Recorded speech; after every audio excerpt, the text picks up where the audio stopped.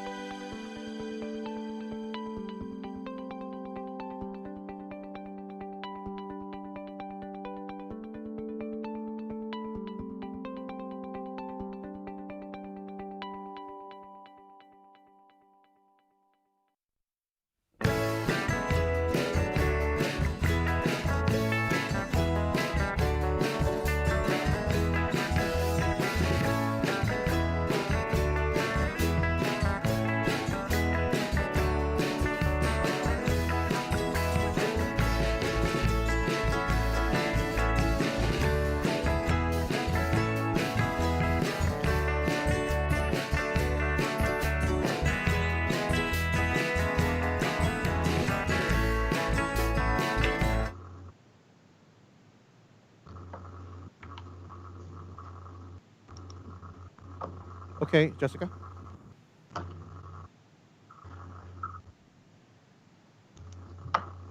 You might have to unmute yourself. It'll be me running today. Okay. And we're good to go, Cesar.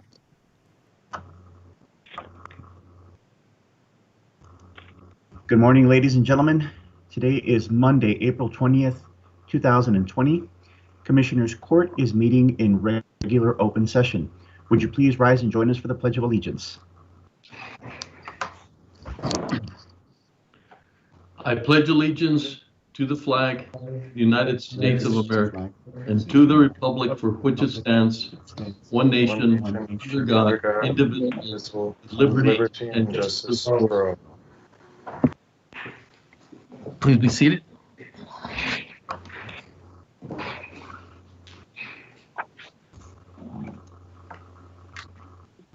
Stand by for invocation. I still have to dial her in. Apologize for that.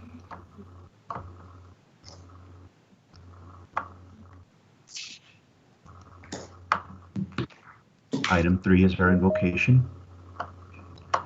Today given by Pam Ferroni.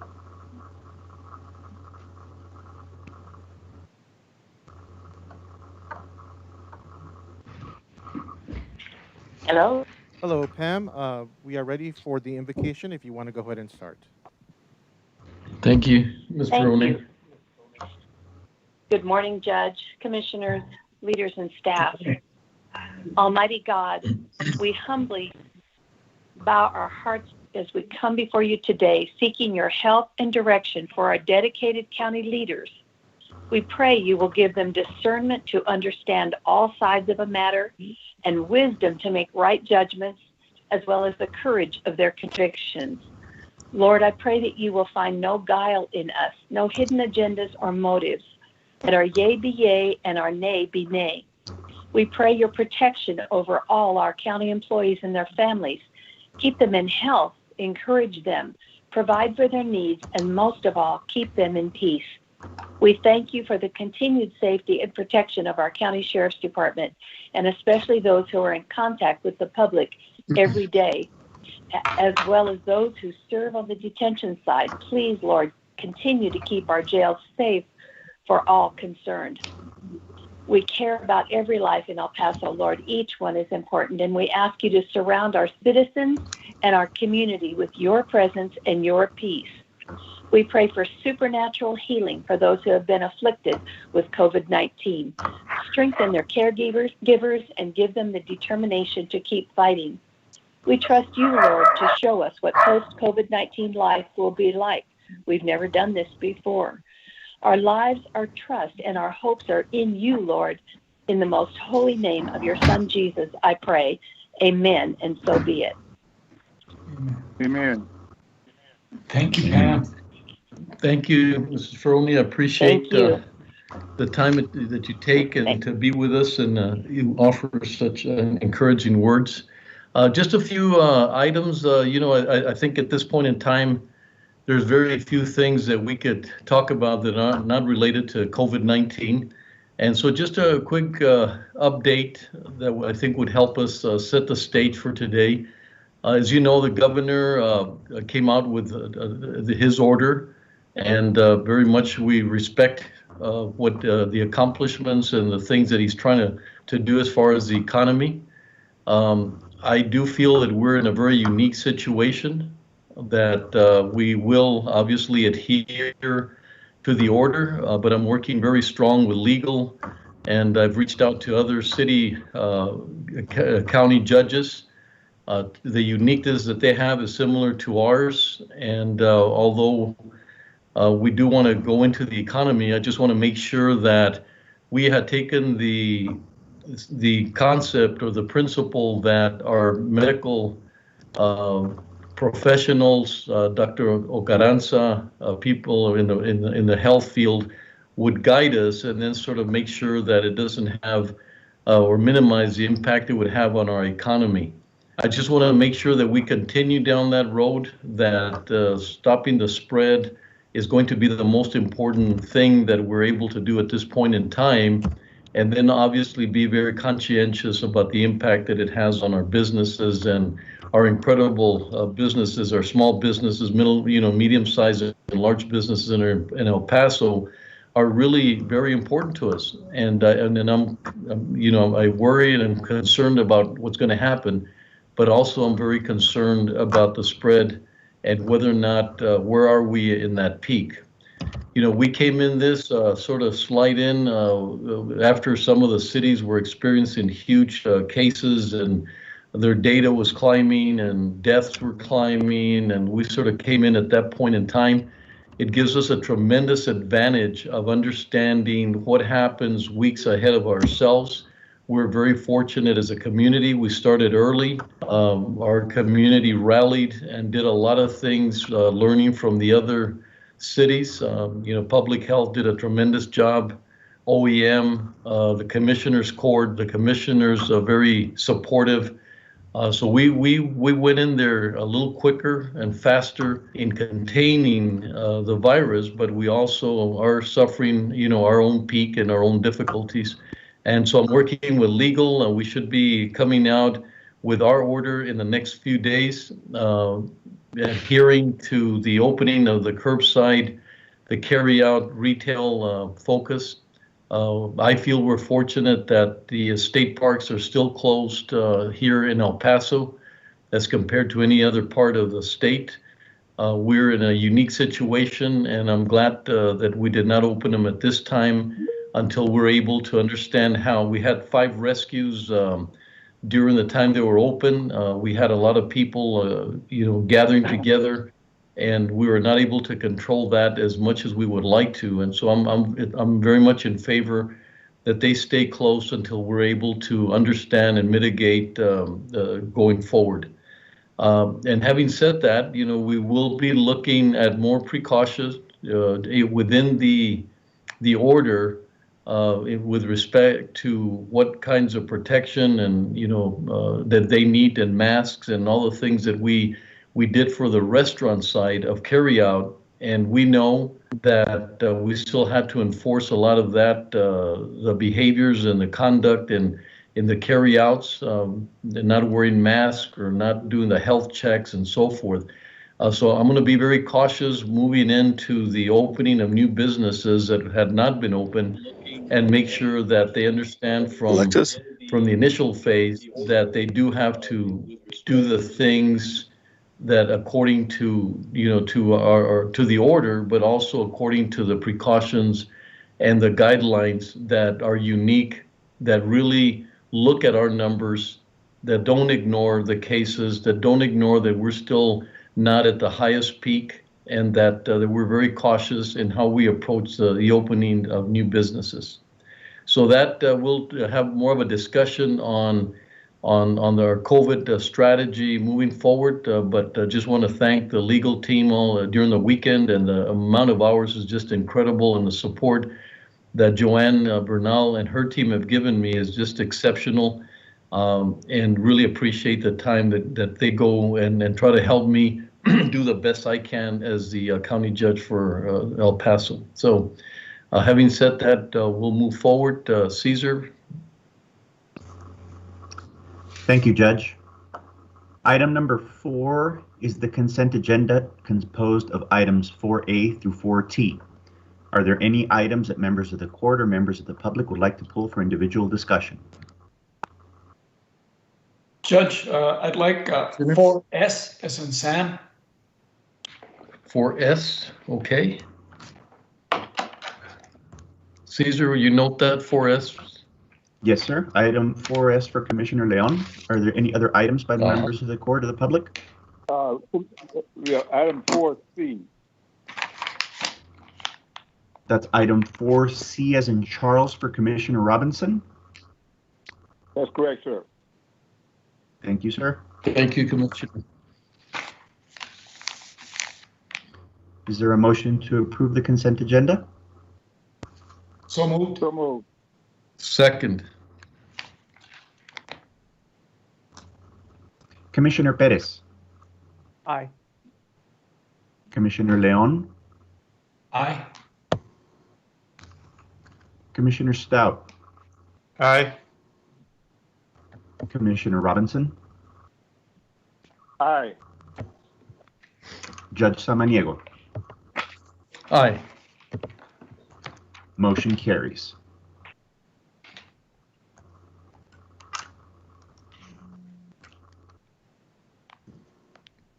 Item number 5.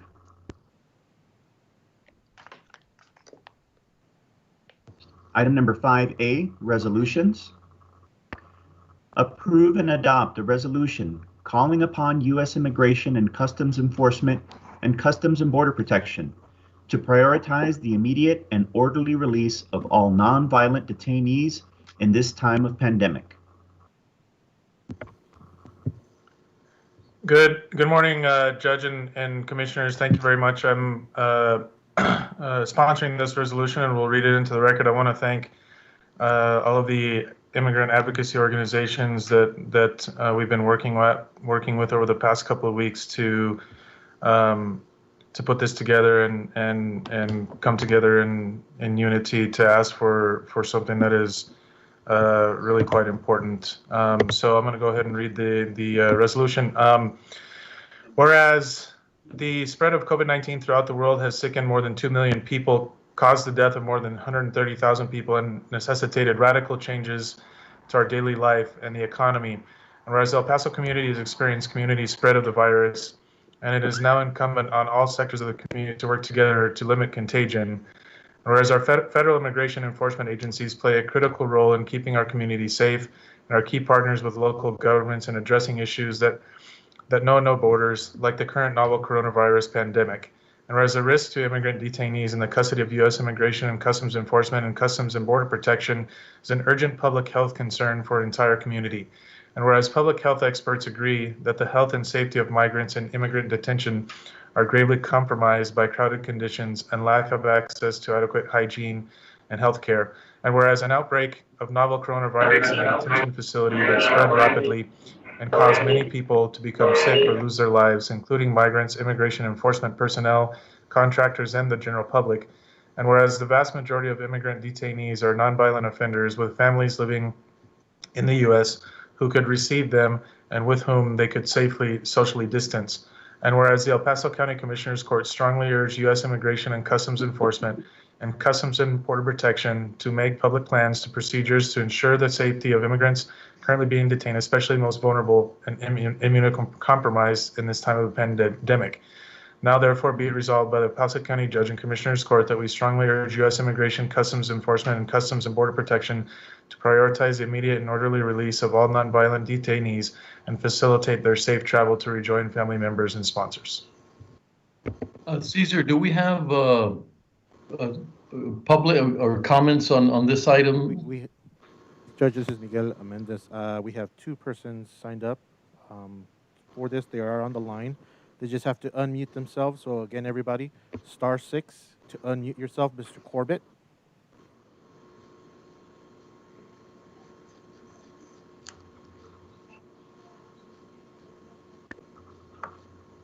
Good morning. Good morning. You can address the court. Good morning. Name and address the court. Good morning, Judge Samaniego. Good morning, members of the Commissioners Court. First, I'd like to thank Commissioner Davis-Bell for bringing forward this resolution. Releasing immigrant detainees right now from federal immigration custody at this time is an essential and prudent humanitarian response to the current COVID-19 epidemic. As of late last week, we know that nationally ICE has tested only approximately 300 migrant detainees, and well over 1/3 of them have been tested positive for coronavirus, which is a significant indicator that the actual number of infected held in custody is actually far greater.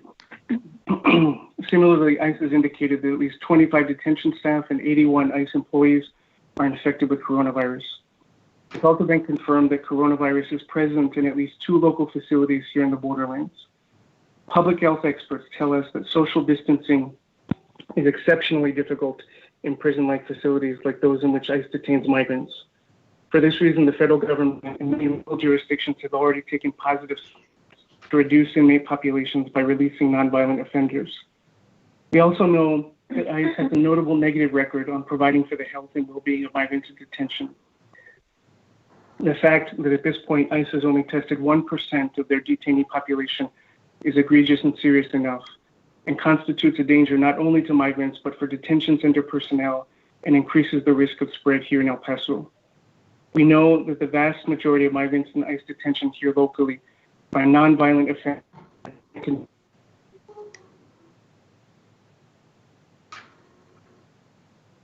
Is not only the humanitarian and moral thing to do, but it's also the right thing to do from the perspective of public policy. In this time of crisis, we need to take every reasonable, prudent step to reduce the threat of infection, not only to migrants and immigration enforcement personnel, but the entire community.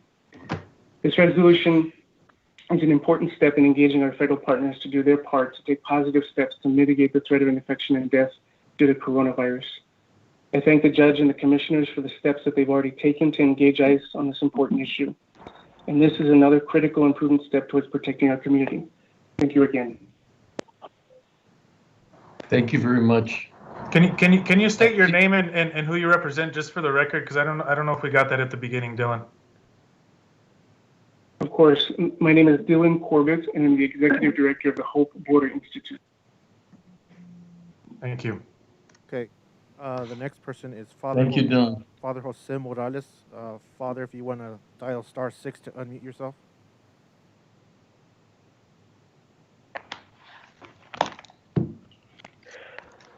Good morning, everyone. Can you hear me? Yes. Yes. Good. Good morning, Judge, Commissioners, and community. My name is Father Jose Morales. I'm the pastor of Holy Spirit Catholic Church here in Horizon City. This morning, I'm calling in support of the approval and adoption of a resolution calling upon the U.S. Immigration and Customs Enforcement and Customs and Border Protection to prioritize the immediate and orderly release of all nonviolent detainees at this time of pandemic. My support for this cause is not only as a faith leader, knowing that it is a moral thing to do, but also as a pastor who is looking out for the well-being of the members of our community.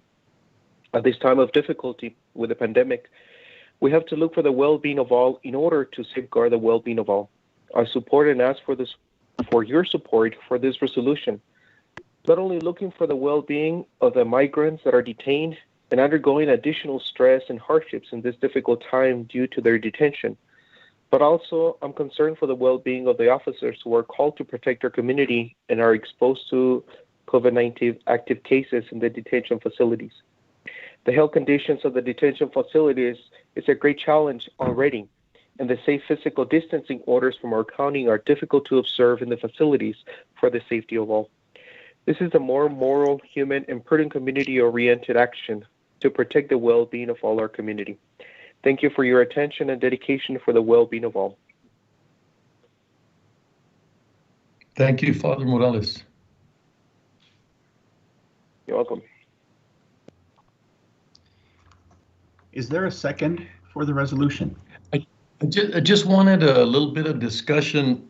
You know, one of the things that we've learned is that, and we had an experience this weekend that we'll be discussing later on, is that the release, that we make sure that the release is done with a protocol and that the community obviously in no way becomes vulnerable because of the lack of protocol and the way that we handle any release from any of the facilities. And so I want to make sure that it's not just a matter of releasing, but also following. We know that some of the guidelines inside some of the facilities and the quarantines and what they need to go through the entire process is very important for all of us. Breaking that protocol or thinking that the responsibility lays on us would be very difficult as far as not knowing. One of the things that we know that people can be tested today and be tested negative, but then be tested in 2-3 days and be tested positive. And so we have to be extremely careful that if there is a release, that it does follow the quarantine guidelines throughout, and that we don't sort of randomly allow people to leave the facilities without understanding as to whether or not they do have the virus and they're coming into our community. So just, I want to make reference to that. Also, I wanted to discern the fact that our facility have done, you know, our sheriff's department has done an incredible job within our own facilities of quarantine, the 14 days, and be able to contain or reduce any type of challenge that we have inside of our facility. So I don't want this resolution to be confused with our facility and with the kinds of things that we're doing. I still feel that we're the most humanitarian approach to handling some of the federal inmates in our facilities, and that just releasing them and not understanding where they're going, or they're going to other facilities, or they're just going to be sent into Juarez without any, or back into Mexico, without really understanding the impact that it'll have on their communities, on them and their health issues. And so I just want to discern in my case that in this particular resolution, that I'm not reading that it makes reference to our facility, and that I don't want that to be construed that our facilities are having these kinds of challenges, or that we're not doing the right things for the inmates that come through our federal program. So just wanted to make sure that there wasn't reference to our facility. Thank you, judges. I just wanted to comment that your first point, even though it was not completely expanded upon as you did, but in the last paragraph of the resolution, it talks about having an orderly release, and that's what I would, the points that you made, I think would fall under that determination or that description of what an orderly release would entail. Okay, thank you. Judge Commissioner Robinson. Commissioner Robinson, go ahead. Yes, sir. Well, first of all, I'd like to get a clarification on what is orderly release. Well, I think I just talked about that. Some of the things that the judge brought up, I think, describe what an orderly release would be. Okay. Well, that being the case, so would not, you say orderly release, would not a federal judge have to order that release? I'm not sure what the legalities are. From what I've heard, there are other detention centers around the country that have decided to release folks. I don't think they've had a judge order the release per se. I'm not sure, to tell you the truth, but maybe that's a question that obviously that we can ask some of the folks that know about that. But for me, an orderly release, entails kind of some of the things that the judge talked about. Obviously, we wouldn't want ICE or CBP releasing folks into the community. We'd want them to communicate with us about how many people are going to be released if they do, where they're going to be released, where what is going to be done with them, and if need be, we can talk to our NGOs and basically do the same thing that we did with folks when we had the refugee influx. I know that the Annunciation House and other folks are willing and have been asking for that type of orderly release, and I think are willing to help out with that situation. Well let me give you a fact. The same request was made in Houston. It went for a federal judge, and the federal judge said no. They released one person, and I don't have the details for why what the circumstances that one person was released.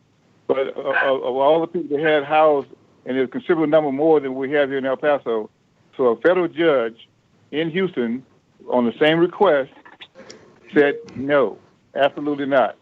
Now, when you say crowded conditions, now maybe somewhere else they may have crowded conditions, but we don't have crowded conditions here in El Paso. We've got reports from our sheriff department to indicate that we have space to accommodate that. But then you say, now, if we were to release these people from custody, where are they going to go? but then now, if they've been infected or exposed to the virus, would it not be better to keep them in where we confined to a location as opposed to release them into the public and then exposing more people? So, Commissioner, to your first point, from what I understand, this is a civil detention. ICE has the discretion to release. They have the purview. An administrative process doesn't require a judge's order, and we're simply asking ICE to exercise their lawful, legitimate release purview. In fact, there are federal judges that have already ordered similar releases in the past. So I would beg to differ with your characterization of who can make the releases and who cannot. No, well, I'm based on the fact that just happened just recently, within the last week or two, where a federal judge in Houston, the same type of request was made in Houston, Texas, and the federal judge said no to the request. That may have been an isolated case, and I don't know the specifics of that case, but from what I understand, ICE has the discretion to release folks, and where they would go, I would expect it would be just the same as when we had the folks in when we were taking care of the refugees. I mean, I'm sure that they have family or sponsors or folks that they could stay with, and typically it has not been here in El Paso. And of course, we're not in any way, shape, or form, let me make that very clear, advocating that if somebody has tested positive, that they would just be released into the community. Obviously, they would need to have be attended to healthcare wise, and that's I mean, that's not what anybody is saying here. Well, I heard someone say to the point that individuals were exposed. So if in crowded conditions, which is not true, we don't have our facility not crowded. If anything, we have space to put more people in if we need to. But then you release them to the public. So one is I don't hear anyone tell me a clear answer to where they're going to go and who's going to be responsible for it. Well, Commissioner Robinson, I think it's really difficult to know where everybody is going to go unless we go in there and interview each individual person. I mean I'm not sure what you're trying to get at with. Well, what I'm trying to get at is if you say release them, it seems like you would have a plan. We would facilitate. Yes, yes. That's why we're talking about an orderly release. And so, like as I said before, some of the things that Judge Samaniego brought up, and then I also elaborated a bit on a bit more regarding having communication with ICE and CBP, utilizing our local NGOs like the Annunciation House, who has talked about being willing to do something like this to help them to get to their final destination. Do we know how many people? Do we know how many people we're talking about? And have you or anyone talked to ICE? From what I understand, in our local facility, the one that is on Montana and Maddox, there are about just above 500 detainees, between 500 and 600 detainees. I mean that fluctuates, I think, on a daily basis. But from what I understand as well, those that are cleared for release would have sponsors and can travel to those places, and they would be able to safely social distance. Those that were not cleared for release, that may not have a sponsor, that are not in health conditions to be released, would not be released. Now, what do we mean here when we say well-being of all? I'm Can sorry? someone clarify that? I heard a statement made by one of the speakers that for the well-being of all. What does that mean? I'm not sure where you. I mean, is that language that you saw in the? Is that language that you saw in the resolution? No, not language. No, it says statement was made this morning in regard to release of the individuals that we're talking about. It's a statement was made by one of the speakers saying that they need to be released for the well-being of all. What does that mean?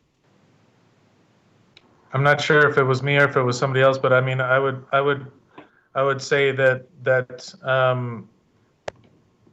folks that are held in close quarters in a pandemic situation like this it's much more risky that you would have an outbreak that would not only affect them but could affect the folks that work at the detention centers, and they could catch the virus, come out into the public, into their homes, infect their families, and it could cause a large problem. And so I don't know if it was I that said that, but I would say that yes, this type of measure would definitely be beneficial to the well-being of all in our community, because it would reduce the risk, just like many of the other policies that we've put in place and initiatives that we have taken to try and slow the spread. I think any initiative that helps try and slow the spread is positive and beneficial for the well-being of all. Okay, so that being the case, then we should not arrest anybody. We should just open the jail and empty the jail out because we say well-being of all. If we say one group of people, release them, why not release everybody? Commissioner Robinson, I don't think anybody has advocated for that. I mean, if you want to characterize this resolution or anything that has been said today in that light, I think you're it's wrong to do so. I think we're talking about folks that are nonviolent. We're talking about folks that do not pose a threat to society. I don't know how many times we have to repeat that, but we're talking about people that do not pose a threat to society. Well, Commissioner Stout, Commissioner Robinson, go ahead. I'm sorry. Go ahead. Asylum seekers, Commissioner Robinson, are not criminals. Okay. I never say the word. Well, those I'm making the distinction. I'm making the distinction that you tried to conflate. I mean, you're wanting to conflate not arresting anybody and cleaning out the jails, and that's not what anybody's talking about. And so I have to make that distinction because you're conflating the two. Oh, don't put words in my mouth, sir.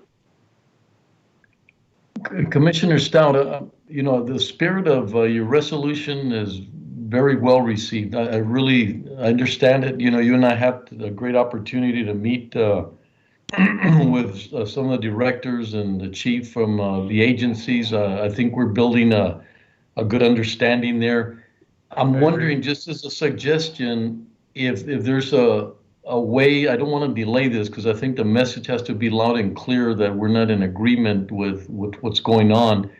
But I'm wondering if, given our discussion, if it would be good for you to strengthen the resolution with respect to what's our expectation of how they're going to the protocol and our ability to monitor that this court really it sort of gives a full understanding of our expectations and our ability to be able to that we are going to monitor this. We're not just going to say, okay, this is, you got to do what you got to do, and then not be part of public health and not be part of this, this threat to our community that we allow situations. We already had one situation that they released someone at Otero.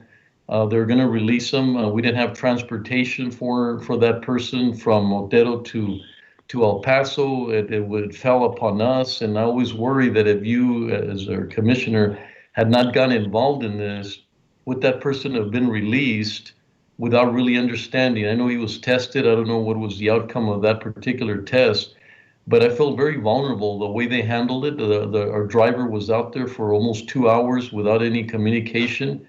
That he could have just said, I can't wait any longer, and had stepped away. So just as a suggestion, I do agree with the spirit of the order, but I'm just wondering if after these comments, Commissioner, you feel like we could strengthen the protocol and then the relationship between our expectations of how they handle the releases. And so anyway, just as a comment, because I do believe in the spirit of what you're trying. If we want to amend and make the the orderly release, I guess a little more clear, that's fine with me. I mean, we can do that right now. I mean, whatever y'all, if y'all would like to offer up any language that would be that we could amend with. I mean, we could say in the last paragraph, we could say we're asking them to prioritize the immediate and orderly release of all nonviolent detainees and facilitate their safe travel to rejoin family members and sponsors. After that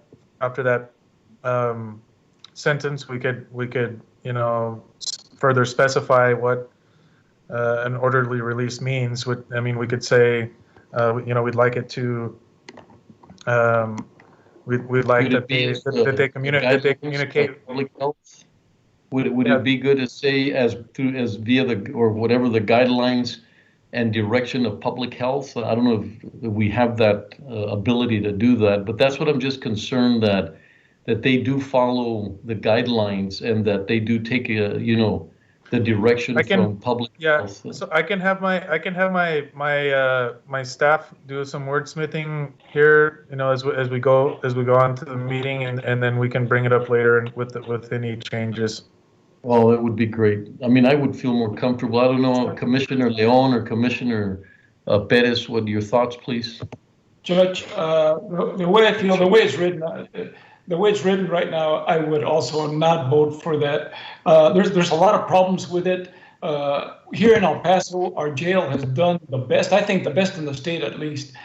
And when a prisoner is released, an inmate's released, he could be asymptomatic, not showing any symptoms, but he is carrying the virus. So there's a lot of problems with it. It has to be really specific to not include El Paso, because in my opinion, we're doing probably the best in the state, right? One of the leaders in the nation. So there's a lot of weaknesses in my thought process with that. And I suggest that you bring it back next week.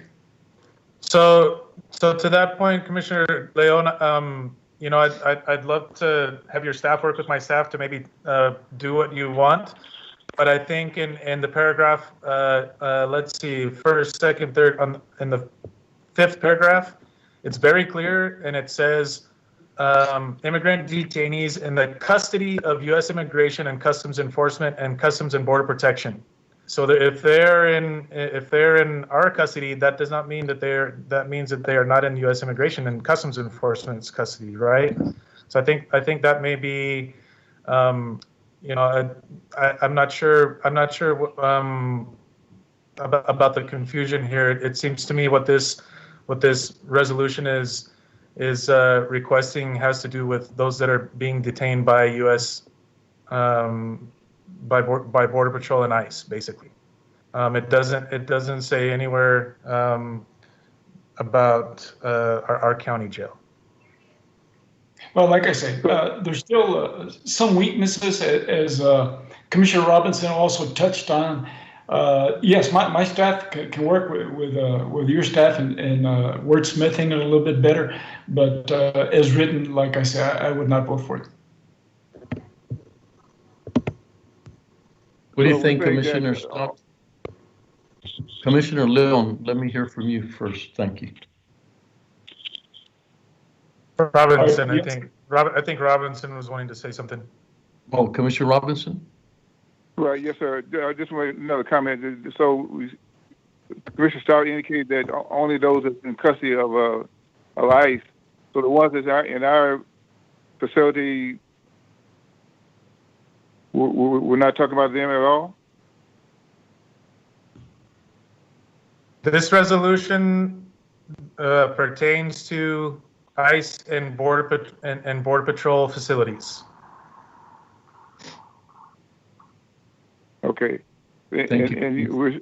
So I guess my question I asked earlier, has anyone talked to ICE, and also has it from since we have this pandemic issue, medical issue that causes all the problems with the illness and the death? We talked to our medical personnel as far as what is their thoughts and opinion in regards to releasing individuals from custody into the public, in the instance that they may not show any signs at the present time, but it could be that at a later date. So we release them in the public. Could that be a bigger danger to the public? I'm just asking a question. So have we talked to the medical people? Have we talked to ICE? It seems to me that I mean, if you look at CDC recommendations, if you look at the recommendations that we got weeks ago from Dr. Favelo, for example, they talked about the importance of social distancing and allowing folks. I mean, basically that these types of situations are much more of a threat, basically, or much more of a risk, and their recommendations, it seems to me, have been that it's better to have folks that are not a threat to public safety. Let me repeat that again. That the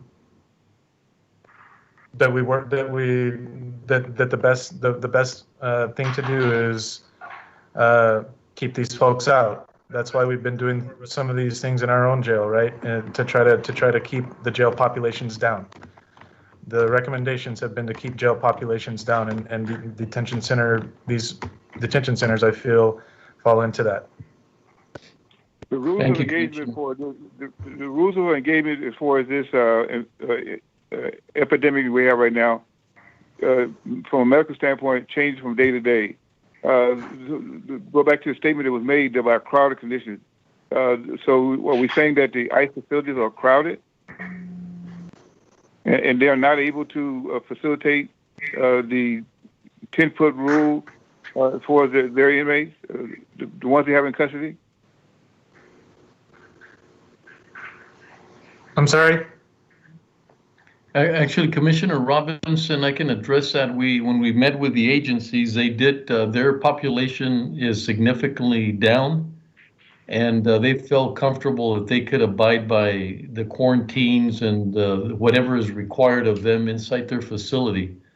And so they feel sort of like our organization and our sheriffs feel that we probably can do a better job of containing and having the quarantine inside the facilities versus the vulnerability that it might place on the community if we act too rapidly or hastily with that. But that's not, Commissioner Stout isn't proposing that.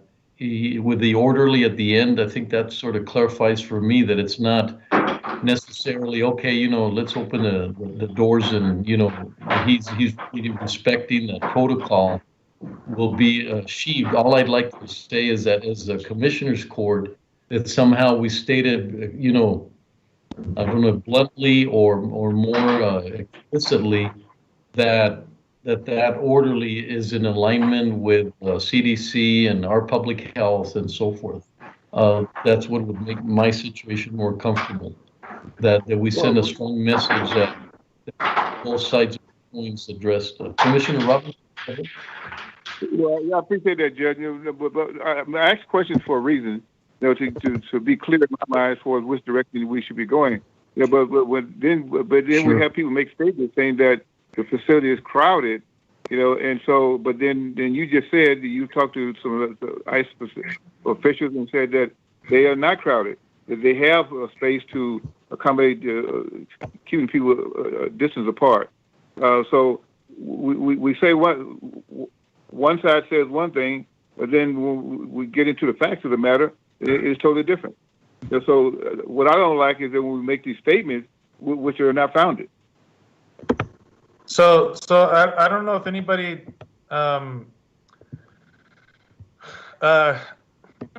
so I listen from the conversations that we've had, just to, dovetail onto what Judge Samaniego said. You know, they've had a reduction in their population at the center here in Montana and Maddox, but I don't think I used the word crowded. I'm not sure. You didn't say that, Commissioner, but one of the comments of one of the speakers that spoke this morning made that exact statement about crowded conditions. So I'm saying, what facility are we talking about is crowded? And so from what I gather, our jail is not crowded. The ICE facility is not crowded. So what facility are we talking about being crowded? And once again, I ask the question, have we talked to the medical personnel as far as, is this the best thing to do? Well, I think that, I understand your point. I think public health experts, as it states in the resolution, agree that health and safety of migrants in immigrant detention are greatly compromised by crowded conditions if they exist.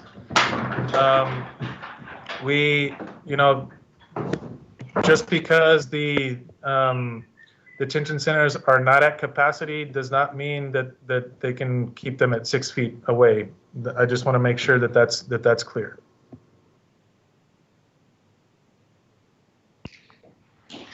Just because they're not at capacity does not mean that they can adhere to the social distancing recommendations. Yeah, and one of the things, just to... Have they told you that they can't? Say that again, Commissioner Robertson. Do we have information from ICE saying that it cannot accommodate those conditions? No, we don't have a statement from ICE saying that they cannot accommodate those conditions. I think part of the problem here has been lack of transparency and not being able to understand what exactly is going on in these detention centers. And so I think that is one of the issues here. And so, of course, we have had at least one meeting. The judge has had more than one, but that I've been involved in with the folks at ICE and CBP. We're going to continue to meet with them to ask for more transparency, to try to understand the situation. But as elected officials who have to work with public health, we need to look at all assets and all areas that are possible flashpoints, that are possible tinderboxes for any type of outbreak. And in my opinion, it's incumbent upon us to do everything that we possibly can to try to reduce risk and mitigate further community spread. And as we've heard from public health experts, that these types of situations are more risky. Yeah, and it's not an easy. A lot of moving parts. For example, we have the travel rule. You can't travel more than 100 miles. That means if the sponsors are somewhere else, that some of the people from here would be traveling into their communities. So there's a lot of moving parts, and like I said, the spirit of the order is I'm just worried about, do we understand all the moving parts of if we do. We're trying not to get more people into our community that might be an issue for us, and so we need to make that protocol very, very clear. And on the same hand, I wouldn't want to send someone from these facilities in our area into some cities outside of our area without us feeling completely comfortable that we're not, that there's not an issue for them as well, or that they have an impact on their sponsor wherever they're at. Because as Commissioner Stout said, very few actually stay in our community. The percentage is almost negligible that stay here. But on the other hand, we have to be very considerate that we're not creating any issues for a community outside of our own region as well. So I think we're very cognizant that we're going to do this in the most, manageable way and in the most orderly way. But I think we do need to express some of these concerns about, finishing the quarantine or whatever it is that, whatever guidelines that Commissioner Robinson may be getting Dr. O involved in, saying, what would you like to see when someone's released, and what would be the protocol that you would like to see every time someone is released from these detention centers? What would be the best accommodation towards your vision of containing the spread? With that, I really like. Just one more comment. I just wanted to let you know that Commissioner Robinson, our office has received reports from attorneys whose clients have reported that proper social distancing may not be used in some of these detention centers, and NGOs in this area have also received reports that some of the conditions may not be up to par or acceptable, and so that's why we're trying to meet with these folks. But they're afraid that the correct measures may not be taken like they may not be being taken like they are in our own jail, and this is not. We're not talking about folks that are criminals. We're not talking about folks that are a threat to society. These are folks that are mostly asylum seekers that haven't even come into the United States a lot of times in an illegal manner. Okay. From a health and safety standpoint, will we be putting the entire public, El Paso and the nation, in a greater danger if they say that they're in chronic conditions and it could be exposed to the virus? Will we be putting more people at risk by allowing them to travel to wherever they're going throughout the United States? It seems to me the recommendations have been. It seems to me the recommendations. Will we be in better condition to contain it here as opposed to somewhere else? Well, I was just going to say, it seems to me the recommendations strong recommendations have been that keeping people socially distanced is the best way to contain the spread of anything. So if you have folks that are not socially distanced correctly, then that's not helping. And Commissioner Robinson, Commissioner Stout and I will work really close with these agencies about.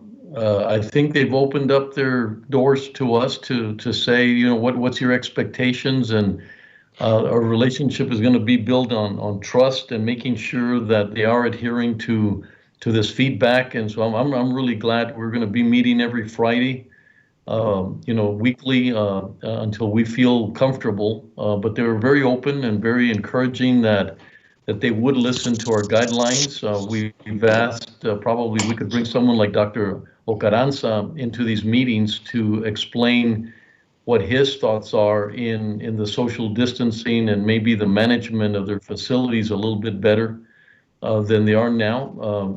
No criticism to them, but they probably do need the kind of guidance we've received. A lot of things that we do and do a great job at our facilities is because we follow public health guidelines, and Dr. O is very much a part of the process. We've got UMC involved, and so if they used our model, I think they could be, at least for the time being, be much more effective, and then we could request the release of knowing that they did go through the protocol in the best possible way.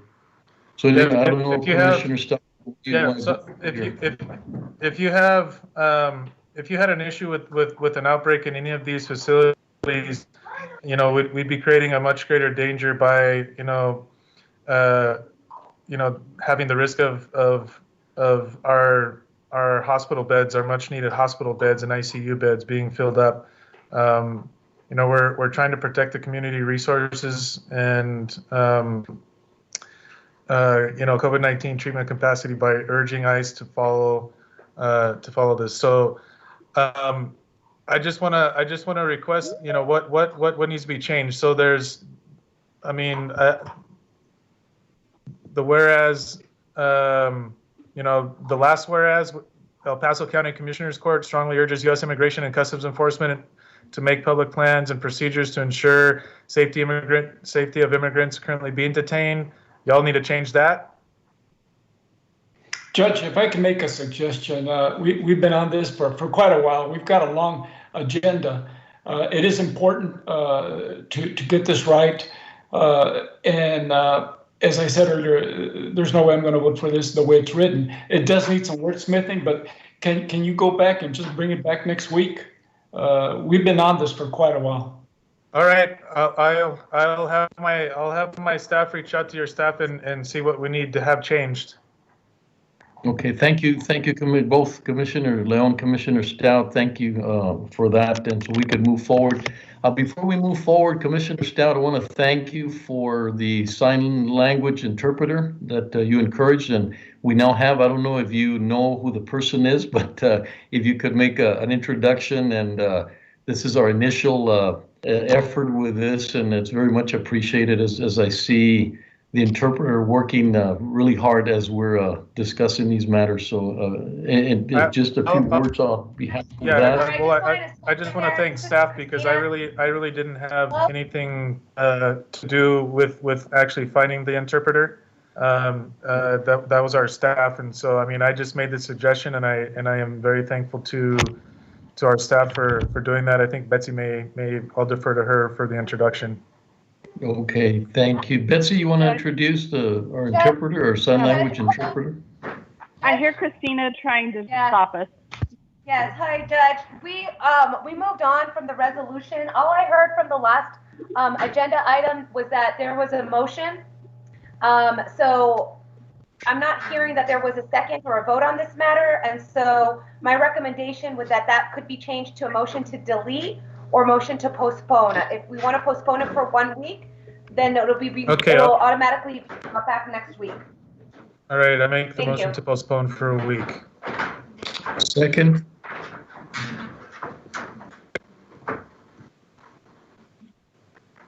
Commissioner Perez? Aye. Commissioner Leon? Aye. Commissioner Stout? Aye. Commissioner Robinson? Aye. Judge Samaniego? Aye.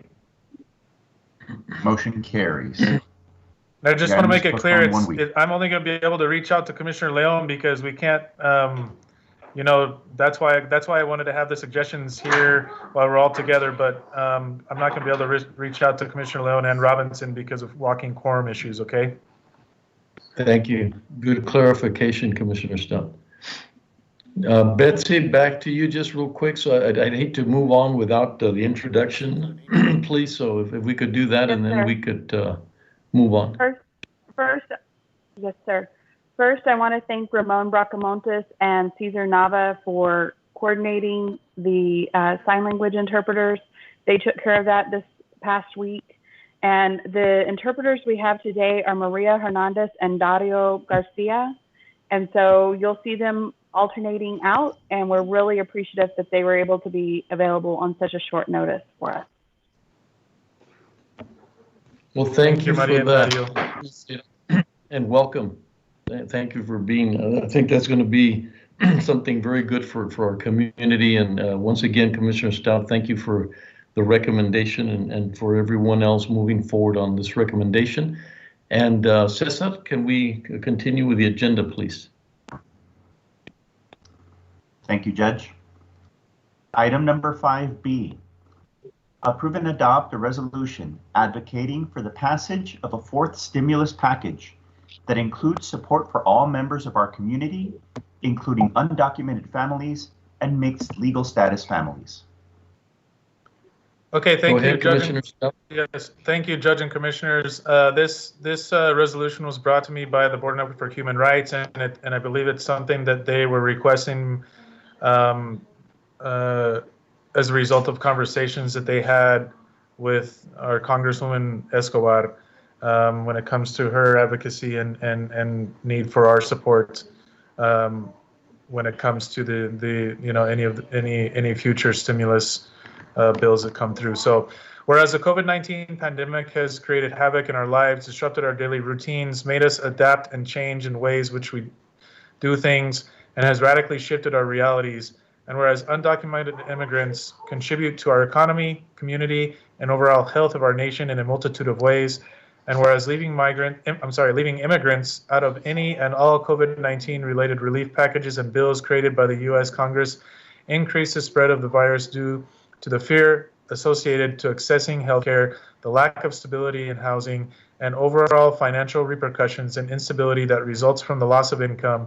And whereas undocumented immigrants are working jobs considered essential, are on the front lines of the battle against the pandemic, and are now heroes, risking their lives for their brothers and sisters who call this country home and for our country's economy. And whereas farm workers are predominantly undocumented immigrants who are working to feed our nation through this pandemic and have done so long before it, and whereas it is not only the humane thing, but the right thing to include all people living in the United States in relief packages and bills, as we are all affected by this virus that knows no race, ethnicity, nationality, or place of origin, and all should receive relief. And whereas when everyone is included and protected, regardless of immigration status, our whole El Paso community is protected and made stronger. As we are only as strong as our weakest member, it is in our individual and collective interest that we all have the means to be healthy.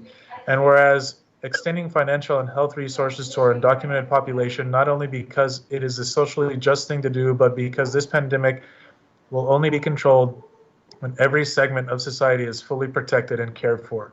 Now, therefore, be it resolved by the El Paso County Judge and Commissioners Court that we strive to and strongly advocate for, number one, working collaboratively with the private and public sectors to create an alternate fund which members of our community who have been excluded from other state and federal aid can access. Number two, we'll thoroughly consider the merits upon which individuals can access existing funds through the county's General Assistance Fund, including the ramifications of such an action given the Trump administration's promulgation of the public charge rule.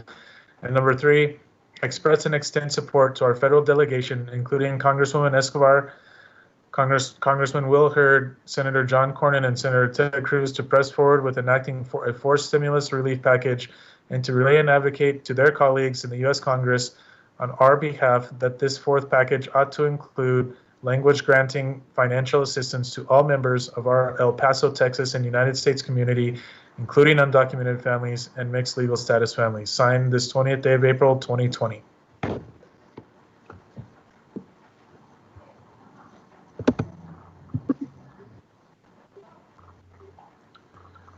Judge, I think I hear you say something, but you're muted.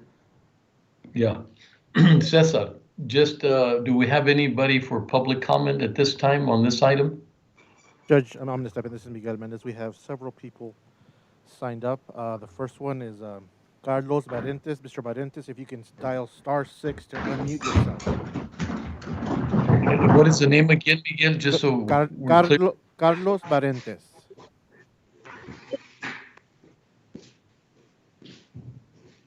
Okay, Mr. Barentes, you just have to dial *6 and you can unmute yourself.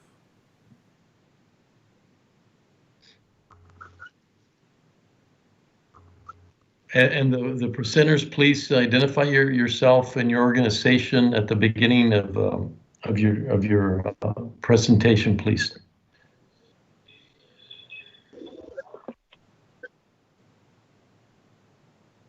Okay, they might be having trouble. I'm going to try the next person. Okay. The Most Reverend Mark Seitz, Bishop of El Paso. Reverend, if you want to dial *6 to unmute yourself. Okay, good morning. Can you hear me? Good morning, Bishop. So thank you very much for the opportunity to speak. Judge, commissioners, it's a pleasure to be with you, and I appreciate the work you've been doing. I know you all have been working so hard to lead our community in these challenging days. I would like to speak in favor of this resolution to extend necessary resources, particularly financial means, to all those members of our community who have been left out of previous and existent resources in our county and city.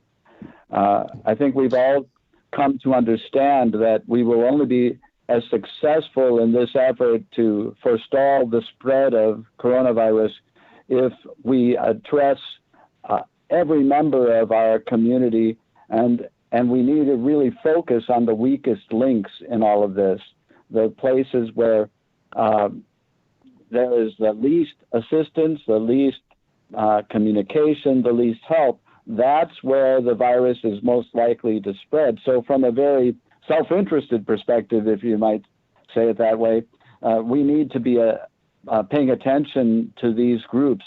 Of course, we also believe that it's the right thing, that a healthy society takes care of its weakest members. And unfortunately, so far, most of the efforts to protect our community have been focused on those who are more able to respond, and we've unfortunately left aside these members of our community who, as the resolution points out, are carrying out very essential roles at this moment. And so I want to support this resolution that we create a fund with a public-private kind of partnership that provides assistance, that looks to the needs of our undocumented community and those who are not eligible for other forms of assistance. And, you know, I think this will strengthen our entire community response. So thank you very much. Thank you, Bishop Seitz. Miguel? The next person is Martha Luevanos. Martha Luevanos, si quiere oprimar la estrella 6, por favor. Good morning, County Judge and members, I think that's commissioners. Is this Mr. Marentes? Yes. Okay. El Paso County Commissioners. My name is Carlos Marentes. I'm the director of the Border Agriculture Workers Center, and I'm calling in support of the resolution. Very important resolution. In your order number 7, and then in the subsequent amendment to order number 7, you list food cultivation as an essential service, exempt from stay home, work safety, and it is essential. In these times of pandemic crisis, it's very important that we secure the production of food to sustain our community. The farm workers that use the farm workers have been, working in the fields. Some of them are here waiting for the weeding of the onion fields. Some of them are waiting for the planting of chili, and then subsequently in May and late July for the harvest of both onions and chili, and other crops that are very important for our community. Unfortunately, all these workers were left out of the stimulus benefits provided to the rest of the working force in this country, and they need to take care of very, very important needs, especially in these times where there's lack of resources for all these workers. They are in the streets, they are trying to go to the fields, but they are experiencing economic hardships in their homes. We've been able to provide them groceries, to provide them some very important items, for example, face masks, gloves, sanitizers, all kind of things that they need to be able to be protected while in the streets, waiting for the farm labor contractors and in their workplaces. but the economic hardship in their homes is increasingly alarming. We have been hearing about many workers who don't, for example, have funds to buy gas to be able to cook in their homes. Some farm workers who have been telling us that they are behind rent payments and that the landlords are demanding payments or will be a big. So the situation is really bad. So I'm calling for your support for the resolution. The county and El Paso have always been very helpful to the Farm Workers Center and to the workers that we serve. And this is the time, to not only say that farm labor is essential to our community in this times of crisis, but that we recognize that fact and that we are willing to support them. Thank you. Thank you, Mr. Marentes. Thank you for your comments. Okay. The Miguel? next person we have is Marta Luevanos. She's in Spanish, so Commissioner Stott, I don't know if you want to translate. Marta. Buenos días, mi nombre es Marta, soy de la comunidad de Canutillo.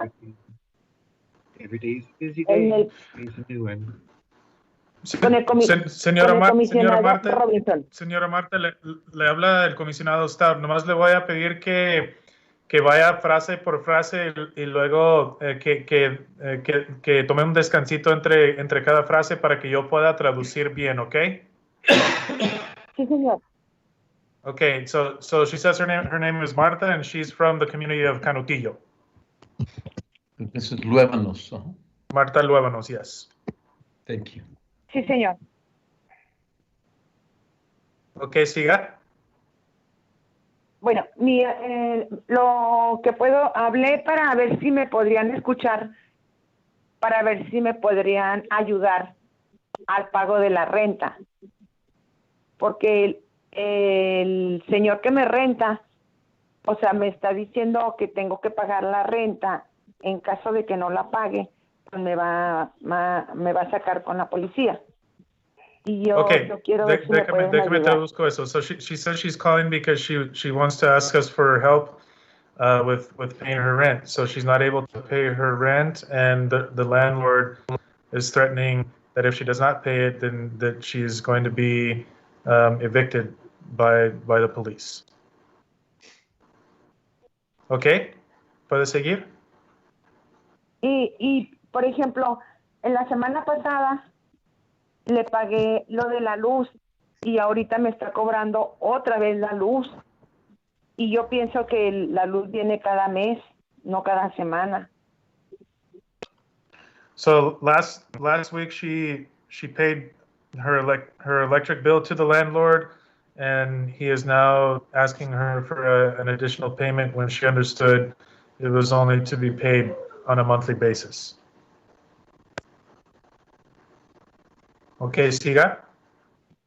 Y luego, o sea, por ejemplo, yo ahorita no tengo porque para pagar lo que él me está pidiendo. Mis patronas me desocuparon por lo del COVID y yo vivo con mis 2 nietos aquí en la casa. Y de hecho, so right now I don't have means to pay. My boss ended up having to let me go because of what's happening with COVID-19, and I live with my 2 grandchildren. Okay, siga. Yo, por ejemplo, ahorita no tengo trabajo y no tengo con qué pagarle. Yo vivo de que me regalan por ejemplo, la comunidad de Canutillo me regaló una despensa. Y con eso, pues yo ahorita me estoy manteniendo con mis niños. Con mis nietos, pues, Okay. Porque mi hijo no vive con nosotros. So she said that so she doesn't have a job, and she's been depending upon the community there in Canutillo to help her with food that she's been getting, boxes of food for she and her 2 grandchildren to survive. Okay, siga. Los niños viven Puede seguir, señora. Sí, los niños viven conmigo porque a mi hijo hace un año lo deportaron. Por eso me quedé yo con ellos. Y pues cuando yo tenía mis trabajos no me preocupaba por la renta ni la luz, porque yo trabajaba toda la semana. Pero ahorita yo soy empleada doméstica. Okay, my grandchildren live with me right now because their father was deported. And before, when she had work, she didn't worry about having to pay the rent or the utilities. But now that she's now she's without work, and this is what worries her. And she also stated that she's a domestic employee. She works cleaning houses. Okay, siga. Pues yo nada más es lo único que tengo ahorita yo pendiente de que no me vaya a venir a que me saque con la policía y pues yo no tengo a dónde irme. Esa es mi inquietud nada más. A ver si podría hablar o que me ayuden que no, pues que ahorita no tengo. Yo ya le dije a él que no tengo ahorita para pagarle porque no estoy trabajando. Dijo que no era su problema. So the biggest thing that worries her right now is that she's going to lose her housing because she doesn't have a job and doesn't have a way to pay. And she's told her landlord that she can't pay because she doesn't have a job. That he said that that's her problem to deal with. And so she's asking for our help. ¿Eso es todo, señora? Commissioner Stout? Sí, señor. Yes. Okay, muchas gracias, señora Lavonos. Cristina, can I ask you, escucharme. muchas gracias, señora Luévanos, le agradecemos sus comentarios. Cristina, I know I can't direct myself to her, but I'd like to make a comment based on what she said more from a public perspective. Is that okay? Yes, sir. My understanding is she's speaking on the resolution, right? Because we're still on the resolution in terms of the stimulus package. Is that correct? We didn't move on to public comment. Yes. So we're on item number 2. So go ahead. So you may go ahead, Judge. No, I was just gonna say that there's a strict part of the order says that no one can be evicted at this point in time, and so just want to make sure that I want to convey this to the public that that order stands and that people cannot be evicted due to lack of payment or lack of contractual agreements that they have at this point in time. So I just wanted to make sure that that was clear. And I don't know if it was appropriate. That's why I had asked you, Christina, if I could make the comment. So thank you for that. Yes, Judge, we're working with your office to get some a guidance document on the website that it talks about the COVID-19 and the orders and explaining the orders. And just for some additional information, you are correct. Right now, there's a moratorium in terms of evicting individuals from their residence. This could be an apartment. This could be a home that they are leasing. So there is a moratorium on that. However, it's also important to know that even though that there is a moratorium on that for right now, for this period, in the fact that this order is in place, it still does not mean for individuals that they can't pay. So to the extent that individuals can pay, they should continue to do so. It does not mean that once everything is lifted, that individuals will not, or landlords would not be able to seek payment from those individuals who have not paid. Also, there's an exception in there that if there is violence in the home or if there's any criminal activity that is going on, those would also be moving forward in terms of proceedings that would be heard. So I just wanted to make sure that those distinctions and that information was out there for clarification. And we are working to get that information on our website as well for the public. Thank you, Christine. And that had been brought up to our attention that people, sort of apartments ignoring that order. So Christina's suggestion that we put it strongly out on the web page and let people know what their rights are is going to be real important. So thank you for that, Christina. And I think Commissioner Robinson, you were going to make a comment? Yes, sir. Can someone get her information as far as her name, address, and the contact information? And I'll personally look into this situation with her and get her help as appropriate. Okay, thank you, Commissioner Robinson. Commissioner, we Go ahead. we have her name and Miguel, number. if we do have This more. is Betsy. We have her name Go and ahead. number, and we'd be happy to work with Commissioner Robinson and our Community Services Department to address these concerns. Thank you, Okay, Betsy. Really thank you very much. appreciate that. Judge, Thank you. Miguel? we still have Fernando Garcia. I'm going to have to dial this one. Just give me, I'm dialing out. Yeah, thank you, Miguel. Miguel. Miguel, Sí, señora. Hello. ¿le puedo colgar o me espera hasta que me diga usted? Ya puede colgar. Van a estar en Sí. comunicación con usted. Sí, señora, van a estar en muy amable, contacto con gracias. usted más adelante, por favor. Van a estar en contacto y orientarla un poco dado su situación. Muy amable, señor. Gracias. Mr. Garcia, Al are you on the line? contrario, gracias a usted. Yes, I'm here. Okay, you can state your name and address the court, please. Yes. Hi, my name is Fernando Garcia. I'm the Executive Director of the Border Network for Human Rights. First, excuse me. Go ahead. Hi, can you hear me now? Yes. Yes. Okay, hi. Yeah, hi. My name is Fernando Garcia. I'm the Executive Director of the Border Network for Human Rights. First, I would like to thank the judge and the commissioners for the opportunity to talk about this resolution, and also definitely a great appreciation to Commissioner Stout by introducing this important resolution. Listen, you all know that we are in an unprecedented crisis that needs unprecedented solutions, and those solutions must include everybody. That we know. And unfortunately, the federal government in the third financial relief package left out 11 million people, probably more, out of this solution. So there's a lot of workers, a lot of people that are essential. I mean, we heard from farm workers, but also construction workers, healthcare workers, and service workers that are right now are out there working for us to be practicing social distancing. And however, they are not being protected. They are not going to receive a stimulus check. They are not having any financial remedies. Many of them do pay taxes to tax ID numbers, and however, they are not being included in the solutions. So this resolution, I guess, is divided in two pieces, and I think it's very important to observe that. The first one is that the County of El Paso would send a strong message to Congress that we need to include everybody in the solution.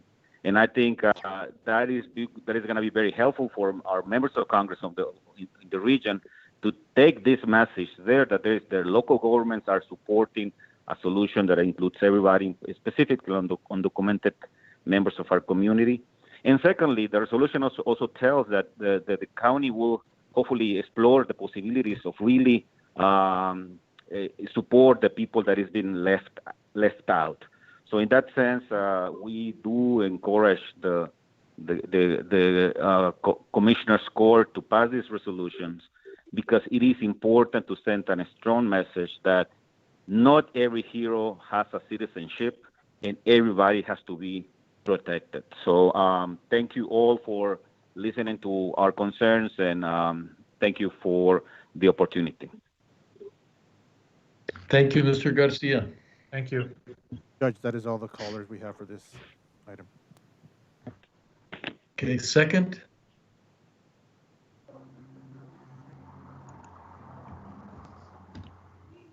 Commissioner Perez.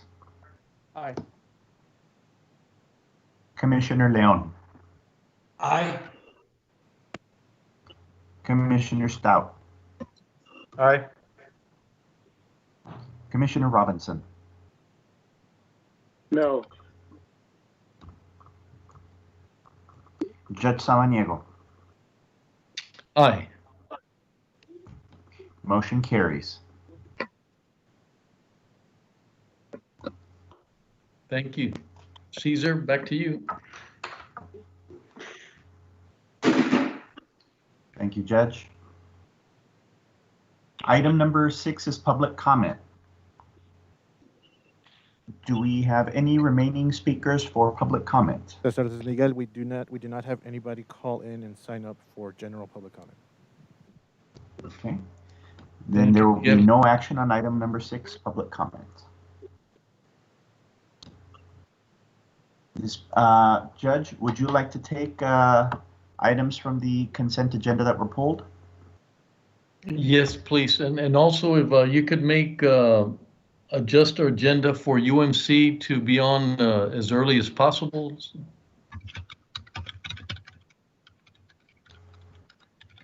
Okay, thank you. Let me call item number 4C, pulled from the consent agenda by Commissioner Robinson. Approve the appointment of Commissioner. Approve the appointment of Commissioner Carl Robinson's item nominee, Dan Webb, to the Veterans Advisory Board for a term ending November 30th, 2021.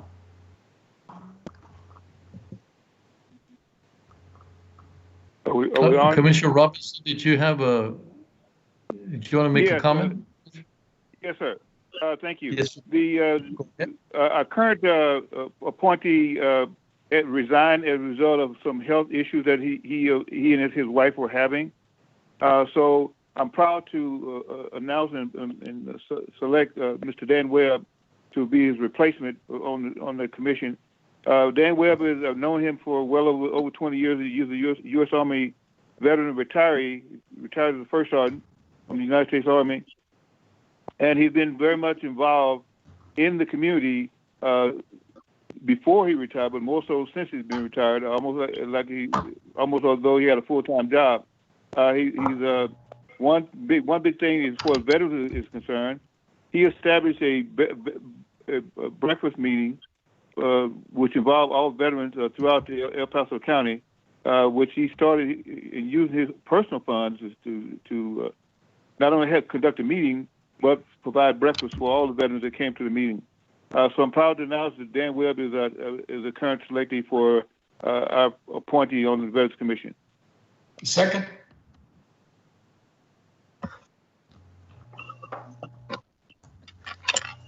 Commissioner Perez. Aye. Commissioner Leon. Aye. Commissioner Stout. Aye. Commissioner Robinson.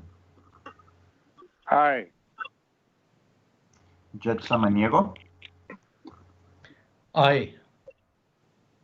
Motion carries. Commissioner Robinson, thank you for pulling this item out and publicly recognizing your new appointee. Appreciate that. I think we should always make that a point. Thank you. Thank you, sir.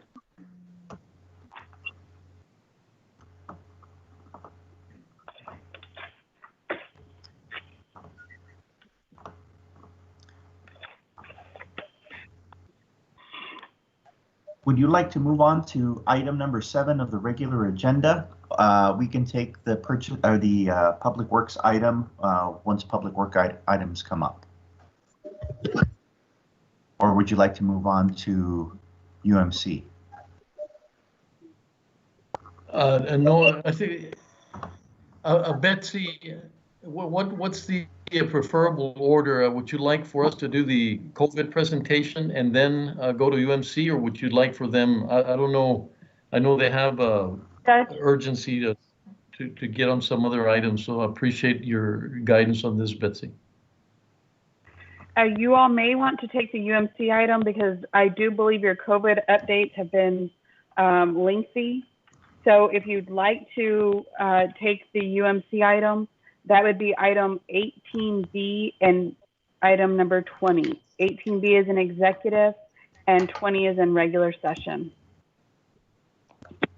Yes, I personally would like to take that. I know they've got their hands full right now, and whatever we can accommodate for them to be able to get back on track on their matters, I would appreciate that from the rest of the commissioners if it's to their favor.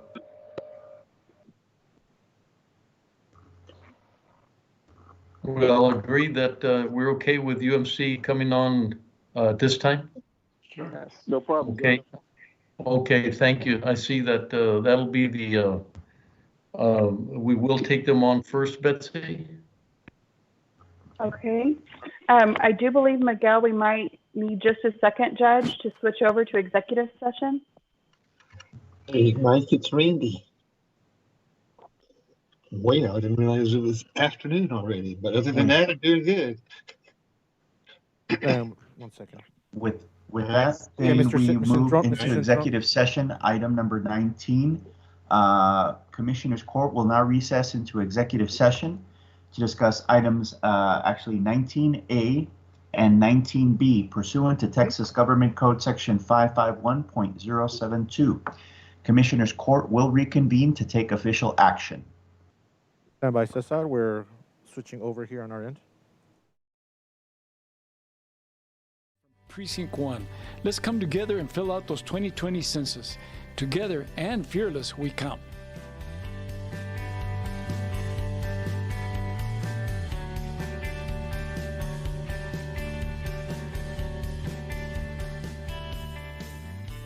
The County of El Paso Public Works Department is offering sandbags at no cost or requirements to the public.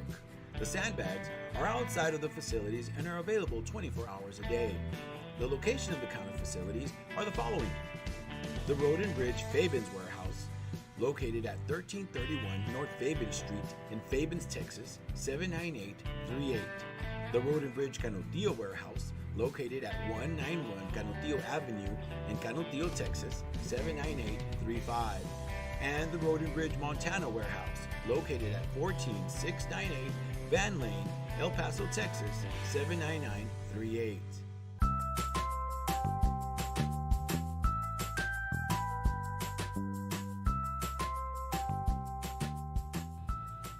Don't wait in line, pay online. Visit the Financial Recovery Division website at http://www.epcounty.com/budget/financialrecovery.htm to make your payments online or find out more about our kiosk locations. We now accept payments on misdemeanor, felony, and justice of the peace cases.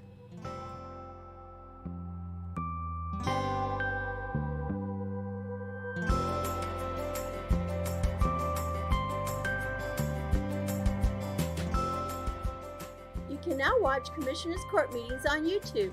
Go to youtube.com and search for El Paso County Commissioners or El Paso County, Texas. Subscribe to our channels to see our latest videos.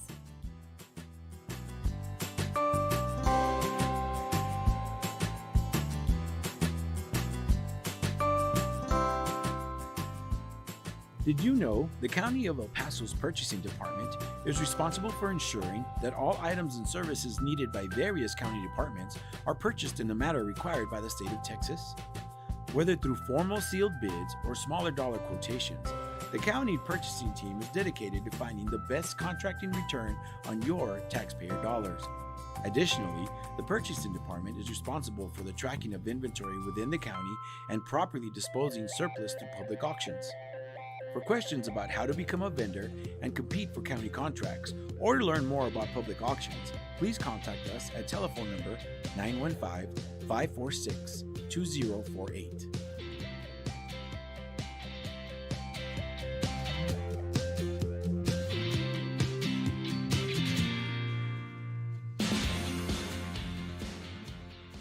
The 346 District Court Judge Angie Juarez Barril started the El Paso Veterans Treatment Court program in 2012 for veterans and active service members that have been arrested and charged with a felony or misdemeanor criminal offense. To be considered for this specialty court, the statutory criteria includes be a veteran or current member of the United States Armed Forces, including a member of the Reserves, National Guard, or State Guard, and suffer from a brain injury, mental illness, or mental disorder, including PTSD, or be a victim of military sexual trauma, all occurring or resulting from military service. Call Sylvia Serna, Veterans Program Director at 915-546-2119, or email her at sserna@epcounty.com for any information.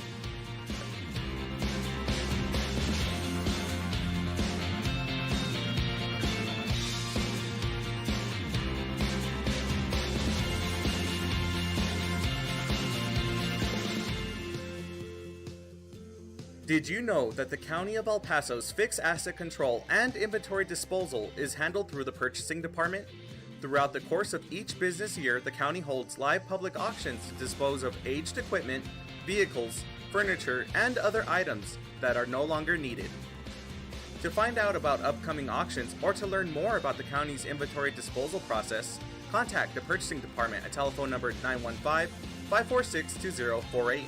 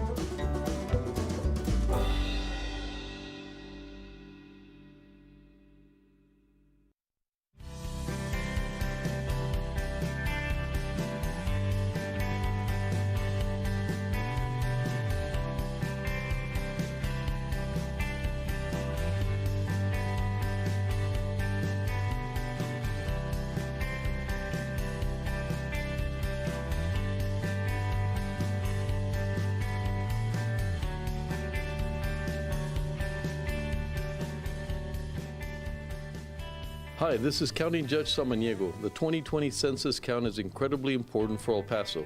It helps our school, healthcare, food and housing programs get the money they need. This is County Commissioner Vince Bettis for Precinct 3. With your participation, the programs that support affordable housing, public education, and affordable health care can receive the funding they deserve. This is Commissioner Carl L. Robinson, Precinct 4. Without you, these programs could not be successful. This is Commissioner David Stout. Participate online, by phone, or by mail. Everyone in El Paso County must be counted, even children and babies. Your responses are safe and required by law to be kept confidential. Hi, this is Commissioner Carlos Leon from Precinct 1. Let's come together and fill out those 2020 census. Together and fearless, we count.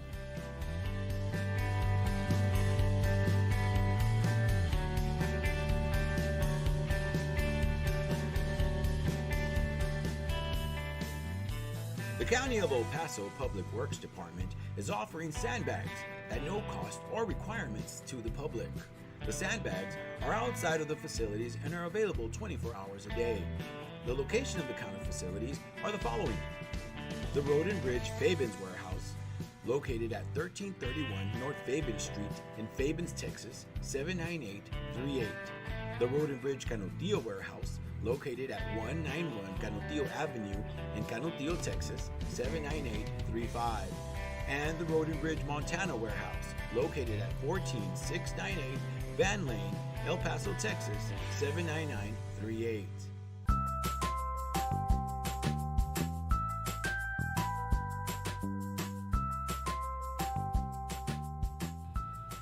Don't wait in line, pay online. Visit the Financial Recovery Division website at http://www.epcounty.com/budget/financialrecovery.htm to make your payments online or find out more about our kiosk locations. We now accept payments on misdemeanor, felony, and justice of the peace cases.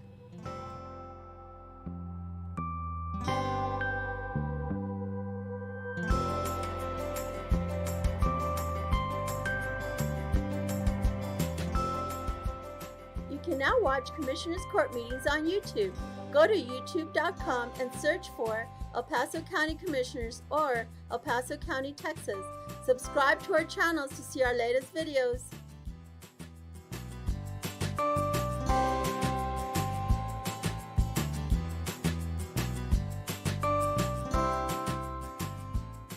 Did you know the County of El Paso's Purchasing Department is responsible for ensuring that all items and services needed by various county departments are purchased in the manner required by the state of Texas? Whether through formal sealed bids or smaller dollar quotations, the county purchasing team is dedicated to finding the best contracting return on your taxpayer dollars. Additionally, the purchasing department is responsible for the tracking of inventory within the county and properly disposing surplus through public auctions. For questions about how to become a vendor and compete for county contracts, or to learn more about public auctions, please contact us at telephone number 915-546-2048.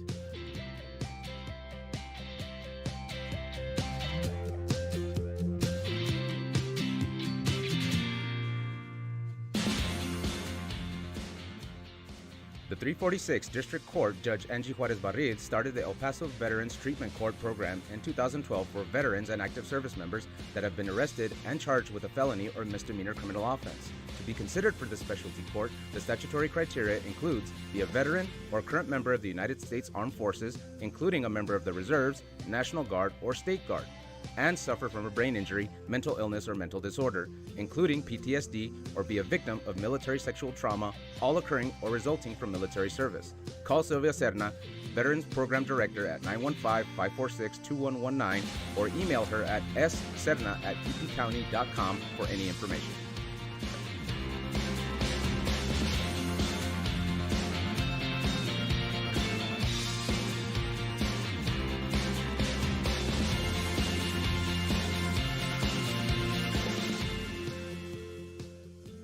Did you know that the County of El Paso's fixed asset control and inventory disposal is handled through the Purchasing Department? Throughout the course of each business year, the county holds live public auctions to dispose of aged equipment, vehicles, furniture, and other items that are no longer needed. To find out about upcoming auctions or to learn more about the county's inventory disposal process, contact the purchasing department at telephone number 915-546-2048.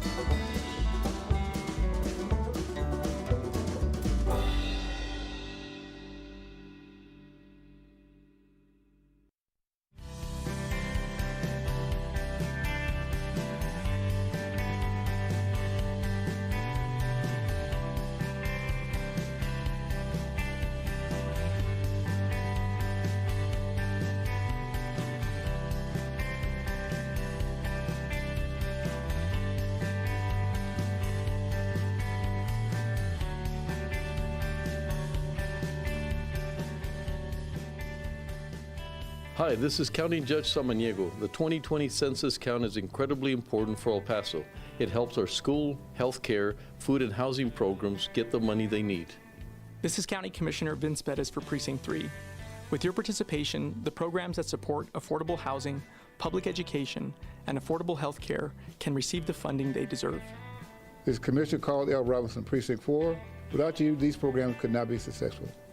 This is Commissioner David Stout. Participate online, by phone, or by mail. Everyone in El Paso County must be counted, even children and babies. Your responses are safe and required by law to be kept confidential. Hi, this is Commissioner Carlos Leon from Precinct 1.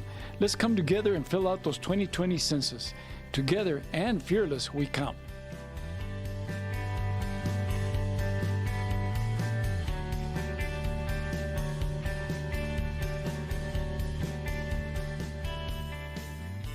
The County of El Paso Public Works Department is offering sandbags at no cost or requirements to the public.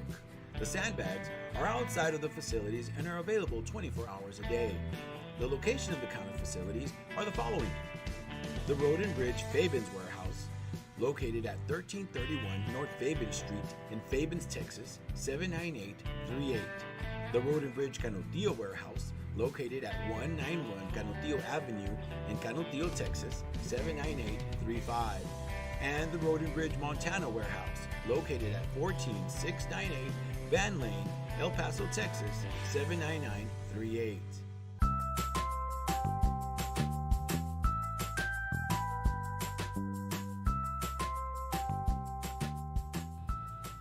Don't wait in line, pay online. Visit the Financial Recovery Division website at http://www.epcounty.com/budget/financialrecovery.htm to make your payments online or find out more about our kiosk locations. We now accept payments on misdemeanor, felony, and justice of the peace cases.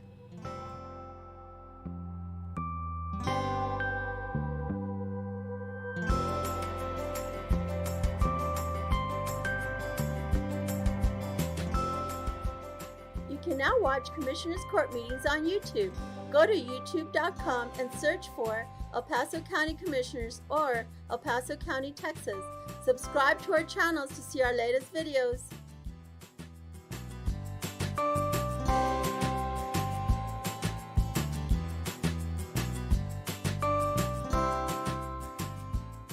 Did you know the County of El Paso's Purchasing Department is responsible for ensuring that all items and services needed by various county departments are purchased in the manner required by the state of Texas? Whether through formal sealed bids or smaller dollar quotations, the county purchasing team is dedicated to finding the best contracting return on your taxpayer dollars. Additionally, the Purchasing Department is responsible for the tracking of inventory within the county and properly disposing surplus through public auctions. For questions about how to become a vendor and compete for county contracts, or to learn more about public auctions, please contact us at telephone number 915-546-2048.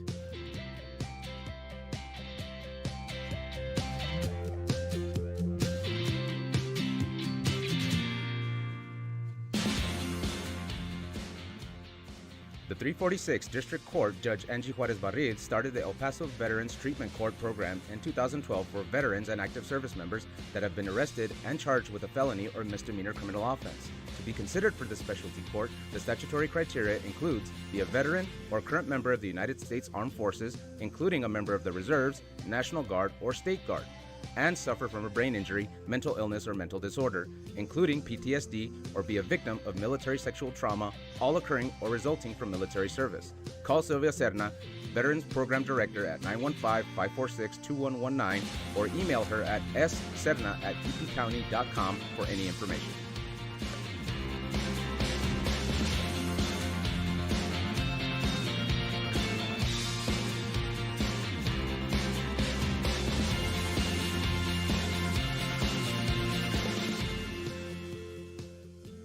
Did you know that the County of El Paso's fixed asset control and inventory disposal is handled through the Purchasing Department? Throughout the course of each business year, the county holds live public auctions to dispose of aged equipment, vehicles, furniture, and other items that are no longer needed. To find out about upcoming auctions or to learn more about the county's inventory disposal process, contact the purchasing department at telephone number 915-546-2048.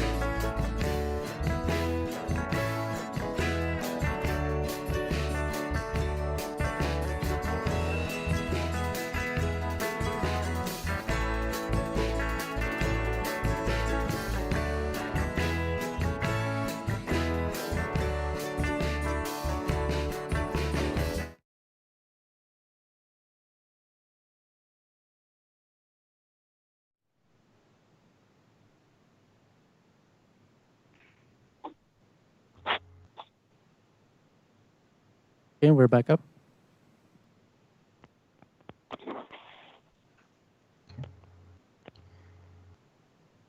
Commissioners Court has reconvened into regular open session.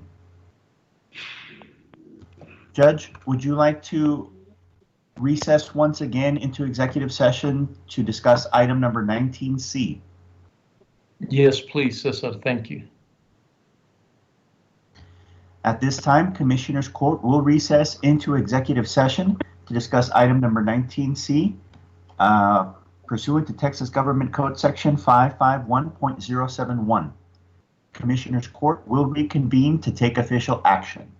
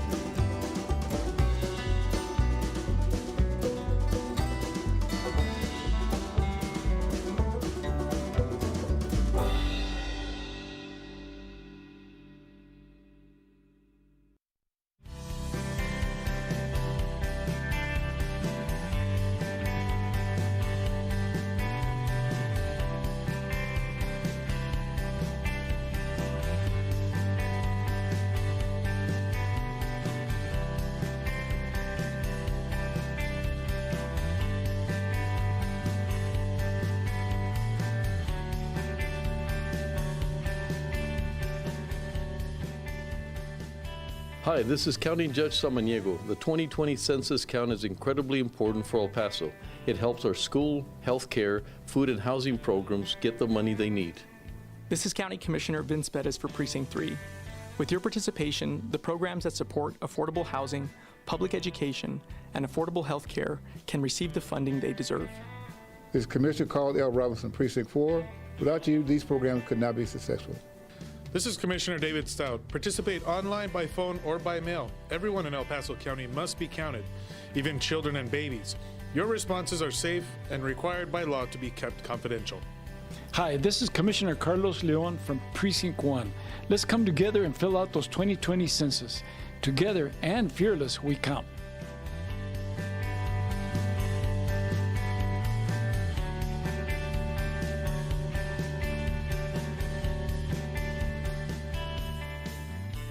The County of El Paso Public Works Department is offering sandbags at no cost or requirements to the public. The sandbags are outside of the facilities and are available 24 hours a day. The location of the county facilities are the following: the Road and Bridge Fabens Warehouse, located at 1331 North Fabens Street in Fabens, Texas, 79838. The Road and Bridge Canutillo Warehouse, located at 191 Canutillo Avenue in Canutillo, Texas, 79835. And the Road and Bridge Montana Warehouse, located at 14698 Van Lane, El Paso, Texas, 79938.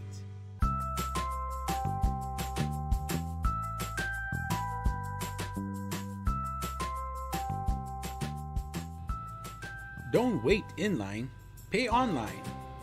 Visit the Financial Recovery Division website at http://www.epcounty.com/budget/financialrecovery.htm to make your payments online or find out more about our kiosk locations. We now accept payments on misdemeanor, felony, and justice of the peace cases.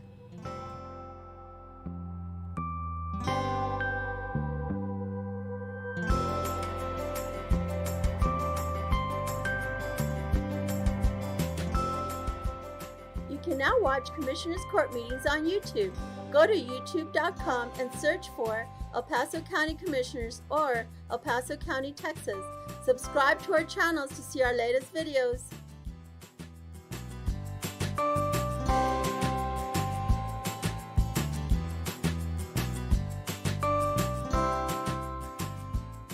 Did you know the County of El Paso's Purchasing Department is responsible for ensuring that all items and services needed by various county departments are purchased in the manner required by the state of Texas?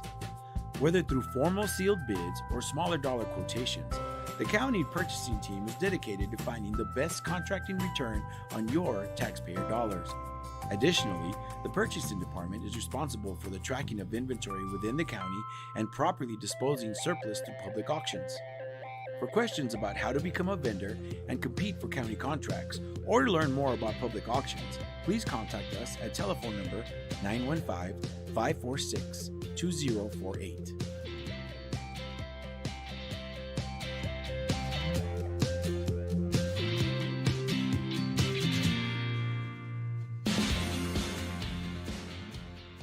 The 346 District Court Judge Angie Juarez Barrid started the El Paso Veterans Treatment Court program in 2012 for veterans and active service members that have been arrested and charged with a felony or misdemeanor criminal offense. To be considered for the specialty court, the statutory criteria includes be a veteran or current member of the United States Armed Forces, including a member of the Reserves, National Guard, or State Guard, and suffer from a brain injury, mental illness, or mental disorder, including PTSD, or be a victim of military sexual trauma, all occurring or resulting from military service. Call Sylvia Serna, Veterans Program Director, at 915-546-2119, or email her at sserna@epcounty.com for any information.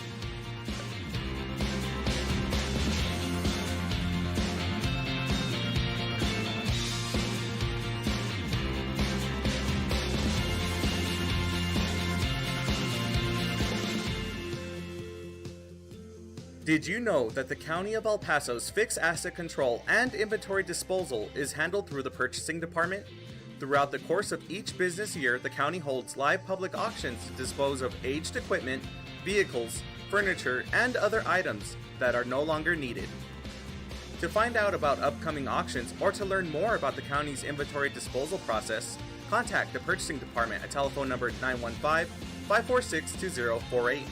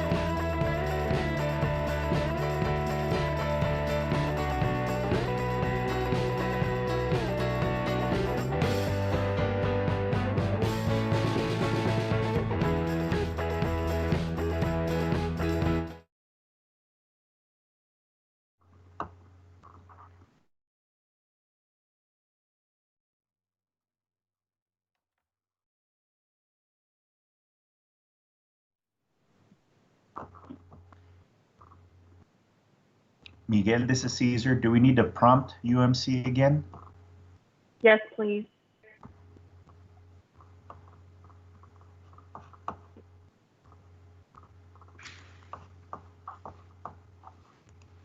Okay, we're on. Go ahead, Caesar. Okay. We need to prompt UMC to get them back on the line. If we could take just a quick 5-minute recess, I need to get back to Dr. Ocaranza. He's been trying to call me, and I just want to make sure there's nothing pending. So just about a 5-minute break between now and going into UMC, and I would appreciate that. Do you want to just hold off for a moment then? Okay, Is yeah, that allowed? just 5 minutes. Thank you. Yeah, that'll give us time to get everybody back in. Yes, that's fine. Okay.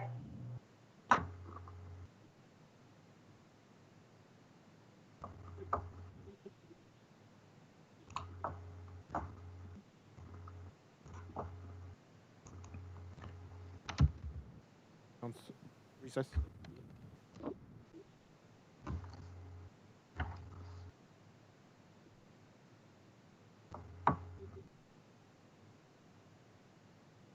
Caesar, can you please announce the recess?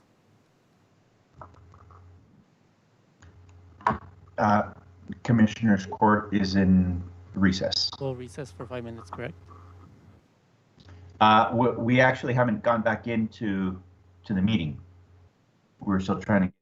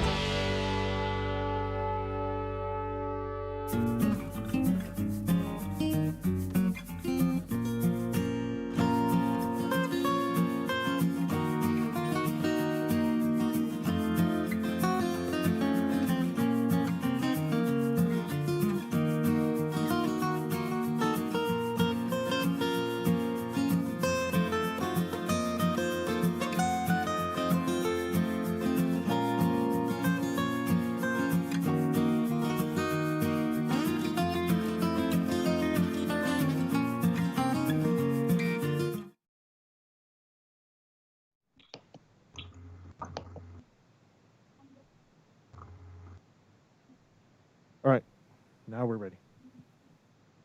Thank you. Commissioner's Court has reconvened into regular open session.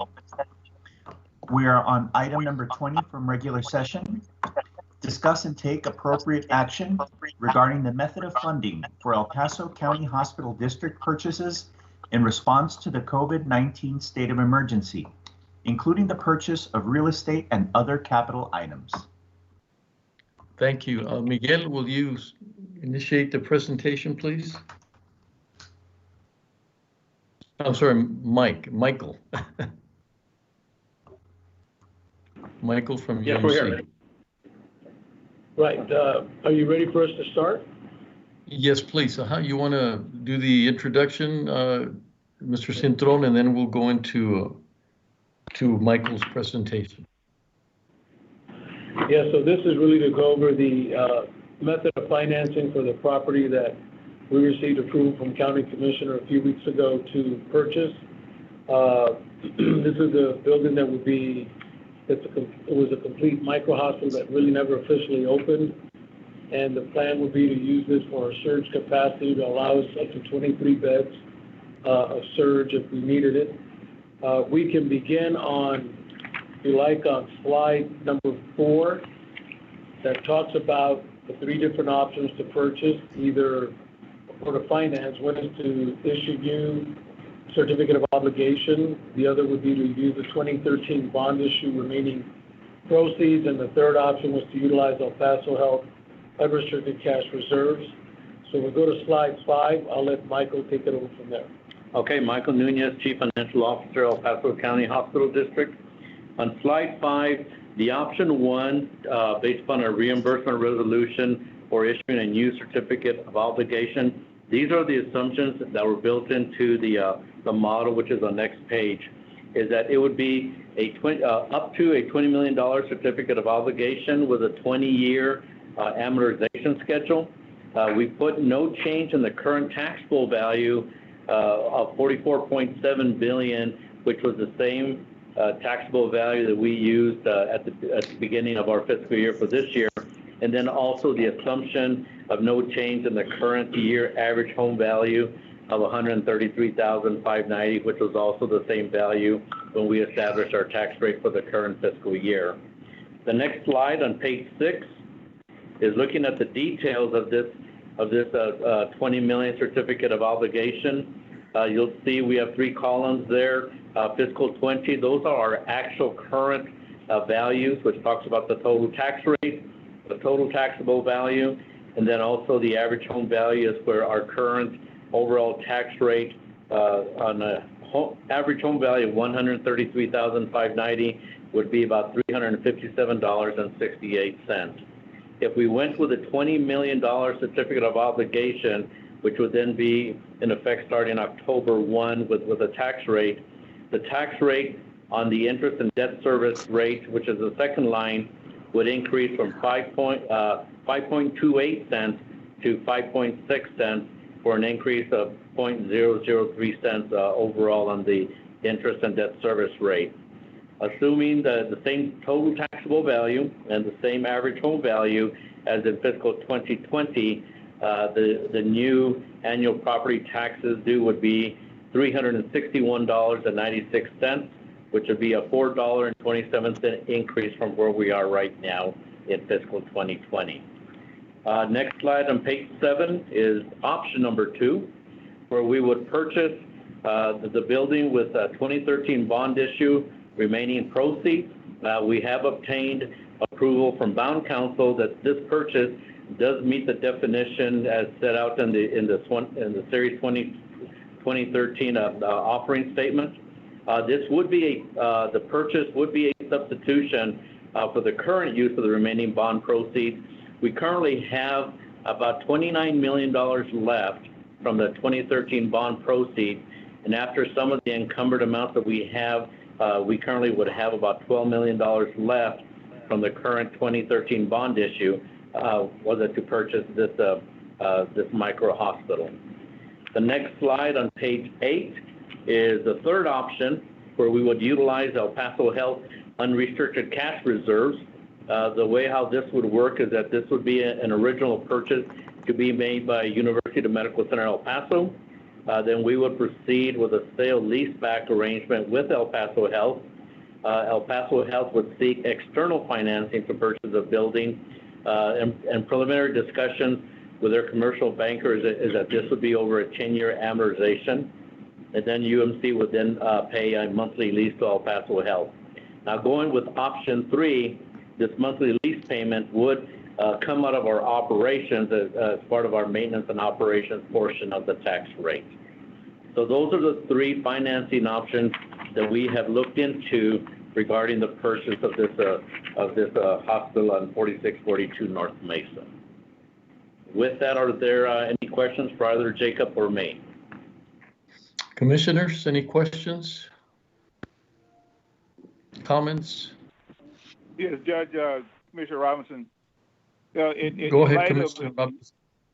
In light of all of the things that happened in El Paso and in the state and in the nation, as far as the epidemic is concerned, now is not the time to be talking to our constituents throughout El Paso County to say we're going to incur more debt. Incurring debt at this time, for me, will be the last resort, meaning that we had no other option. So I'm inclined to make a motion that we adopt purchase the property and using option number 2. I second that. Hi, this is Christina Sanchez, Assistant County Attorney. That's the motion. If I could just make it clear, it would just be the ratification of the purchase of items related to the COVID-19 response, including isolation tents and ventilators by El Paso County Hospital District, utilizing Series 2013 Certificate of Obligation proceeds, and approve and authorize the El Paso County Hospital District to utilize proceeds from the Series 2013 Certificate of Obligation for purchase of real estate and personal property located at Lot 2, Block A and A4 Subdivision, and Lot 3, Block 3. Thank you, Christina.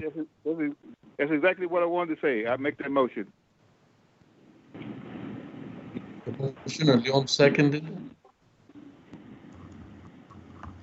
Thank you, Judge. Commissioner Perez. Aye.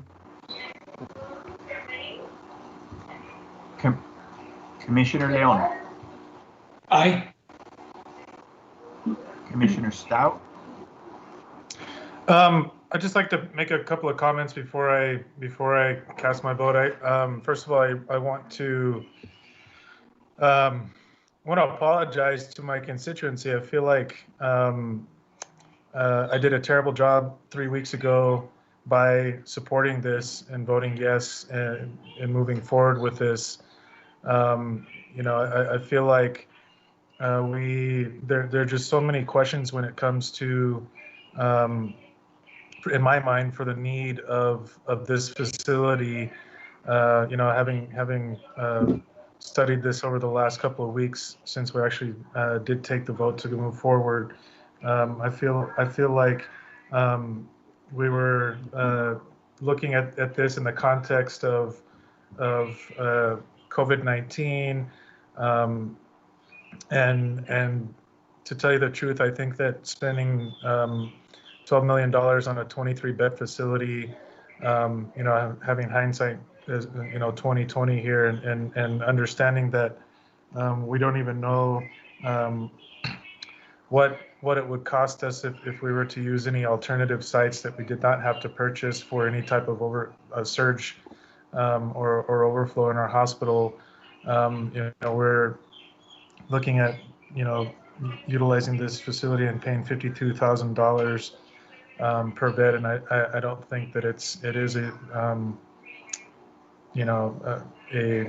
responsible use of funding when it comes, if we're talking about this in the context of COVID and needing bed space for any type of surge that comes up. I'd be remiss if I didn't say that I feel like I let folks down in my constituency, and we're letting people down in Central El Paso. We obviously, there's so many difficult decisions that we have to take, and I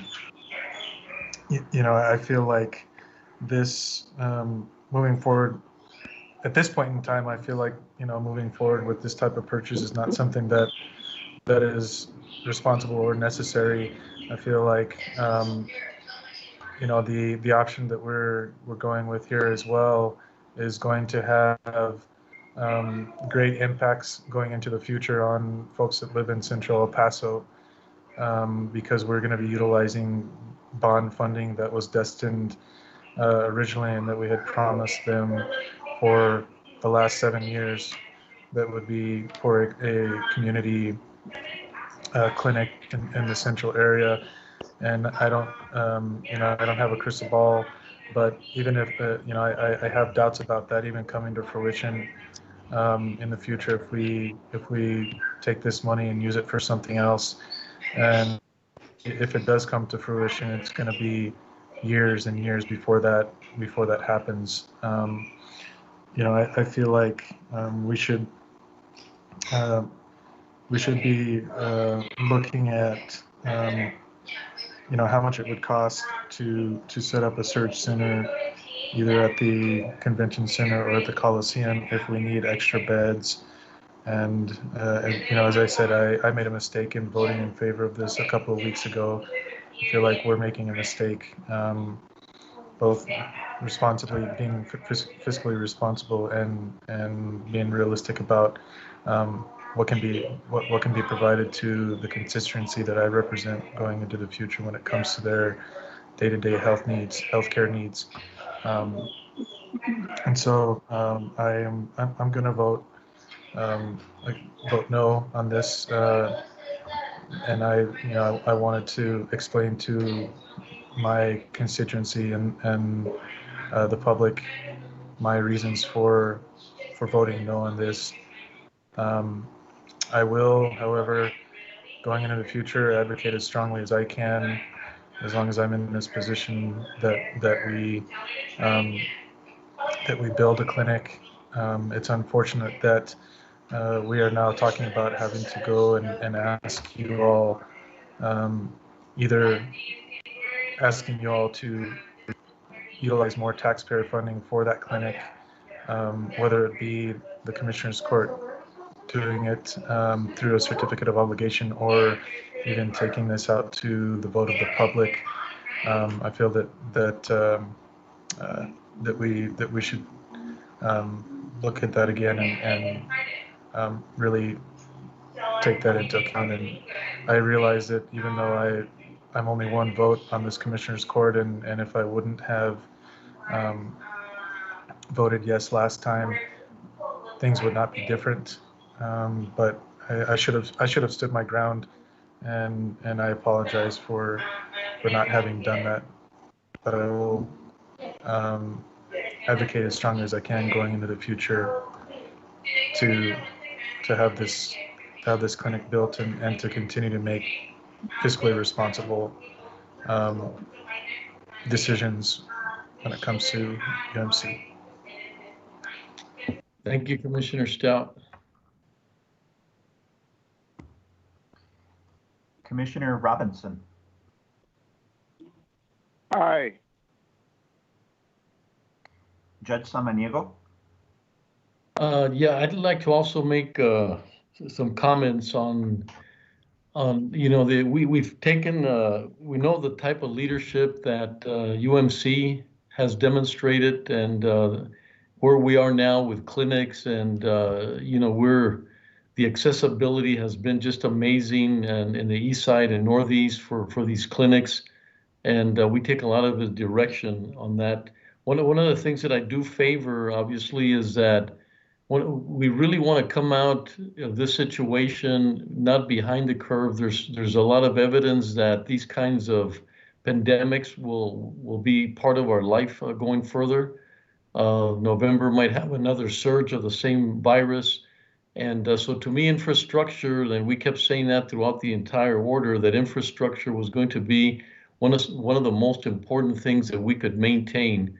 And I see that this is part of the infrastructure. I see that we could move forward. I do too agree that we should do everything possible to support Commissioner Stout's direction on a clinic in the central area. And I know it's hard to balance the two things, but I feel encouraged with the leadership at UMC, and feel encouraged that it is part of the infrastructure going forward. So I vote yes on that. The motion carries.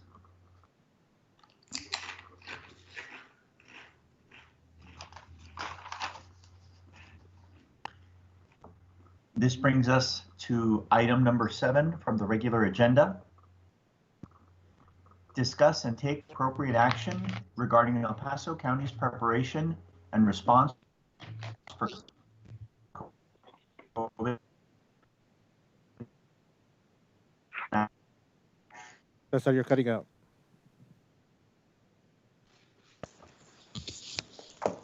Stand by, Cesar.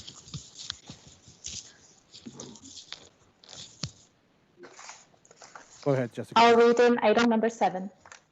Item number 7 from the regular agenda, discuss and take appropriate action regarding El Paso County's preparation and response for COVID-19. Judge, Commissioners, Miguel, if you could bring up the presentation, please. I have 3 of them. Which one first? The main one? The main one, please.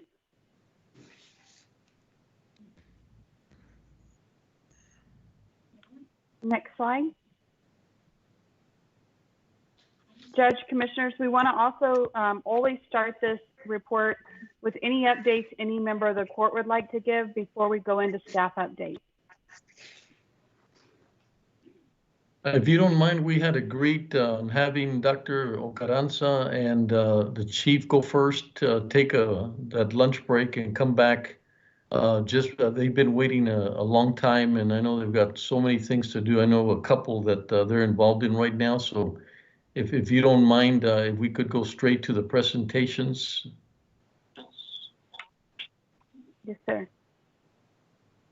I believe they're both on the line, but they're muted. And Miguel, to unmute, they need to hit *6, correct? If they are phone call, they need to hit *6.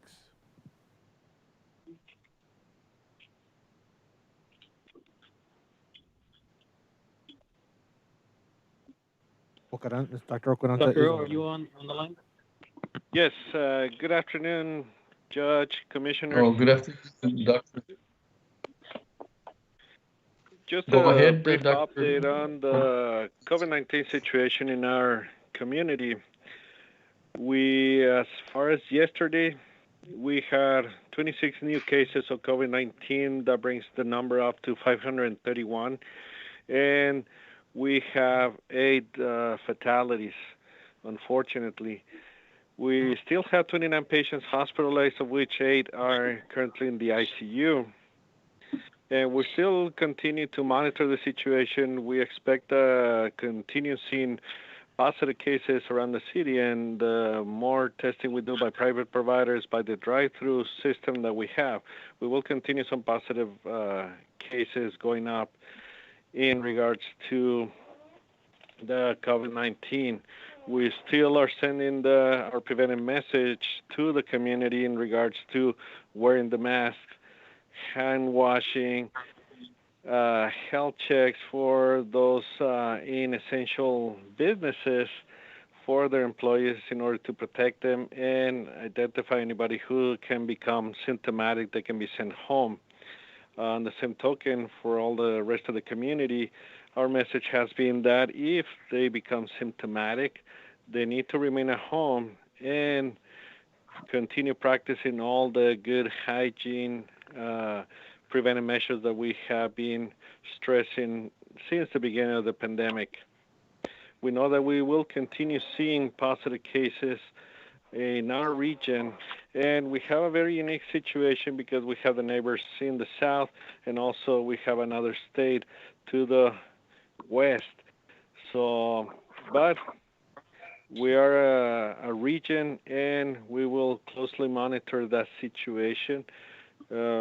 Hopefully our strict measures and orders can reach far the borders, and everybody continues following those stricter orders that we have implemented, which has been proven to save lives. I appreciate all the support and leadership that Judge Samaniego and the commissioners have given in response to the COVID-19, and I'm happy to answer any questions.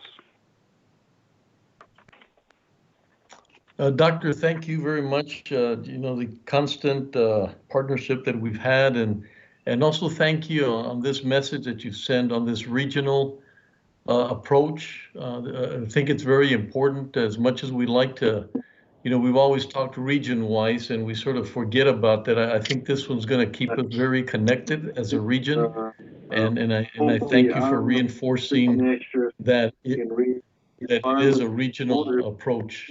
Everybody is following those orders that we have implemented, which has been proven to save lives. Okay, someone is watching on YouTube. They need to mute their feed. Thank you, Doctor, for that.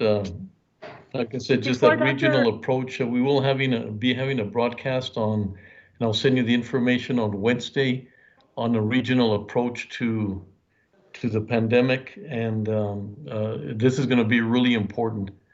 We are not alone on this, and we have to, how we come out of into the economic opportunities that the governor described have a lot to do with the success of both Juarez and Las Cruces in the Doña Ana County. Thank you. Any questions? Judge, before Dr. Ocaranza goes, I believe he was going to provide some medical perspective about anything to do with detention facilities. Yes, ma'am. Go ahead, Dr. Carranza. Well, we'll keep a close eye on detention facilities to make sure that the inmates as well as the guards and employees continue being safe. We know that there's always the possibility that there's going to be exposure, but keeping a close eye and having to follow the strict preventive measures, which is going to be isolation of people that become symptomatic, is going to be a key element in keeping the detention facilities safe.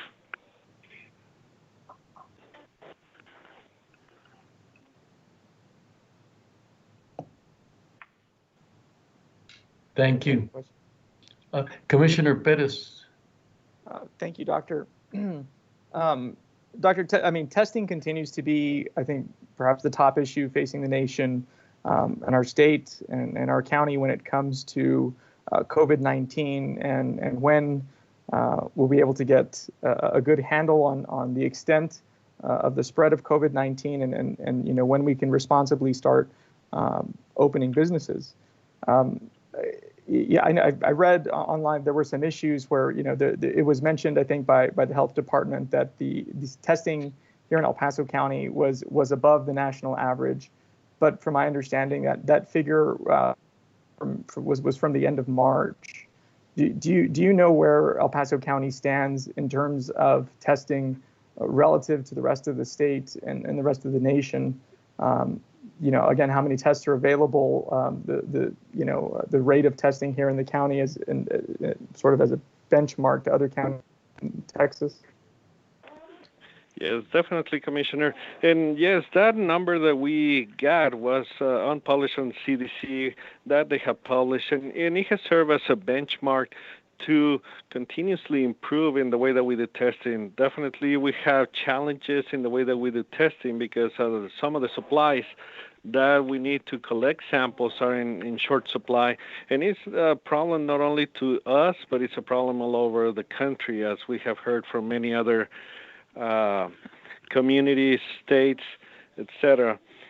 We continue testing individuals, especially those that are symptomatic, and the laboratory at the Department of Public Health has also committed to continuously testing those patients that are hospitalized, which we consider those that are mostly vulnerable, and where we're going to be seeing the severity of the disease and how the disease is affecting those and seeing the fatality rate. We will continue doing testing with the limited supplies that we have as far as the collection swabs. And one of the things that is going to be changing the dynamics of how the community is being affected is going to be the rapid testing that is slowly being deployed. We had requested supplies for that, and I know that there's going to be some private providers that are going to be doing some rapid testing as well, which is going to complement the more complex testing that we are doing at this time. The testing that we do at this time is quite complex, and it cannot be just done in physicians' offices, and initially was deployed to LRN Labs, which stands for Laboratory Response Network, and it was extended by the CDC to us as part of the LRN network. Some private laboratories are conducting that kind of complex testing, which it has helped. And the way that we got some idea as how we're doing as far as the testing, we contacted all the private laboratories that are doing this complex testing, and we continue receiving that information from most of those laboratories. Our numbers as far as testing continue going up, and the numbers that we put as far as testing done is only from the Department of Public Health, and in many occasions gives a different idea when you start doing the math between the positive test and the test performed. But there's plenty of other testing done in private laboratories that all those positive results, they need to report to the Department of Public Health, and we need to account for those positive testing. And do you know the current rate of testing taking place here in El Paso County? The current rate, we have done over 5,200 tests up to the end of last week, more or less. I have if you allow me just a few minutes so I can open my files, and I can let you know to have an idea how we're as far as the testing. I've been trying to look for other information from the CDC in regards to how the testing rate is across the country, and I haven't found much of that information yet. Let me give you a little bit more exact idea. The last rate that we have done with the numbers that we got from the private labs, we're about 6.1 tests per 1,000 population. Okay, and doctor, I've seen in other counties, they're currently, I guess, engaging in processes to do antibody testing. Is there any efforts here in El Paso County to look in, or has anybody looked into that, or are there any plans to do antibody testing? Yes, sir, and we have already done some ordering for those antibody testing, because definitely it's going to give a valuable information as people that test already having antibodies against the virus. Those are the ones that are considered to be immune, and that's another way that we can take in consideration when we start opening up the city and the county for business. And has that already started, or is it just in plan? No, we are awaiting those resources to come here. Okay. Do you have any idea when that would start, or when those resources are expected to arrive? No, sir. Chief Rodriguez can give you a little bit more information in regards to that. Commissioner Perez, this is Chief Rodriguez with the Office of Emergency Management. We are going through the purchasing process to not only get additional swabs so we can increase our testing capacity, but also to order some of those tests that will check for antibodies, and that'll be part of the plan we're looking at for just like the doctor described. Okay. Thank you. Judge? Yes, Commissioner Leon, go ahead. Before the doctor leaves, I have a question for him. And I know that Chief Martinez is on the line. I was under the impression we were going to speak about what's going on at JPD. Yeah, I did speak to Dr. Ocaranza, and they've been very involved, and so I think he's got some better news that we had yesterday. So, Dr. Ocaranza, would you mind addressing the situation at JPD? Yes, sir, Commissioner Leon.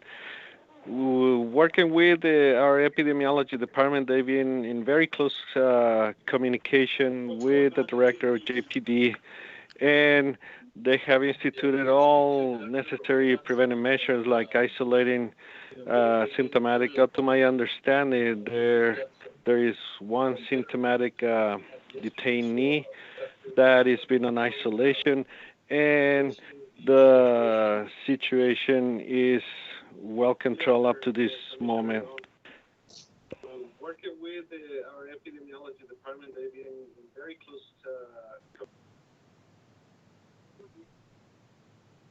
to. Chief Martinez? Chief Martinez, I muted your Chief microphone. Rodriguez. And Chief Martinez, you have to unmute yourself. Go ahead, Chief. Just 1 second. I think he's unmuting himself now. Okay, thank you.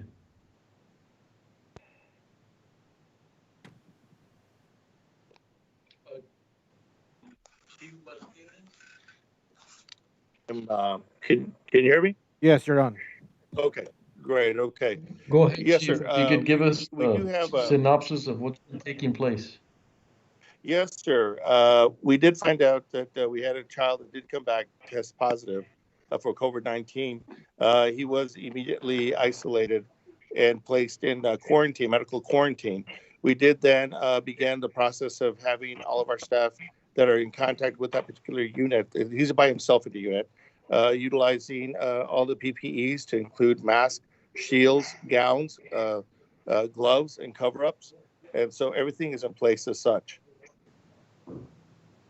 And so that's where we're at right now. I know that Dr. O and their team have been working very closely with our director of detention, and we're looking at having all of the youth tested that are in the detention facility. As of today, there are 18 youth that are there, and so it's a very minimal amount, and we actually have room for 64. So we do have the availability to separate and quarantine effectively to ensure everyone's health and safety. Thank you. Dr. Ocaranza, for the sake of transparency, you had discussed something a little different as far as everybody being tested. Would you go ahead and address that, please? Yes.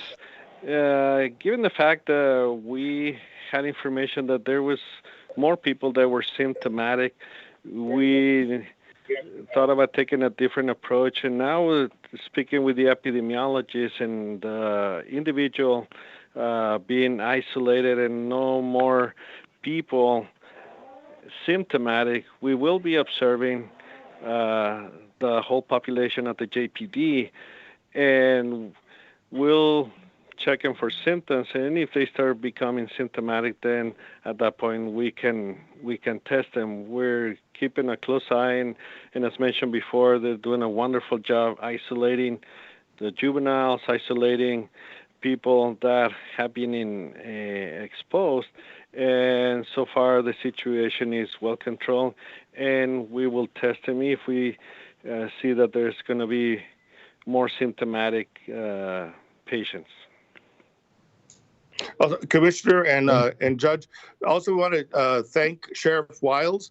They did provide us with 250 masks that were delivered to our department this morning, so we're very appreciative of their contribution to ensure that everyone has masks, including the youth and all staff that are working in both detention and challenge.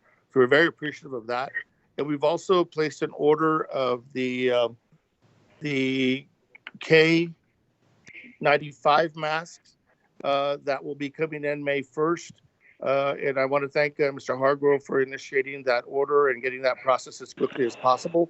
But we ordered 1,000 masks to have readily available on that date. So this should carry us through some of the crisis that we're going through at this point. But again, we're doing everything that the CDC has provided as guidance, along with the assistance of Dr. Zaid at Texas Tech, along with Dr. O and his team. Thank you, Chief, and thank you for all you do, and thank you so much for recognizing our partners that are helping with the situation. Thank you. Thank you both. Thank you all. Thank you. Dr. Ocaranza, are you done with your presentation so we could get Chief Rodriguez on board? Yes, sir. Unless any of the commissioners have any other questions for me. Well, stand by sometimes when the other presentation happens, there might be some questions. So if you don't mind standing by and having Chief Rodriguez finish his presentation, and then both of you will be available for any questions. Definitely. I'll be in standby. Okay, thank you. Chief Rodriguez? Yes, sir. Thank you, Judge and Commissioners. So a quick update. It's going to follow the same format that we did last week. Emergency Operations Center remains activated with an integrated response with Department of Public Health and Office of Emergency Management.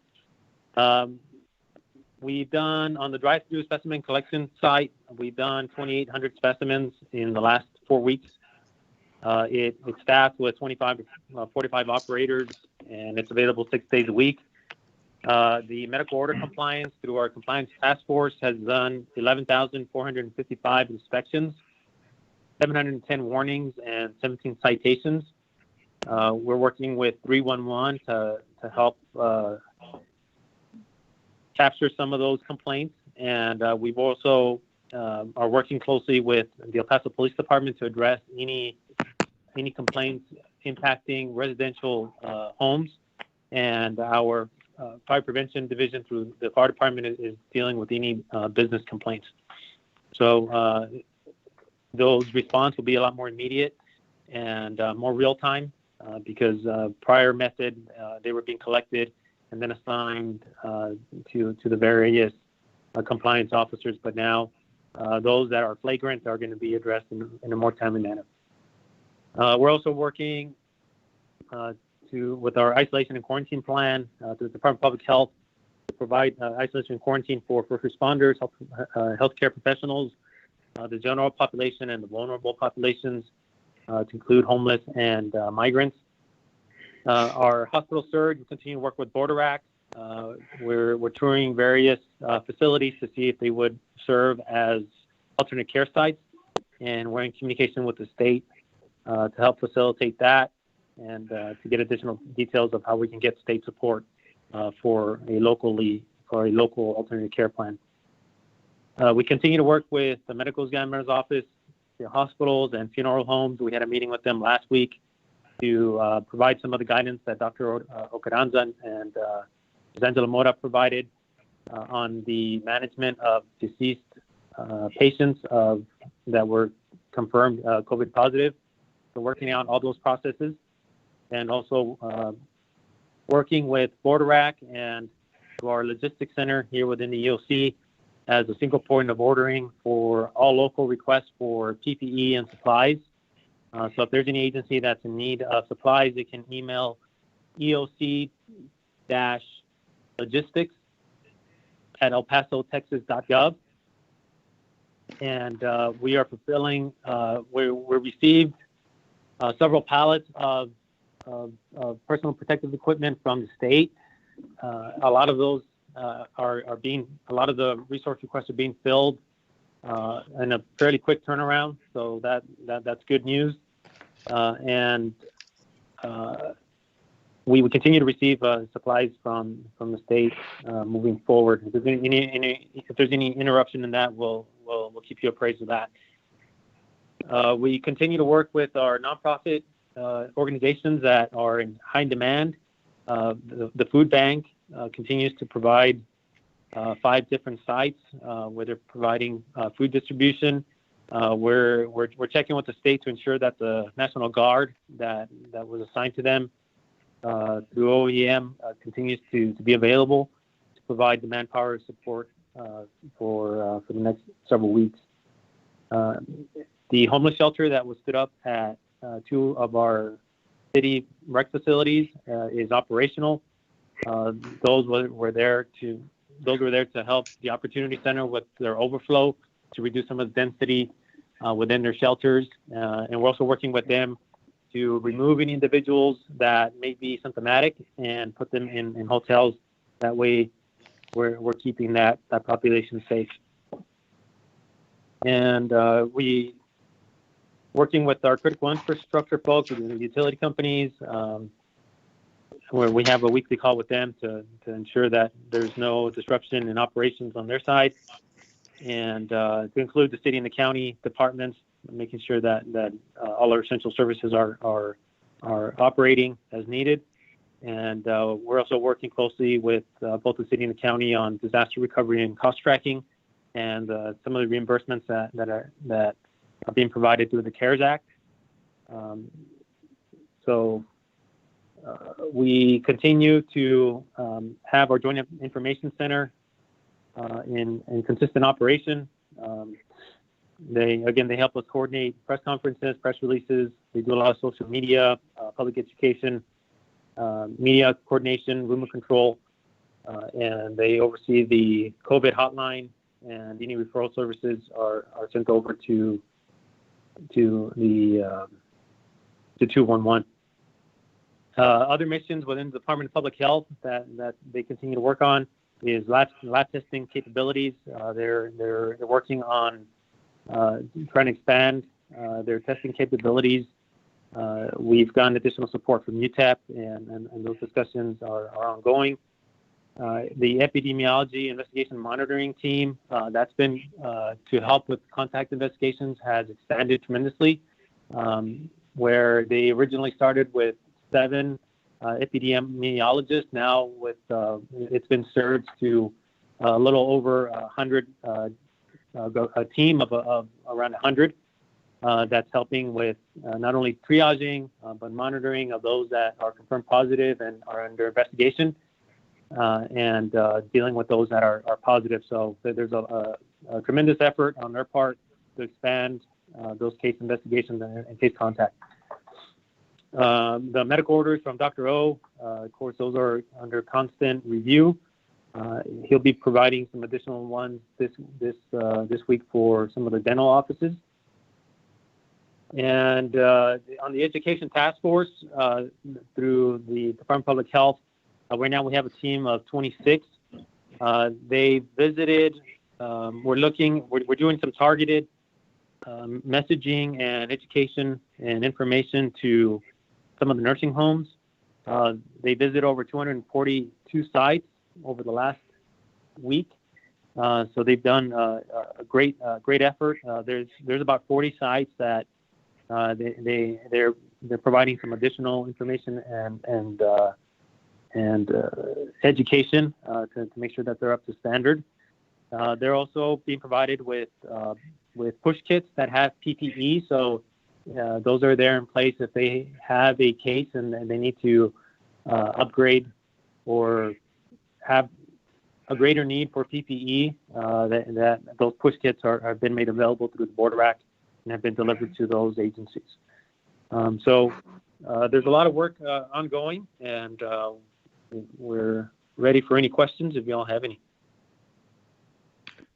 Yeah, Chief Rodriguez, thank you. Just the partnerships that are working with you are unbelievable. I just would shout out to 2 of them in particular.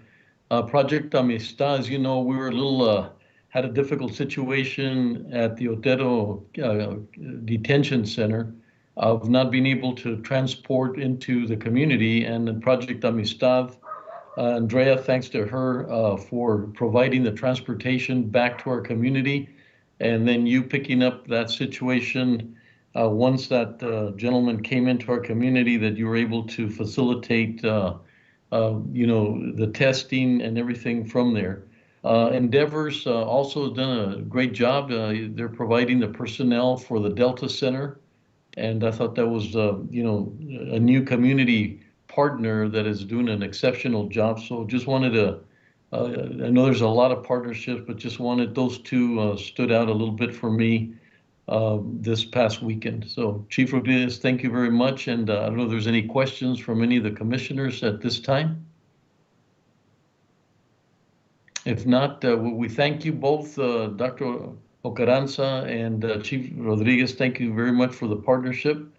And I know we've got some discussions on strengthening the order this week, and we'll be counting on your direction to see what makes sense, given the numbers and the peak and everything else, that we incorporate what you feel from a public health standpoint. So thank you both. Cesar, we're back to you, and if we could take a break, it would be a very much needed break. Would be perfect. How long would you like your break, sir? I think 30 minutes. Okay. It is now 1:41. Commissioners Court will recess for 30 minutes. We'll reconvene again at 2:10 p.m. 2:10. Thank you. Appreciate it. Sealed bids or smaller dollar quotations, the county purchasing team is dedicated to finding the best contracting return on your taxpayer dollars. Additionally, the purchasing department is responsible for the tracking of inventory within the county and properly disposing surplus through public auctions. For questions about how to become a vendor and compete for county contracts, or to learn more about public auctions, please contact us at telephone number 915-546-2048.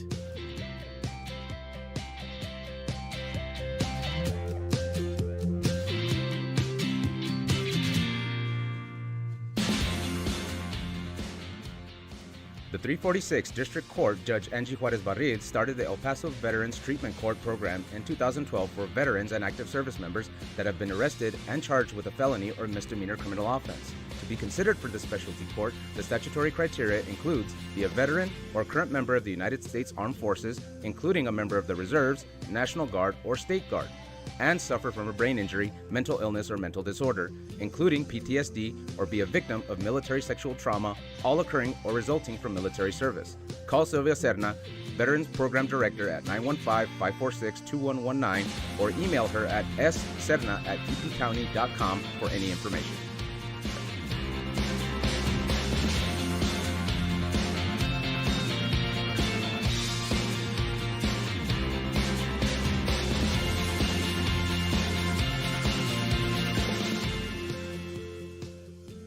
Did you know that the County of El Paso's fixed asset control and inventory disposal is handled through the purchasing department? Throughout the course of each business year, the county holds live public auctions to dispose of aged equipment, vehicles, furniture, and other items that are no longer needed. To find out about upcoming auctions or to learn more about the county's inventory disposal process, contact the purchasing department at telephone number 915-546-2048.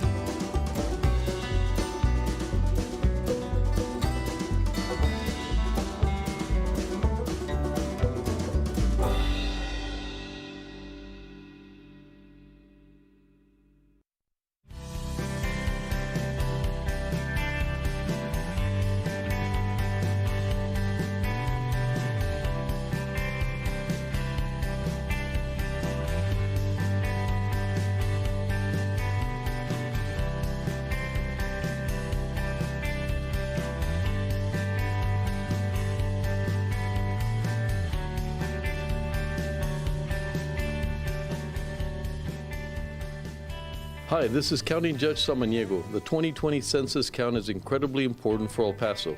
It helps our school, healthcare, food and housing programs get the money they need. This is County Commissioner Vince Bettis for Precinct 3. With your participation, the programs that support affordable housing, public education, and affordable health care can receive the funding they deserve. This is Commissioner Carl L. Robinson, Precinct 4. Without you, these programs could not be successful. This is Commissioner David Stout. Participate online, by phone, or by mail. Everyone in El Paso County must be counted, even children and babies. Your responses are safe and required by law to be kept confidential. Hi, this is Commissioner Carlos Leon from Precinct 1. Let's come together and fill out those 2020 census. Together and fearless, we count.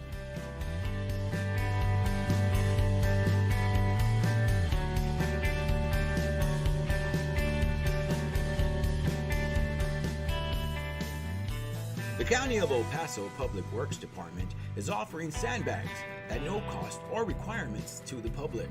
The sandbags are outside of the facilities and are available 24 hours a day.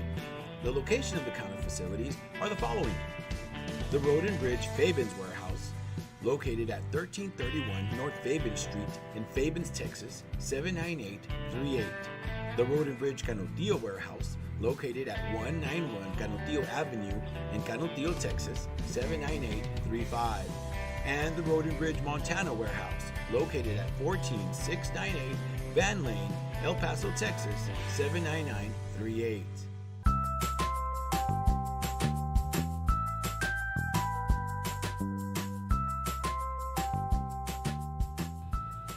Don't wait in line, pay online.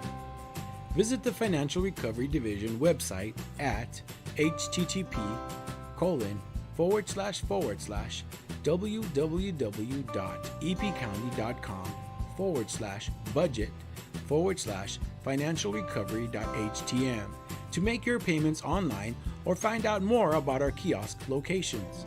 We now accept payments on misdemeanor, felony, and justice of the peace cases.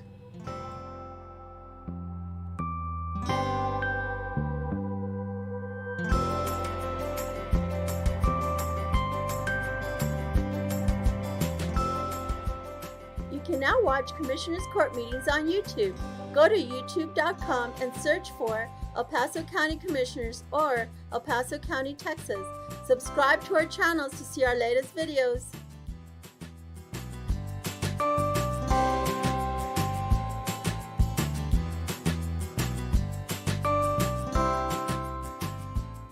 Did you know the County of El Paso's Purchasing Department is responsible for ensuring that all items and services needed by various county departments are purchased in the manner required by the state of Texas?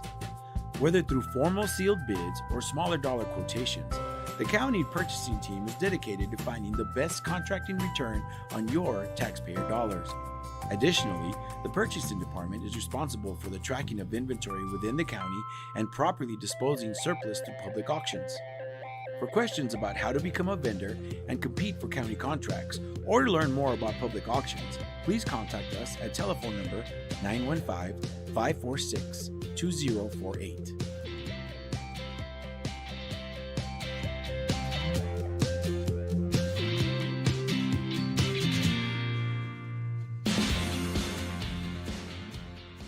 The 346 District Court Judge Angie Juarez Barrid started the El Paso Veterans Treatment Court program in 2012 for veterans and active service members that have been arrested and charged with a felony or misdemeanor criminal offense. To be considered for this specialty court, the statutory criteria includes be a veteran or current member of the United States Armed Forces, including a member of the Reserves, National Guard, or State Guard, and suffer from a brain injury, mental illness, or mental disorder, including PTSD, or be a victim of military sexual trauma, all occurring or resulting from military service. Call Sylvia Serna, Veterans Program Director, at 915-546-2119, or email her at sserna@epcounty.com for any information.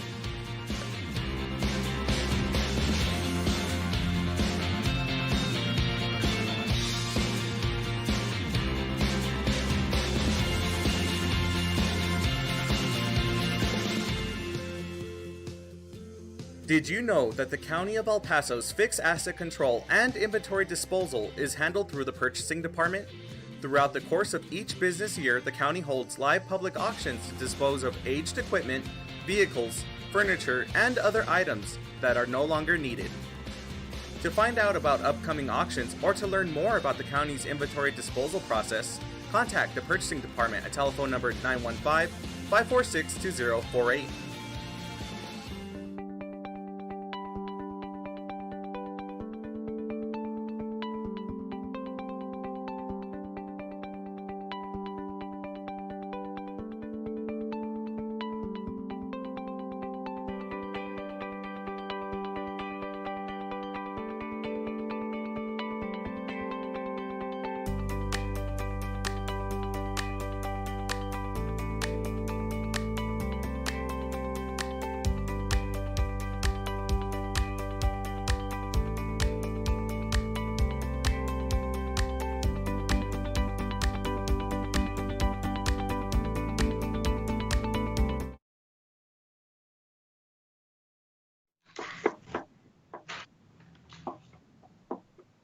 Go ahead. Commissioners Court has reconvened into regular open session. We are going back to item number 7. That's to discuss and take appropriate action regarding El Paso County's preparation and response for COVID-19. Dale, if you can convert back over to the slides, please. We received the update from Dr. Ocaranda and Chief Rodriguez, as well as Chief Martinez. If you'd like to go back to members of the Commissioners Court, Judge, any other updates the court would like to share? Absolutely, Commissioners. We'll start with you, Commissioner Stout. Okay, I appreciate it. So just wanted to update everybody that over the past week, my office has been working with UMC, with the local immigrant advocacy community, and as well as the collaborative effort to support the homeless shelters. UMC, of course, continues to work to accommodate the COVID-19 treatments that come in and to prepare for capacity to come as the virus continues to spread. One particular challenge they face as a local safety net hospital is, of course, bearing the brunt of the COVID-19 patients. The fact is, it's very expensive to treat people with COVID-19, and that capacity winds up in the public hospital more often than it does at private hospitals. Though as the coronavirus spreads, the regional capacity of ICU beds will be taken up across the board. I think this is going to have some budgetary ramifications for them between diversion of many COVID-19 patients to the public hospital and the reduction in elective services. UMC really has to keep a close eye on its budget, but the good news is they are not furloughing employees at this point in time, though they are looking at possible across-the-board wage cuts. El Paso Children's has also seen a reduction in surgeries and their normal way of doing business, and they are looking to make a budgetary adjustment to ensure smooth operations. As we heard in December, Children's is coming off its first year in the black, but they have some operational challenges that, thanks to how life has changed because of the coronavirus. In terms of the homelessness issue, the Opportunity Center and the city, of course, ironed out their outstanding issues. We heard a little bit about this from Chief Rodriguez earlier. They ironed out their outstanding issues for the operation of the homeless overflow center that's operating on Delta. The first group of individuals was taken from the Opportunity Center to that facility last Tuesday using our county transportation. So I want to thank county staff for doing a great job in setting that transition up. And and it was just another chance for the people that we rely on to really shine. In setting up that center, which received its first occupants from the Opportunity Center, we of course have a new intake center for the homeless shelters there at Los de Plata. People who will need shelter will go to the Delta facility where the intake can be conducted, and they can stay with access to medical care until a spot in one of the shelters is open. Once they've determined that individuals are not symptomatic, they will be eligible to be transferred. Meanwhile, symptomatic individuals in the shelters will be transported to hotel rooms where they can be tested and self-isolate. The county is also working to provide ongoing transportation needs for the homeless community, which would allow people to use county transit to access shelters or necessary facilities like laundromats or grocery stores. We also may be looking at the county providing security as needed. Community Services is going to be able to work with the people at the Delta facility for coordinated entry, which is a good thing. And the technological infrastructure is being set up to allow for remote interviews. This initiative is in a good place, I think. And Joel Bishop has been the face of the county's efforts when it comes to the coordination here. So just wanted to give a shout out to Joel. He's done a really great job.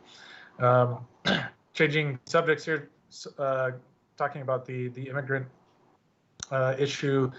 Judge Samaniego and I, of course, participated in a meeting with ICE and CBP leadership to discuss how they are responding to COVID-19 in detention facilities. My office has received numerous reports about individuals in ICE detention who have tested positive. And in the past week and a half, ICE has confirmed positive detainees at the detention facility in El Paso and in Otero County. So that's one in each of those facilities. As we know from what's happening in jails and prisons all over the country, but not here in El Paso, incarcerated populations can become flashpoints for COVID-19 spread. And we want to make sure that ICE detainees do not become a strain, of course, on the region's medical resources. UMC would have to deeper planning conversations to coordinate COVID-19 response and incorporate capacity to its surging planning. And one of my primary goals of the dialogue with ICE and CBP is to facilitate that conversation and make sure that UMC is using their expertise to inform what's going on in the facilities.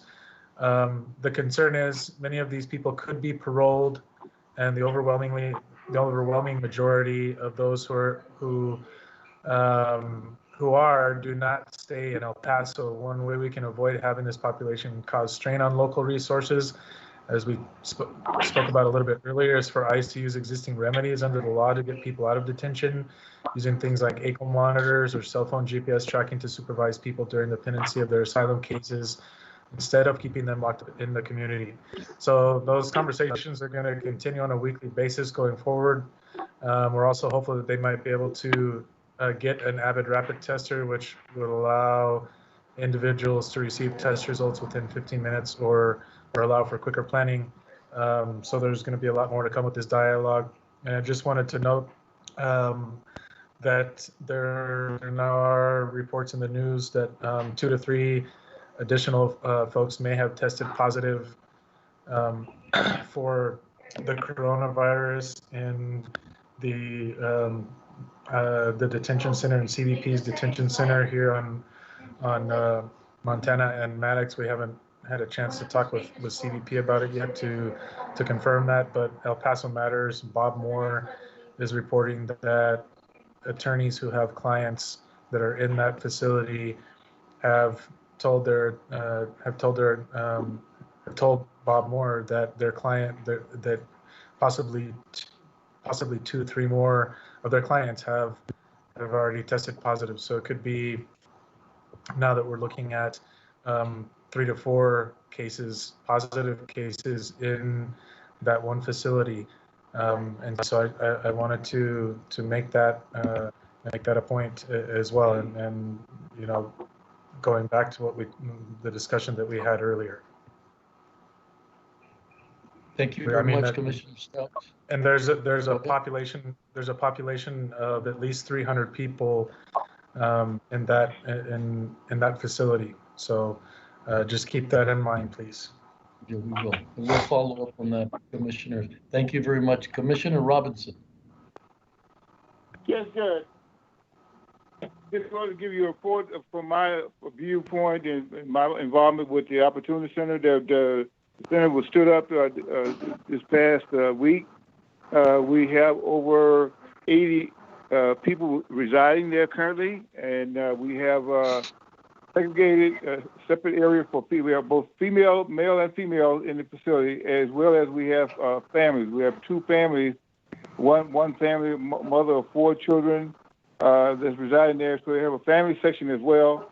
And then the females have a separate section, and the males have a separate section. So over 80 residents there currently. We want to give thanks to the Salvation Army and the Rescue Mission. They're handling the food portion of it, providing all the food, cooked meals, hot meals for all the residents on schedule basis. The Parks Department has been great with their support. Overall, and the staff there has been great as well. There has not been any incident to this point with there's a separate area for intake. So in processing, when a new person comes in, also have an area for isolation if necessary. Overall, it's functional and everything's going great. And we'd like to thank those other partners out there in the community who provided material. For example, that we didn't have bath towels. We reached out to the community, and there are several partners which I will recognize them at a later date for providing over 200 bath towels for the personnel at the shelter, as well as other items and material and support. Coca-Cola, not Coca-Cola, but Pepsi-Cola called yesterday, and they want to provide a fountain for soft drinks at the shelter. So that is being put in place today as we speak. Well, thank you, Commissioner. Commissioner Leon? Yes, thank you, Judge. Commissioners, very briefly, I know that, or I believe the sheriff's online, so he can talk about the SO, and I think Chief Martinez is still online. He can touch on JPD, but what I will talk about a little bit is the constable.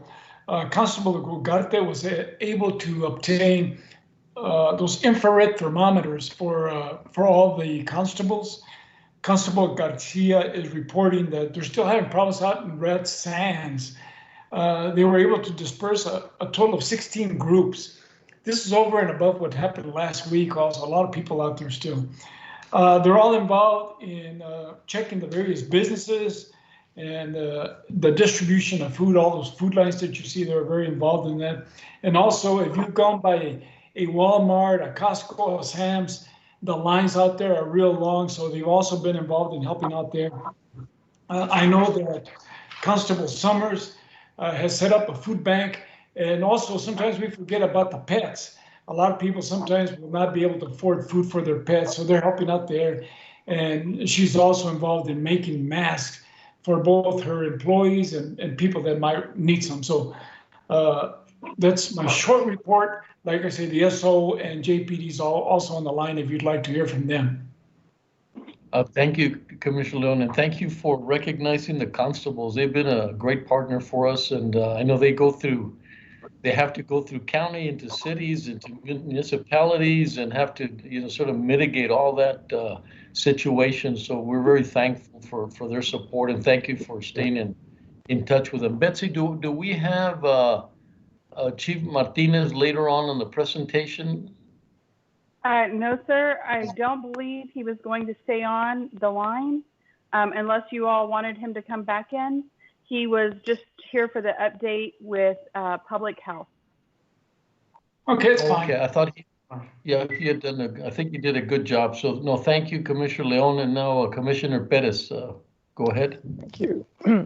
I had an update with public works staff from infrastructure department, as well as planning and development regarding critical infrastructure.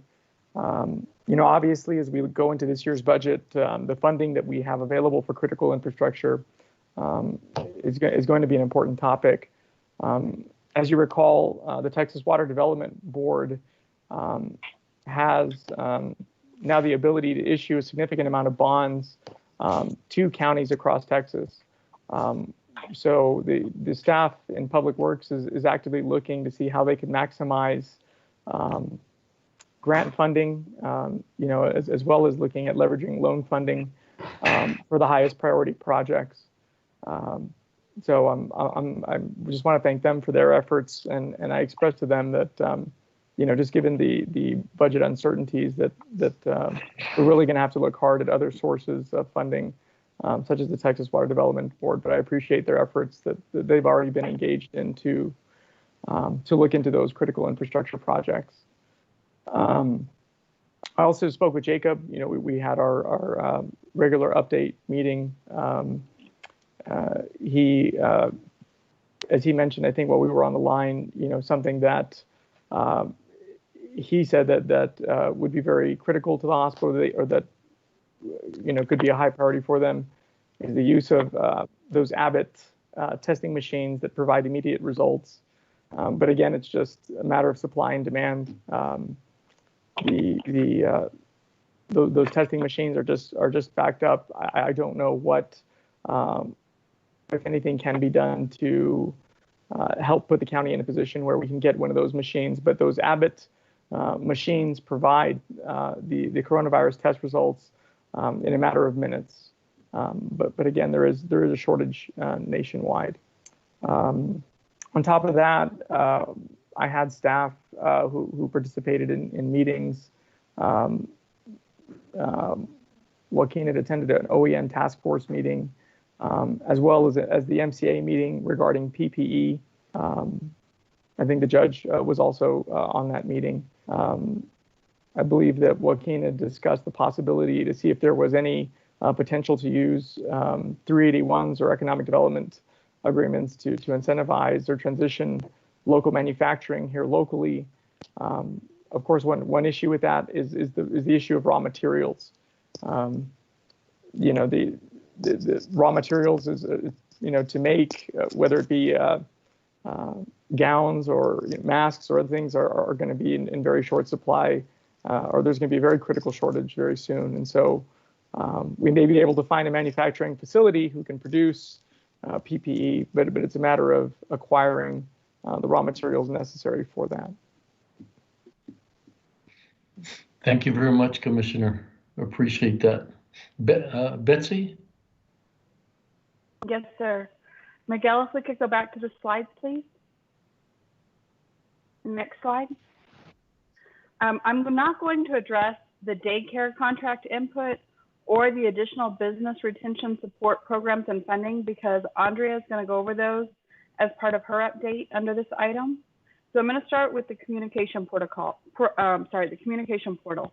Previously, we had discussed with the Commissioners Court, and this has been about 18 months ago, about the ability to set up a communication portal for members of the court. I'm not asking you to act on this today, but I'm asking you to think about this. You could establish a portal where you are allowed to speak to each other in a group as long as it meets certain parameters.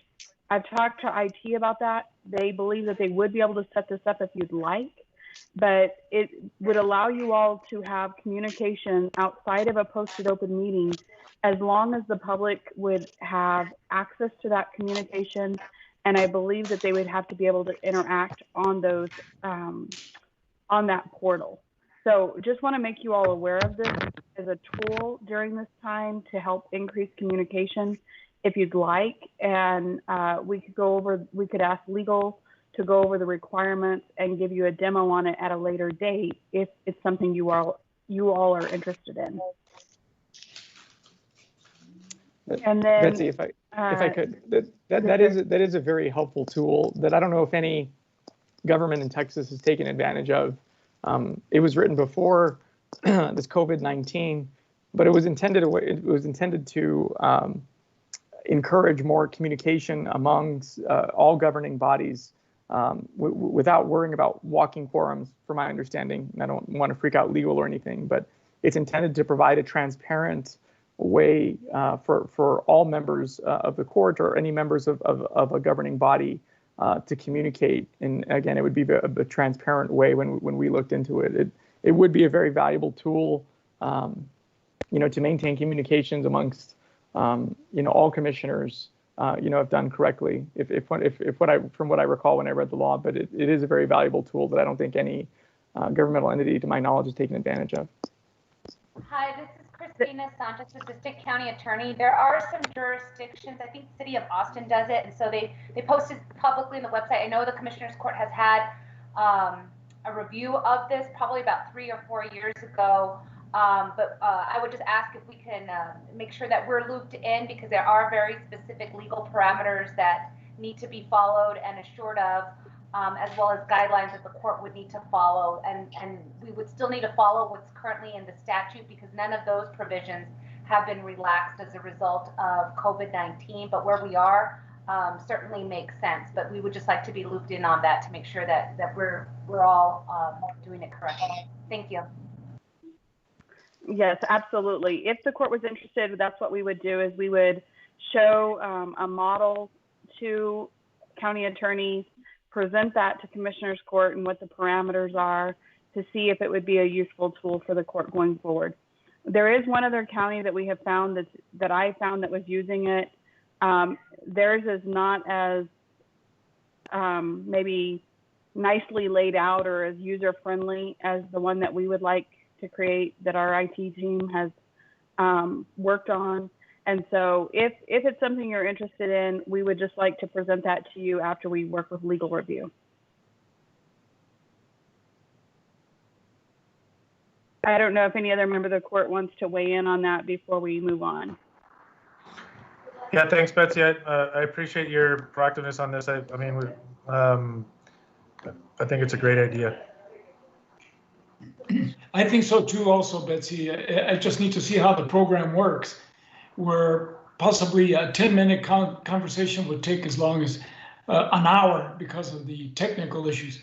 But if we see a sample, I think it'd be well worth it. Yes, sir. And we definitely can work on that and bring it back. And then next I want to talk about the CARES Act. So the last update we had on the CARES Act, as you recall, we've gone back and forth. Originally, there was a point in time where we did not think the county was going to be covered under the CARES Act. That changed. We are now eligible. We have an agenda item today to ask the court to approve us applying. As I notified you all in advance, we did already submit our application because the deadline was on Friday. So we do have an application in. Governor Abbott announced at his press conference last week that the state has already received half of the funding, and they were expecting to receive the rest of the funding, but that they weren't distributing it yet because the Treasury had not issued guidelines on the use of the funding. So we are continuing to monitor this very closely. I'm hesitant to put numbers out there because we've done our own internal estimates. Commissioner Stout's staff also had reached out to NACO, who confirmed the same number we had, ran in our calculations, but it looks like we would be eligible for funding possibly up to $27 million. But right now the ruling is that could not be used for revenue loss. It would be used for the exactly for expenses that we have incurred as a result of COVID-19. And we are tracking those very closely. And it would be for expenses we incur through December 31st of this year. And we continue to advocate for an opening up of that funding to allow it to be utilized on to make up for loss in revenue. Yes, sir.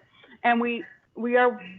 I'm sorry, Commissioner Pettis, were you saying something? Commissioner Pettis, you need to unmute yourself. Did they take out the provision that subtracted the municipality's population first? No, sir. It does. Well, even though they're still subtracting the municipality's population, they're allowing counties who would fall below the 500,000 to be an applicant, but we only qualify for our portion prorated of the entire population. Right. So what NACO told us, Commissioner Pettis, is that that $27 million figure would be what the county would be eligible for after the city's population was subtracted out, and so the city stands to bring in up to close to $120 million, and we would be eligible for about 27. And that's if the city applies. I did make the city manager aware of the deadline. If for some reason they were not to apply, then the county would be eligible for the entire amount. Correct. And on that same note, as far as expenses go, we're being very conscientious and looking under every element of our expenses. Even had a conversation this morning with UMC about any expenses that we're incurring in the jail through them, where they're billing us for the expense, to please break down which ones are COVID-19 related so that we will be able to track those for reimbursement.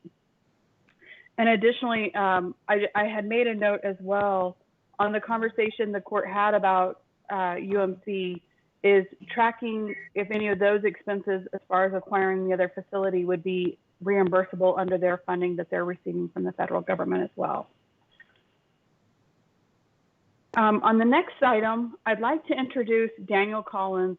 He's been on the team for just over a couple of weeks now, and we would like to propose the situation we had this last week, where we applied for funding under the CARES Act because of the short deadline.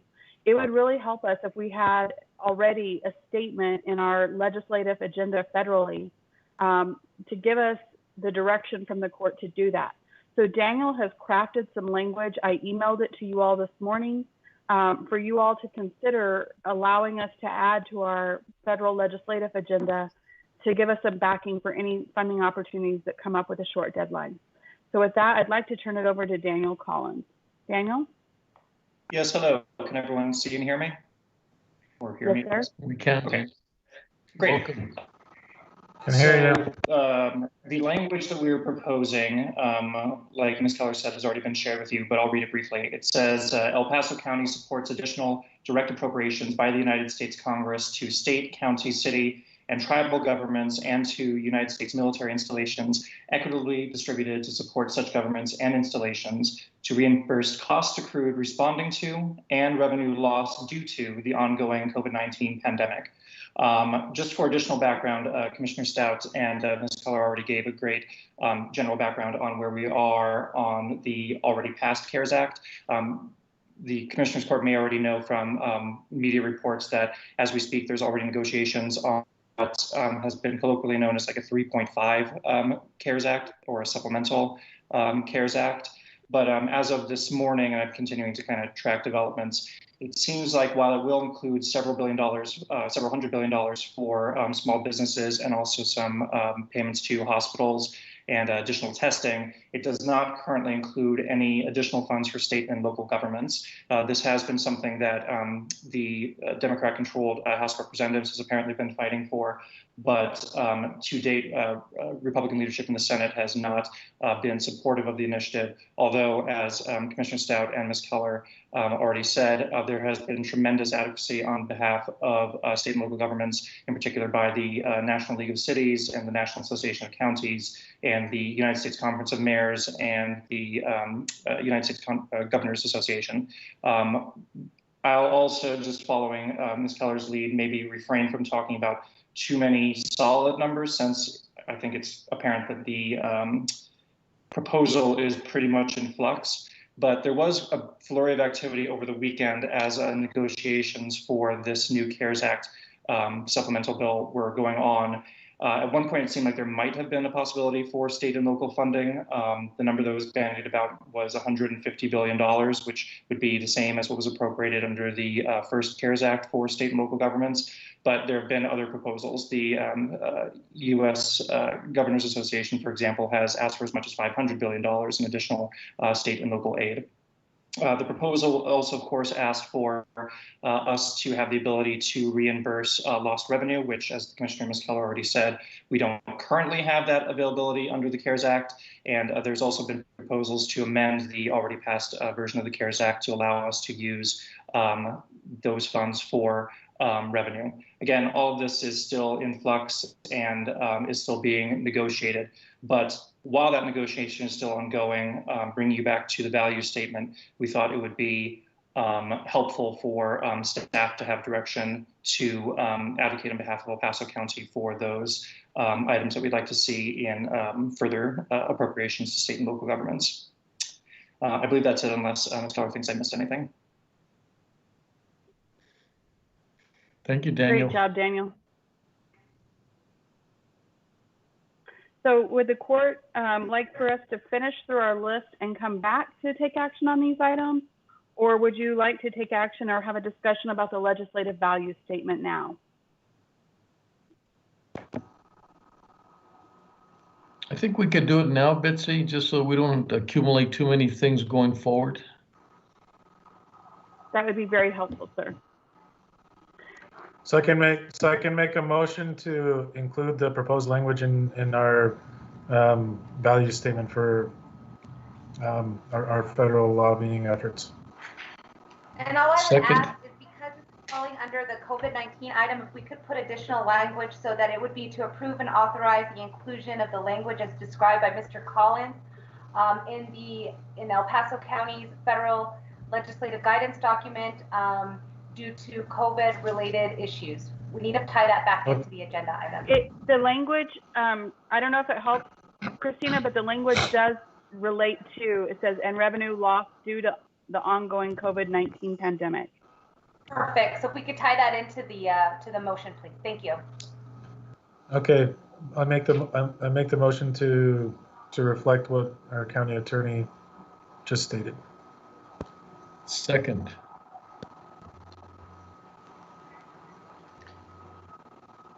Commissioner Perez. Aye. Commissioner Leon. Aye. Commissioner Stout. Aye.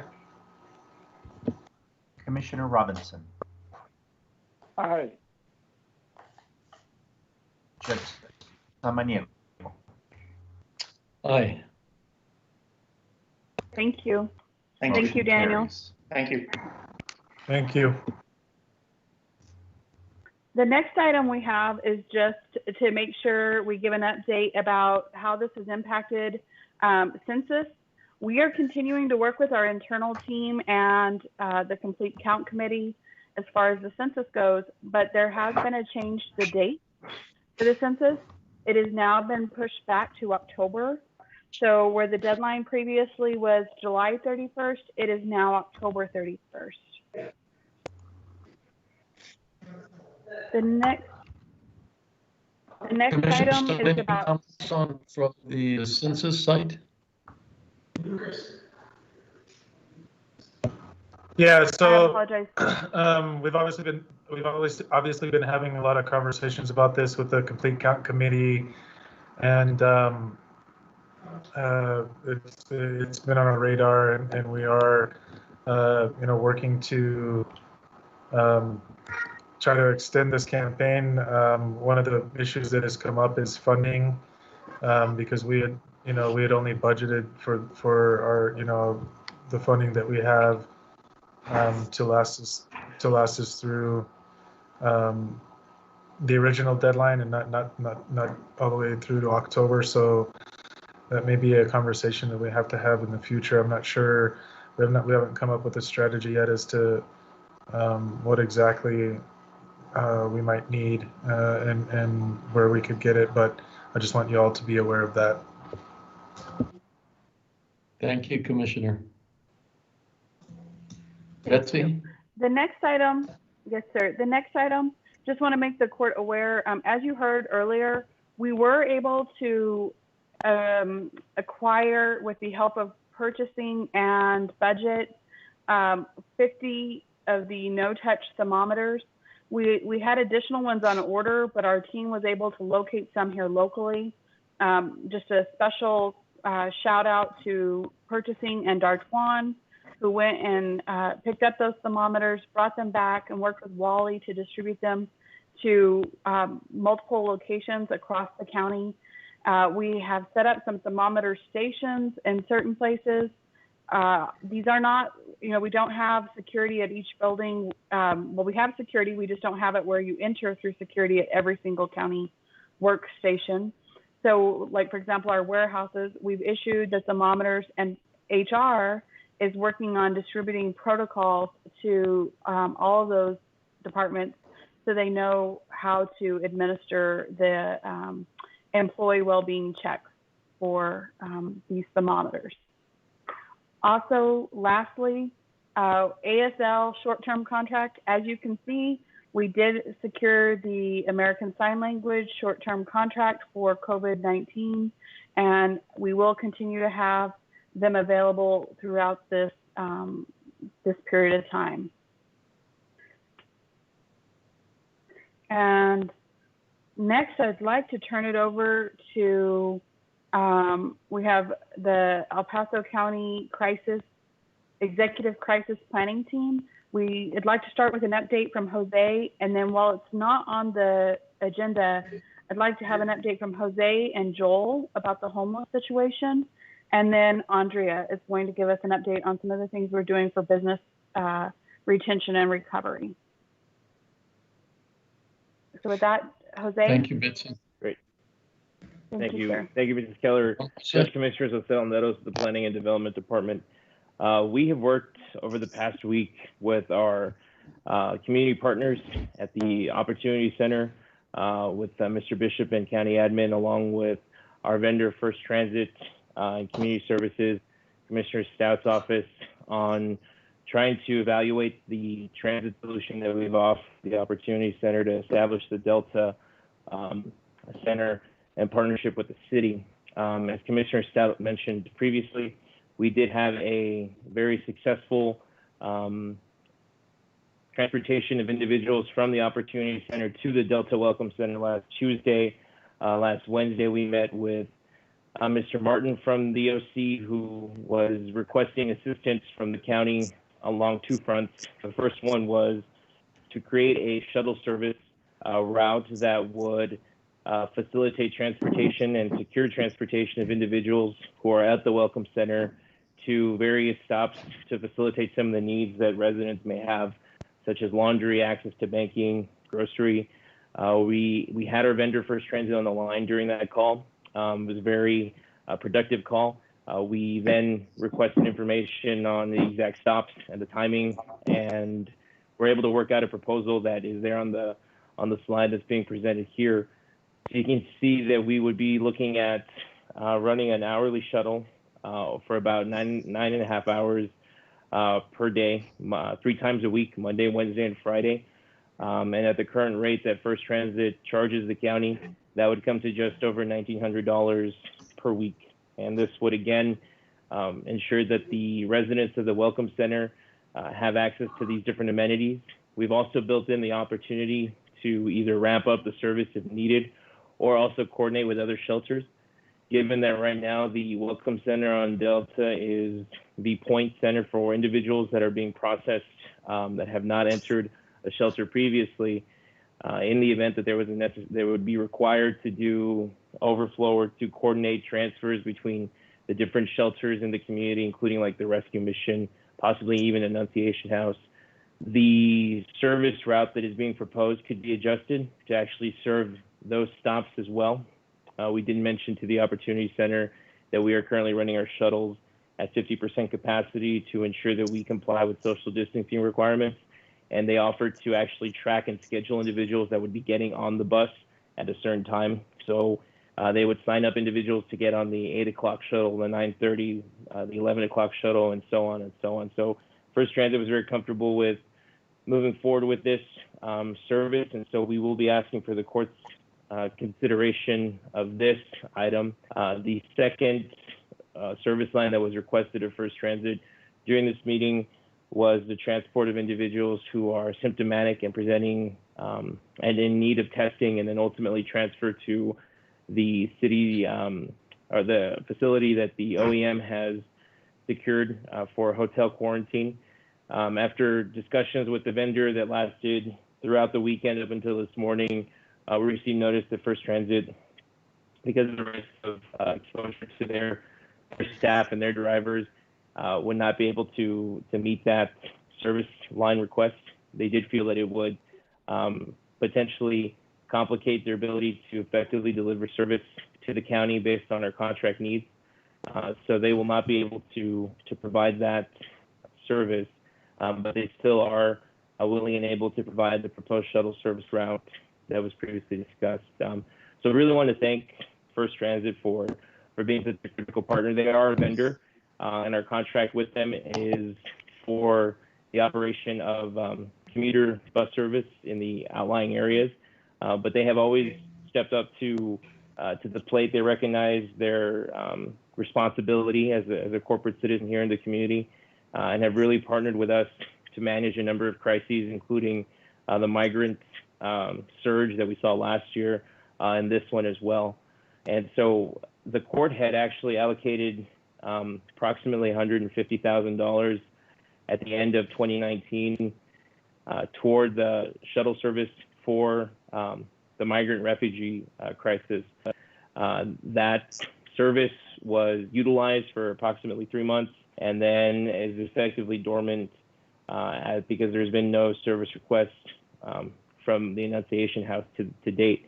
So that funding is still available and could be utilized if the court decided to move forward with the proposed shuttle service to actually fund that shuttle service if needed. So that's something for the court to consider as well. Wanted to make sure that we provided that option for funding as well. This wouldn't require reappropriation of funds. It would just be existing or repurposing existing funds that were actually established for a similar need. So with that, I'd be happy to take any questions that the court may have.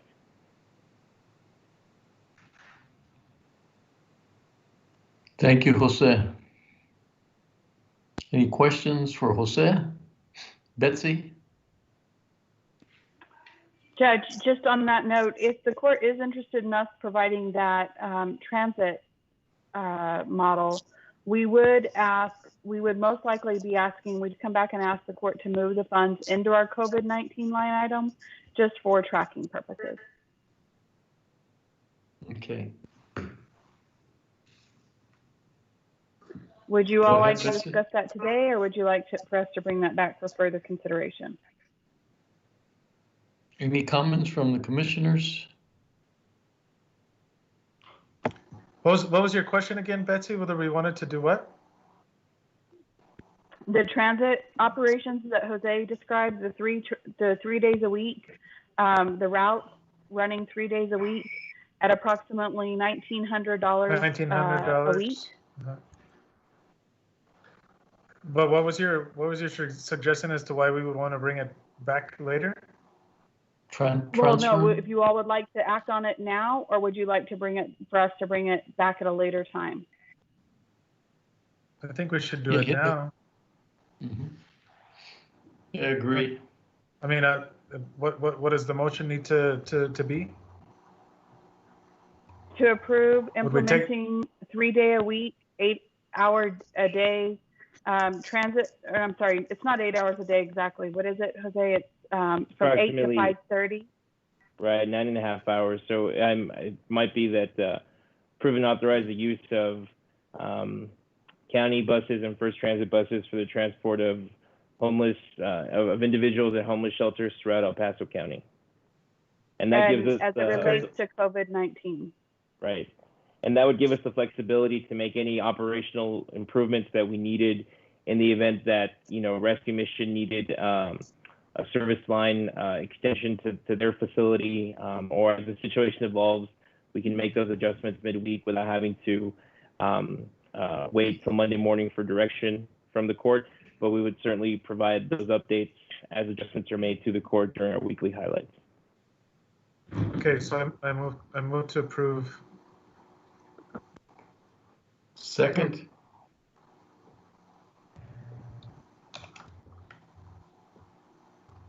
Commissioner Perez? Aye. Commissioner Leon? Aye.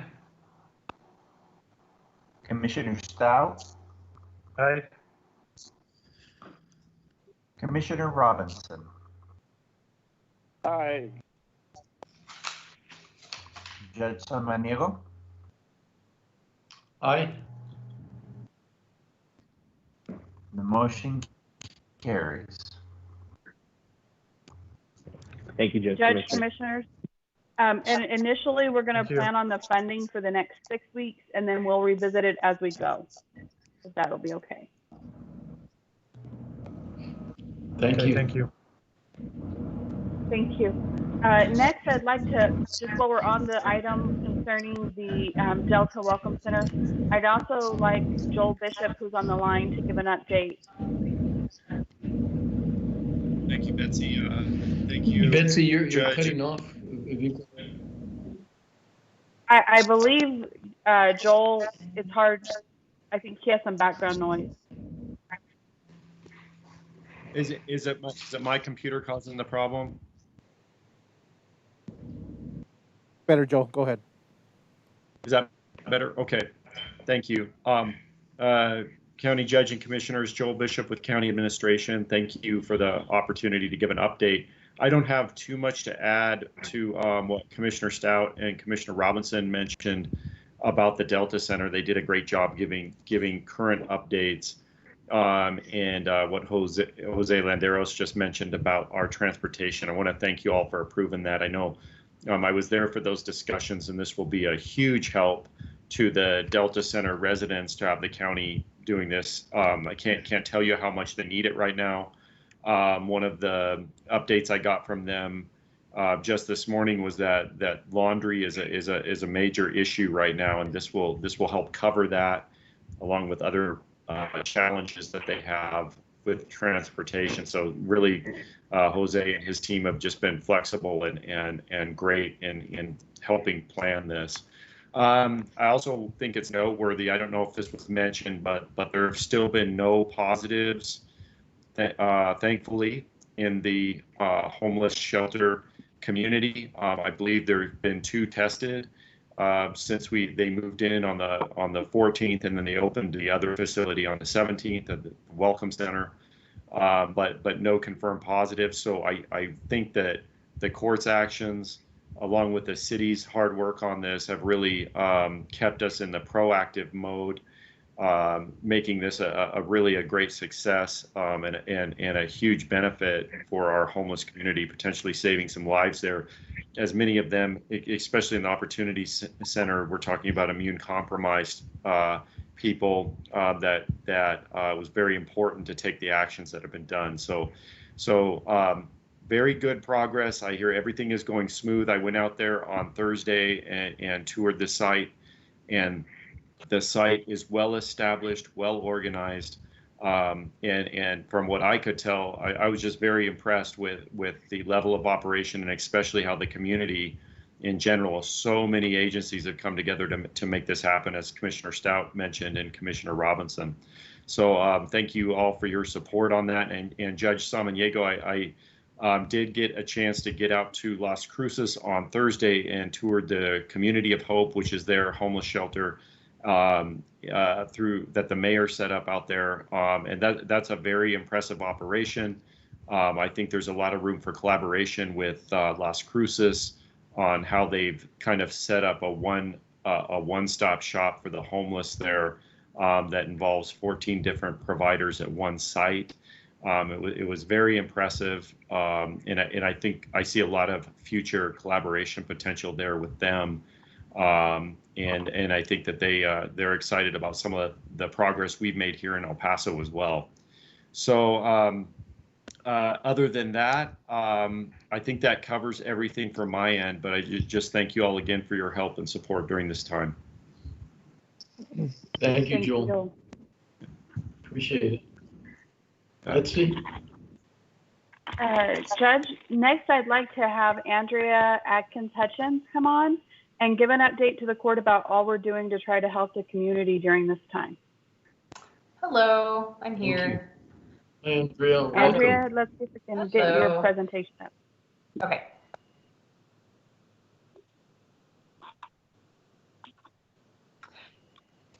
Thank you. Okay, so next slide, please. So today we're going to go over just briefly what I'm considering to be a disaster recovery plan for El Paso County. I know that I've had a lot of questions come in from the court over the last few weeks, especially over the last week or so, about what the Economic Development Office is doing and what we are planning on doing in the future. So our office has really taken this situation that we're in right now, and we're looking at it from 4 different phases. So to me, the small business grant and loan program that we created initially with the LIFT Fund and the City of El Paso was really a great first phase where we were able to provide some immediate response. We were able to share a lot of information about programs that were coming out through the SBA and through the federal government, and really acted as kind of an intermediary, if you will, with questions and things like that people had with regard to the program. So I kind of see us right now is in phase 2. So phase 2, we're looking at, the opportunities that we might have to fill some gaps. And we're going to talk about that a little bit in some funding proposals that we're going to have for you just here shortly. And then we're going to talk a little bit about our long-term goals and then strategy implementation. And I'm going to try and do this relatively quickly because I realize it's, 3 o'clock. So if you could go to the next slide, please. Okay, so what is phase 1 and phase 2? So marketing and communication, I mentioned that briefly. We're doing some additional things to try and make sure that we're staying in constant contact with, our congressional offices, our state and local offices, so that we can push information out as readily as possible to our local business community. And then our staff is also combing social media, Twitter, LinkedIn, the whole 9 yards, and looking for opportunities to share information. As I mentioned to the court a few weeks ago, I am one of the administrative people for the small business program Facebook that now has 892 members in less than 3 weeks, which is pretty substantial. There's quite a bit of questions that are asked on that page, and just information that's shared, so we stay very, very active there. We've already mentioned a little bit about small business access to capital. We're continuing to look for grants at the national level. I just shared recently with a small group of businesses a program that was open through the U.S. Chamber of Commerce that provided up to $50 million in funding. The governor's office through the state of Texas also put together a small business program mirroring our program with the LIFT Fund that also provided $50 million in access to capital. So what we're finding a lot of people doing is they're trying to apply for grants and programs through myriad resources and then just kind of seeing what sticks first. We're finally starting to hear from some folks that they are starting to get funding. So it's kind of hit or miss in different parts of the state right now, but hopefully El Paso will start receiving funding here very, very shortly. The last 2 bullets on here, economic impact assessment and analysis. We're constantly working with our local chambers of commerce, both chambers of commerce, the larger ones, and then also with workforce development. We stay in constant contact with our partners throughout the community. We're working with the city to do an even greater outreach for our businesses and especially those businesses that are on our Chapter 380 and Chapter 381 programs, so that we can make sure that we're capitalizing as much as possible on the resources that we have. So we're constantly in contact, like I said, with all of our partners. We have a phone call tomorrow scheduled with the MCA. We've got a group phone call scheduled this week with workforce development, the cities, even as far out as Horizon City. So we're doing what we can to collaborate and to stay in touch with one another. Next slide. So when we look at going into phases 3 and 4, and that's really the area where I think we have an opportunity as a community to shine here. So when we look at long-term strategies, really having sustainable growth plans for our community that are well-funded through strategic partnerships and grants will really be kind of key in not only making sure that we come out of this, successfully, but we stand the potential to come out of things even more successful than where we started. So the areas of focus that we're really looking at right now are economic diversification, meaning, how can we attract additional companies? How can we build our existing supply chain, as a part of that diversification? How can we look at a strategic planning approach to all of the economic development that we do? And how can we look for the federal funding and the state funding to make sure that the appropriate infrastructure is developed and that we are providing the resources that our local businesses, the ones that we already have, are able to capitalize on, and then potentially even expand and attract new ones through strategic planning. Next slide. Okay, so just quickly, we're going to talk a little bit about some of the actions that we have already done through phase 1. Next slide.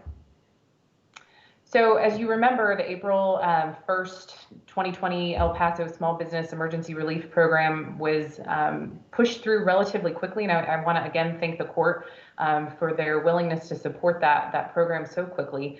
There are still applications being reviewed at this time. And at the last count, there was over 700 applications that were received through that program. Next slide.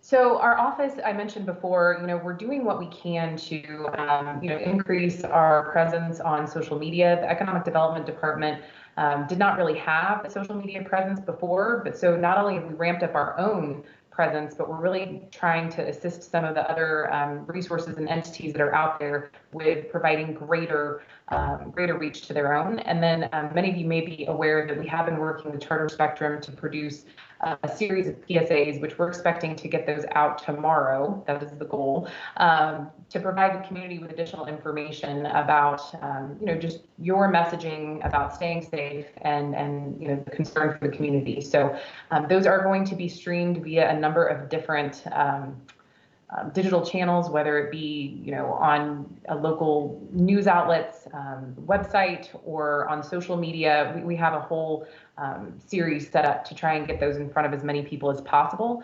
And we did put a specific emphasis on some of the eastern parts of the county to provide that messaging to, but there will be messaging throughout the county.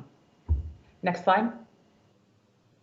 So I mentioned before increased collaboration, and I cannot emphasize enough why this is important. So, I've listed just a few things, but we have begun outreach to, all the local municipalities, the larger, businesses that are located all the way out, even as far as Tornillo. And so when we're looking at, a huge economic recovery, we're not leaving any stones unturned when it comes to collaborating. We just had a phone call today with the USDA, and we're going to continue to seek out resources through, partner organizations and look at ways where we can really help identify ways where we can team up. Next slide. So just to kind of go over where the intermediate support opportunities are, and again, this is kind of where we are today. So we've just kind of looked at what we've been doing over the last few weeks. Now we're going to take a look at where we are right now. Next slide. So I mentioned before that, looking to the future is extremely important, but unfortunately, as you all have mentioned so many times today, we are still in the thick of things. So we are recommending two-pronged approach to being able to assist local businesses and first responders. And so we're going to go over that just briefly, what those two items are. Next slide.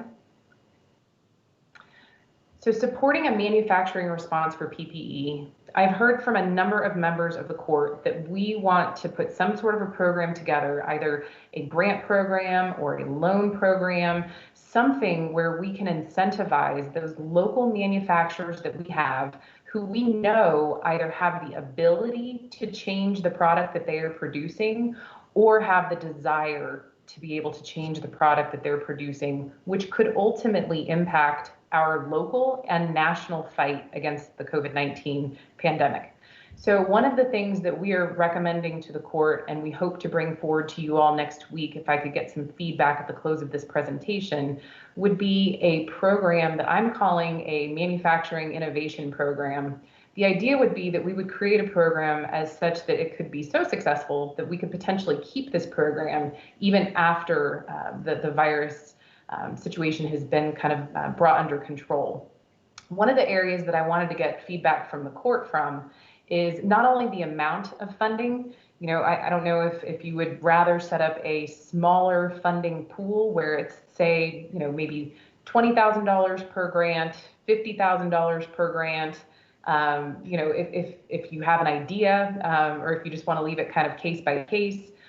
In addition to that, one of the things, we've already received kind of one guinea pig application, if you will, to talk to a local manufacturer who's already providing PPE for national contracts, but that does need some assistance with purchasing equipment. And one of the things that we noticed very quickly was that some of the things that were in the application were things like marketing and overhead costs and costs for things that weren't necessarily equipment or directly manufacturing expenses, things like distribution. So are those the type of things that the court is interested in funding? Do you want to put together packages, or do you really want to look at just funding equipment or just funding workforce? So those are kind of the left-right limits that I would hope to get some direction from you all today. And so if you want to answer that now, we can have that discussion, or I can save it for the end of the presentation. Do you have a preference? Well, Andrea, I wanted to just comment that, we had sort of the manufacturers didn't feel that it was viable for them to be able to invest in something that was short term. And that, the reaction was that, we're going to invest all this money on repurposing manufacturing, but then the amount of money that's going in and the return on that money didn't seem to make sense. But I think what happened in the call is that we realized that this isn't going to be short term, not only because of our situation, but the new normal kind of thing of going forward, of the things that we'll be needing and things that'll help us deal with the epidemics or things that come at us going forward. So I'm glad you're stressing this the idea that it's an ongoing situation. It's not a temporary fix that we're trying to look at, but perhaps a very long-term opportunities for this area, especially once again because of our relationship with Mexico and what they need from us, as well as what they can do for us from a manufacturing standpoint. So I think it's very critical that we do look at this situation as a county. I think that it feels like this is our lane in the kind of things that we could do to help companies get stronger, come out of the economy the way they should, but also maybe look at clusters and new areas of opportunity given our challenges that we're going through.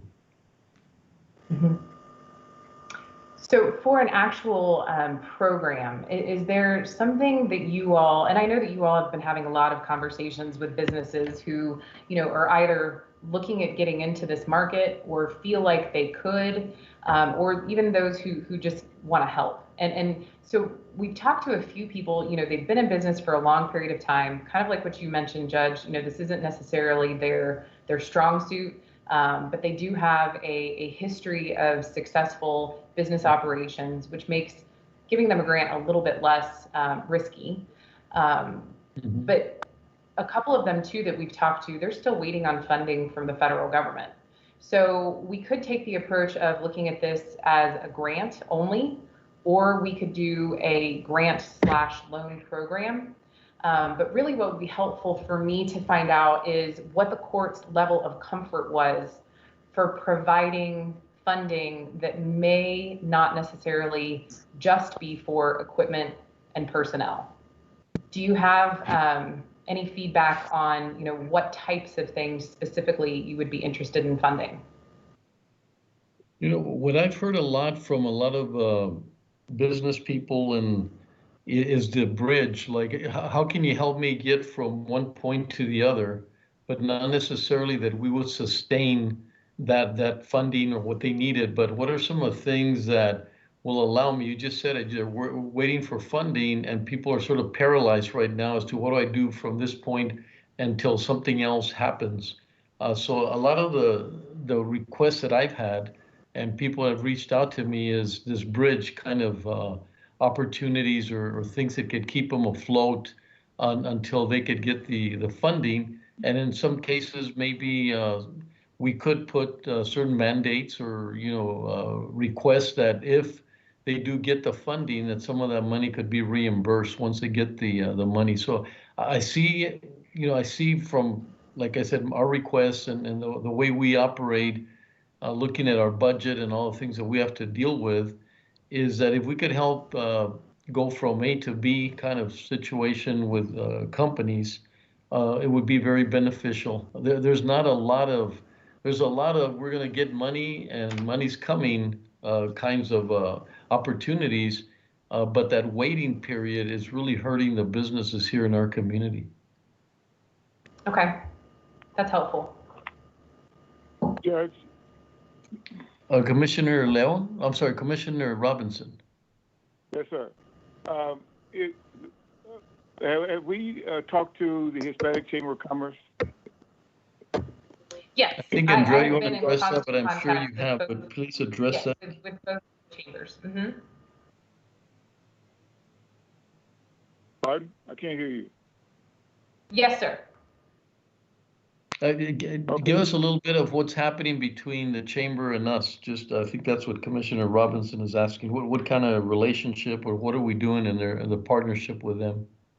Sure. So both the Greater El Paso Chamber of Commerce and the Hispanic Chamber of Commerce, they have been consistently conducting surveys and business outreach efforts to the community. And so we've been utilizing those survey results as a way of forming our directive, if you will, for what types of things businesses are needing here. And then, we've been participating with the Hispanic Chamber on several phone calls.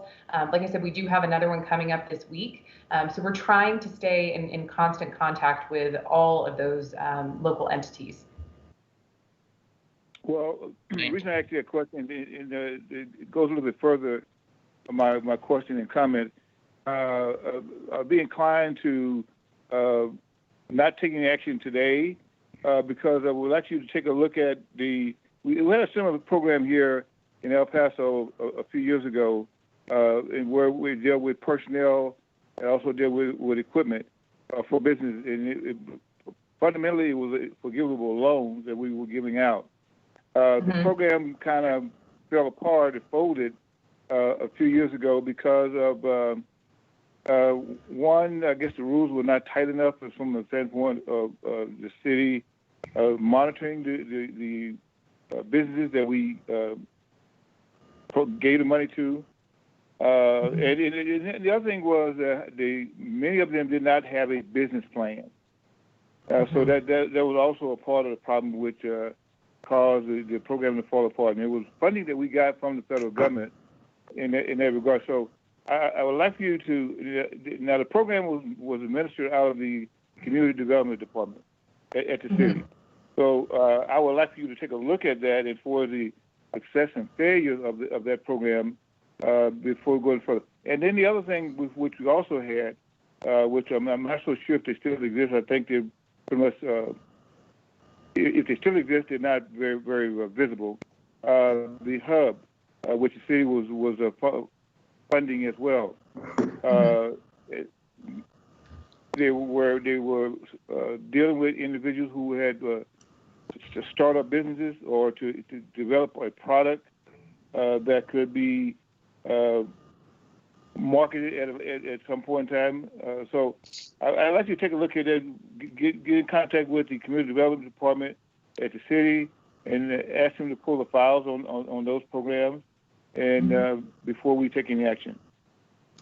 Sir, and Commissioner and Andrea, the county partnered in that program, and we had some of the exact same experiences that you're talking about that happened because we were partners in that program, where a lot of the businesses defaulted on those, and we still have some cleanup from those today, and we have made Andrea aware of that past program. Irene Valenzuela on our team was familiar with it when she became the director and has spoken to Andrea about it as well. Correct. Yes, ma'am. And yes, sir, that brings up a great point, which is why we did go through the LIFT fund to create the other small business program that we brought to the court about a month ago.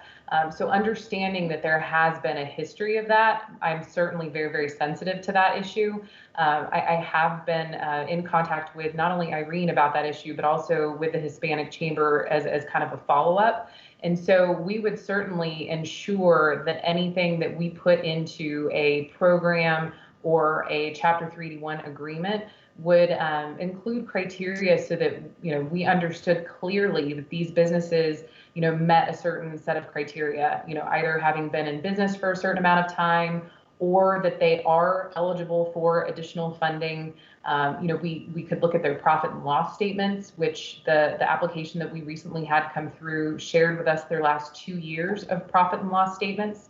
And so having our analysts take a look at, an application that, in my mind, is much more thorough, if you will, than the types of business loans that were provided through the revolving loan fund in the past. Those were for new businesses in most cases, and they were also for restaurants in a lot of cases, which do have a high tendency to fail, unfortunately. But thank you for sure. And just like what we're trying to accomplish is, where's our niche? There's so many things that are going out, the Hispanic Chamber, the Greater Chamber, so many other organizations that are trying to reach out. And I've always seen the county as, where's that gap that maybe people aren't addressing? And so maybe that's where it could help us is, following up on Commissioner Robinson of saying, maybe we need a little bit more help in understanding what's out there. And then where do you feel with your relationship, with so many relationships and a lot of compliments that I've heard about your interaction with them. But where's that little area, that niche that we would feel comfortable with, that we're not replicating or duplicating? And then the other second part of what I'd like to say is that I think we have a lot of resources that people are looking for. I know some of the CPAs have shifted their focus from going into helping them to be able to apply, and a lot of there's a huge backlog of small companies that are not able to, they just don't have the skill sets to do the applications and the searches and all the other things that they need to do. And so some of the CPAs that I've talked about have shifted a lot of their work in helping them through the application process. So it may be something that we not necessarily, but we could use our resources, not necessarily only money, but Sure. To utilize our grant department, to utilize people that can help others, in their ability to get those applications in on time. One in particular CPA company I talked to was they're really backlog on companies not submitting their applications and missing out on those deadlines. And so I don't know if there's something in that area that we could do as, from the county government and all the resources we have and legal and so forth, that might help companies through this application process. It's really a backlog at this point. Anyway, so I wanted to convey what Commissioner Robbins said, that maybe we do need more help in understanding where we make the most sense. Sure. Well, and hopefully I can answer some of those questions a little bit further down in the presentation. I just was hoping to get a little bit of feedback on some sort of a business outreach program specific to PPE, because I've heard that now for the last 3 commission meetings, and it seems to be something that the court is interested in pursuing. And so if that is the case, I was hoping for some feedback on what that might look like. Okay, thank you, Andrea. Judge. Judge, I have a Commissioner Perez.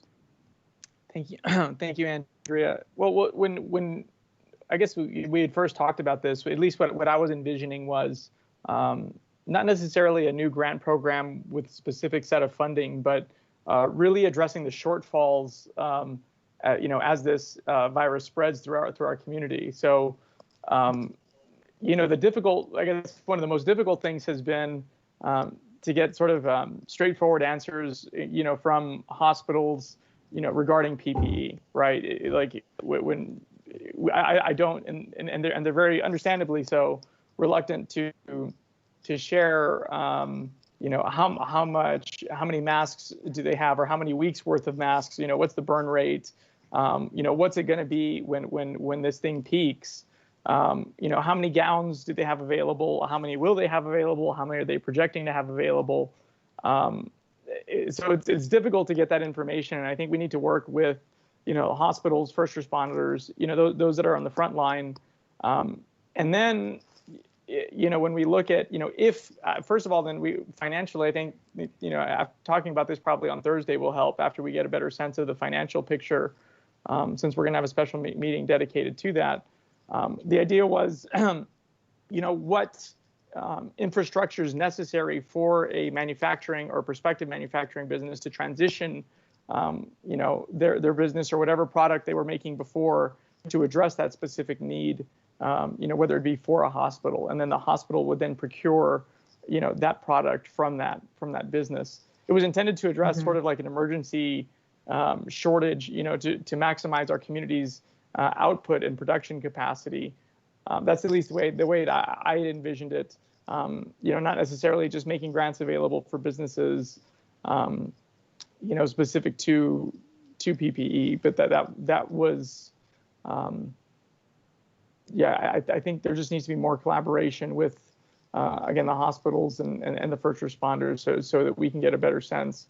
Because then I don't think we should limit ourselves to 50,000 grants if there's going to be a huge shortage. If they're projected, when the projected peak hits El Paso, but that was the intent, at least from my perspective. So part of the problem that I've been having with ascertaining kind of what you're asking for. So I've mentioned before that I sit on the calls with the MCA. I've sat on at least 4 now.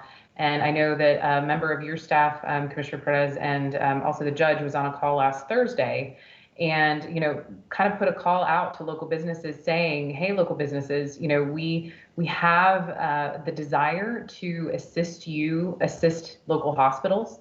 And, there is funding potentially available for the right project, come forward. And I did get an email from Nancy at the MCA.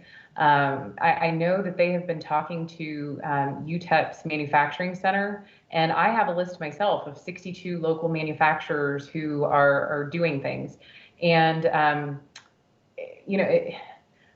I don't know how else to get the word out to tell people that, there is this desire, but we did only receive one follow-up email from a business who is producing PPE via a 3D printing program. And so it is possible that there maybe just isn't the demand or the manufacturing ability to meet that demand locally. I don't know. I will continue to try and make those outreach efforts, but I will tell you it's not returning a lot of results at this point. So that's why I was thinking if we put together some sort of a program, gave it a name, and I could market it specifically, because I think right now what's happening is when we say we want to help, but there is no criteria associated with it, it makes people reluctant to apply or to provide me with information about what they need because there is no criteria. So right now it's just kind of us saying we're here to help, but people don't know what that means. Does that make sense? Yeah, it does. So I think this is something, we'll probably just have to continue to evaluate. I hope in best case scenario, that the state and the federal government is coming through with PPE, to masks, when it comes to gowns, when it comes to other types of material that first responders and hospital workers need, and perhaps there isn't that demand that other communities that were experiencing the first wave of this found themselves in very serious shortage of. I hope that the state and federal governments were able to procure these necessary materials. I mean, I hear there still is shortfalls, so maybe it just requires just more outreach with the hospitals and other entities on the front line of this. But I hope it is kind of what you're saying. Maybe there isn't just the demand, but in the event of an emergency, I'd like for us to just be able to have that ability to assist as quickly as possible in the production of whatever needs to be made. Yeah, no, and that is a great point. And we could potentially look at putting together some sort of a criteria where if in the future, if there were some sort of a natural disaster or, something in the future, I mean, there's always the need for that emergency planning. we can continue to kind of, seek out what a program might look like to help convert things quickly. So whether that's, some sort of a communication, program from the start and an analysis, and then what that kind of leads to. So we can certainly continue to work on that. I will tell you there's some other programs that we are trying to kind of look at. I'll give you another example. A lot of times I can't bring these things to you all because I know you're going to have questions and I don't necessarily have all the answers. And so, we're talking about a lot more things than what I'm necessarily able to bring forward to you, but I'll just kind of give you one example. The Medical Centers of America and Workforce Development and myself are going to have a phone call later on this week to discuss, what our telehealth capabilities are here locally at a national level. So understanding that we have a number of bilingual individuals here and that telehealth nationwide is going to continue to be on demand even after this pandemic is over. This is going to be a growing sector of our healthcare system. So is it a potential that El Paso County could provide funding for one of our local education institutions to create a telehealth certificate? And then we could have an entire workforce of remote workers working in the bilingual telehealth industry, making decent amounts of money, putting our local bilingual resources to work, and kind of building out our own niche, if you will, from this pandemic. So there are some opportunities like that we are pursuing. They're just not fleshed out well enough yet for me to necessarily be coming to the court, for feedback at this point, because we're still trying to identify partners and things. So, we certainly are trying to make sure that, as an office, that we're looking outside the box at all different types of industry. So from what I hear from the court, right? Go ahead. Andrea, that's a perfect example of what we're talking about, that there's certain things that we're going to shift. The worst of the situation now shifted into the idea of doing things different. And that's a perfect example of something we could take advantage sort of at the ground level. But I think that's a great example of, something maybe didn't exist because before COVID-19, and now it might be a huge opportunity, another cluster here in our area. Right, Judge. Sure. I think the MCA has told us about the existence of an appetite for more of this type of manufacturing and establishing, a portion of the critical supply chain in North America. This is an opportunity for El Paso's manufacturing sector to use this as growth opportunity. So, I think we're, I think we're talking about the right thing here. Okay. So what I hear from the court then is that you all are interested potentially in a broader program that wouldn't necessarily impact COVID-19 things right now, but that would be more built on establishing a new supply chain potentially and filling in some unconventional gaps, if you will, through kind of a broader program. Is that kind of what I'm hearing? What I like to see is I think you're going in the right direction, Andrea, but something that would impact COVID-19 now, but continue on into the future, if possible. Sure. Okay. No, that's great feedback. So we can certainly work on something like that. Okay, so if there's no other questions about this, I'll go ahead and go on to the next slide, which is something that Betsy had mentioned a little bit earlier, which is the daycare program for first responders and essential workers. So if you recall, last week, Betsy brought this up before the court because the city had come to the county kind of requesting that we participate in this program. And the court had a few questions about it, specifically like who we would be contracting with, and then what that funding would mean, who would be able to access, or who would that funding be accessible to, and so on and so forth. So I moved this project forward, and hopefully now I can answer some of those questions. So just to reiterate, this is a $50,000 commitment from the city and county as well. So $100,000 total should the court choose to move forward. That would make approximately funding available approximately for 100 children for up to 60 days. So workforce development has kind of told us that it really is a case-by-case basis, how much funding will go toward any one child based on the daycare provider that family chooses to go with. And currently, the YWCA has contracted with nearly 400 local providers. So it's really oftentimes up to the parent to determine the organization, the individual, or the company that they would like to contract with. So, for somebody who lives, out in San Elizario, it would likely be a far different provider than somebody who, say, lives on the west side of El Paso. So, again, this funding would be a match from the city and the county. So what we are asking the court to consider today is just some feedback as to whether or not you would be interested in participating with a match to the city of $50,000.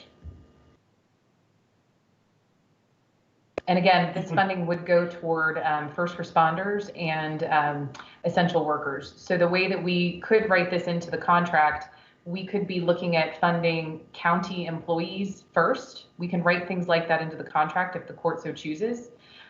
We could also look at, doing county employees first, city employees second, and then other, first responders, whether that be healthcare workers, military, however the court chose to word that. But we could certainly work with workforce to determine if the court had a criteria that they wanted to put forth.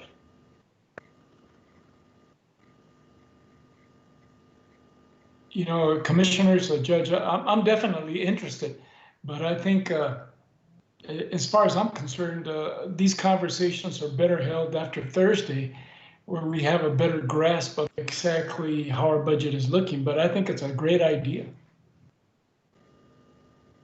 I agree. I agree. Okay. So I do just want to make the court aware, the city, and I'm making you aware of this, that the city is going to be doing a press conference on Monday announcing this program. So we would just do something following that. So after Thursday, if the court is interested in pursuing this, we would do some sort of a follow-on program or an announcement. But again, just to reiterate, this would be daycare funding for first responders and key and essential personnel. And the way that the city has their contract written, it would be city employees first, city and county employees, and then it would go on through the medical industry. And then also, for your awareness, and this is something I failed to mention, and I apologize for this, workforce development is required to receive a certain amount of their funding as a match. And so this would go toward their annual requirement to find matching grants, if you will, or matching funds for larger state and federal programs. And we would be proposing, and we can definitely discuss this after we have the financial discussion on on Thursday. And we would be proposing to use economic impact funds for this $50,000 match. Correct. Thank you, Betsy. Yes, we would write this into, so this would be a Chapter 381 agreement. The city is handling it through Chapter 380, and ours would nearly mirror theirs. Okay, next slide.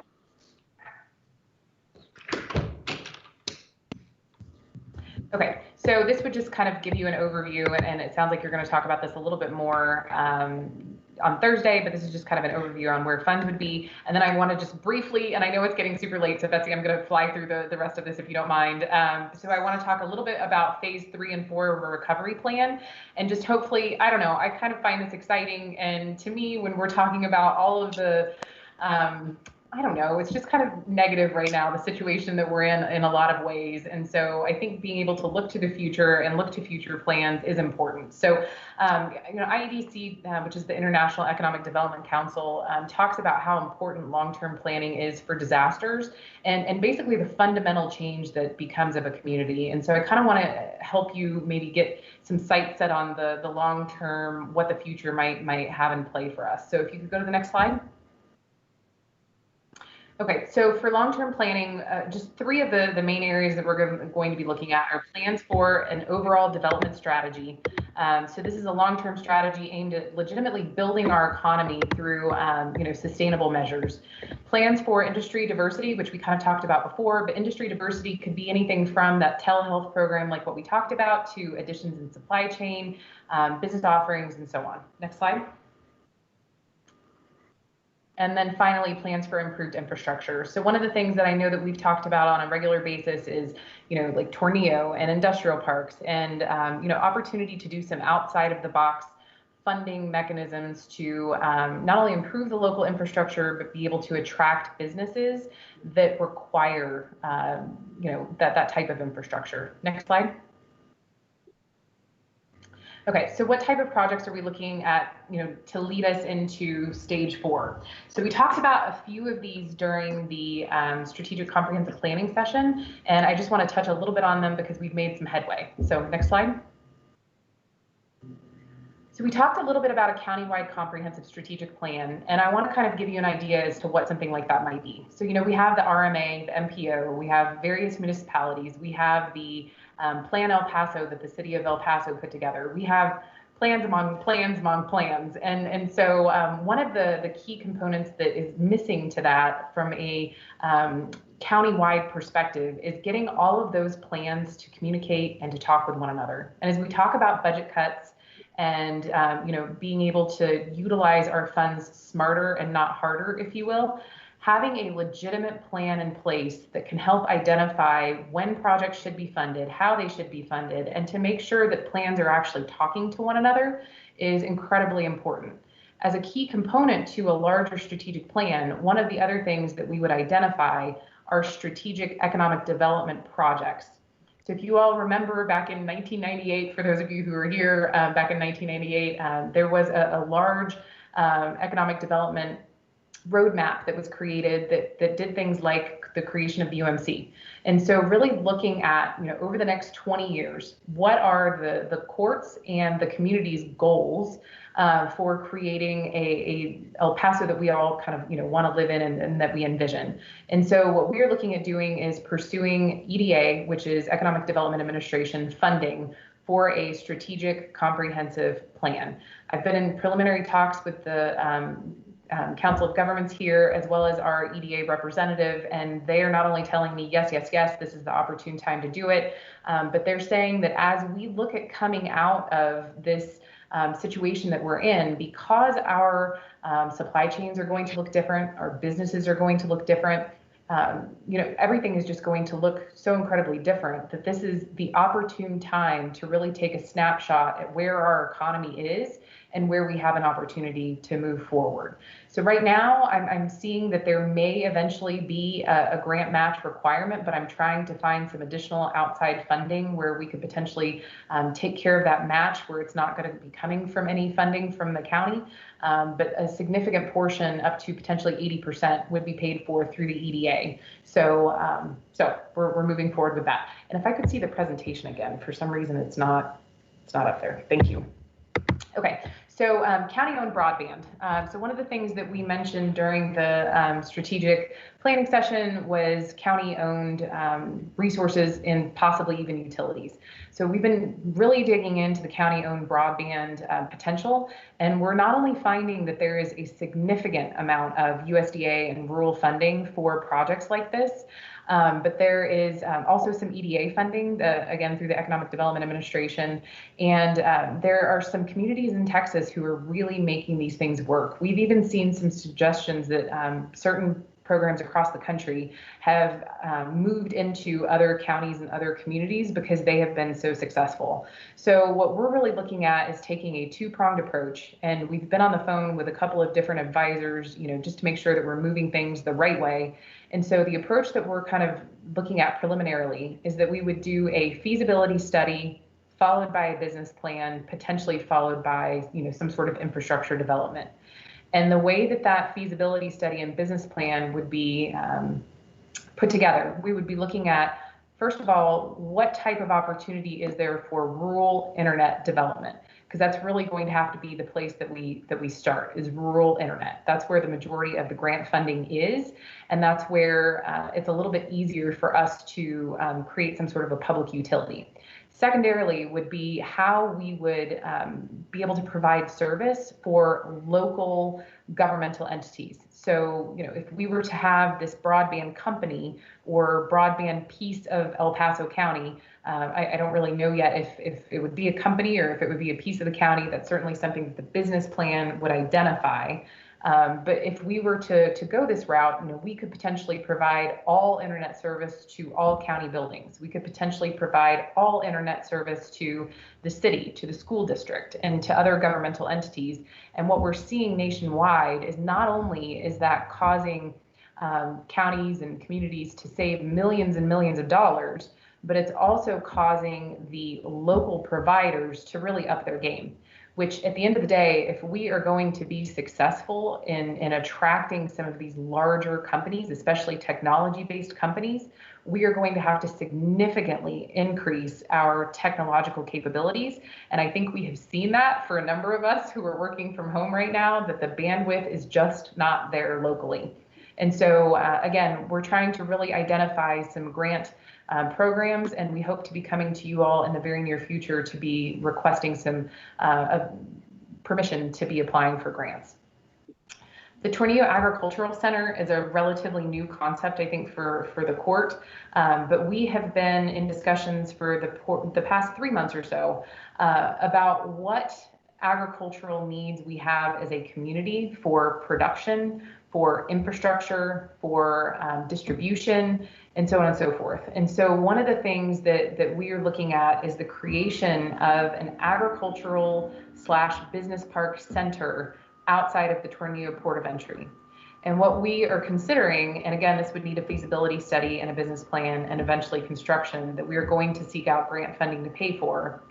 We are looking at the potential of constructing processing facilities that would not only be able to help our farmers be able to produce more and keep more of their crops here locally without having to ship them out to be processed, which would decrease their overall expense. It could also put some additional folks to work.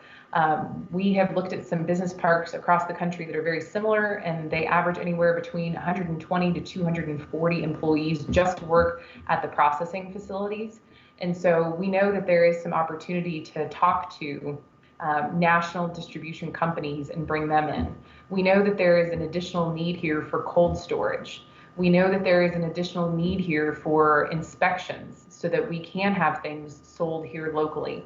And so what we are going to be asking the court for is permission to move forward with a few grants, mostly from the USDA for this particular project, to do a feasibility study and a business plan, and eventually take it forward for potential construction. And the way that we want to build this out, we want to build it so that eventually when the Tornillo Port of Entry on the Mexican side has its infrastructure put into place, it's going to not only help this infrastructure, but it'll make things flourish, but hopefully it will be built out so well that we won't need the infrastructure on the Mexican side. This will not be reliant upon whether or not Mexico does their construction in 6 months or in 6 years. The fact is that there's enough demand in the agricultural sector right now for some sort of a production capability, cold storage, and distribution facility that we know that we would be helping our local providers, whether or not Mexico should move forward with their construction or not.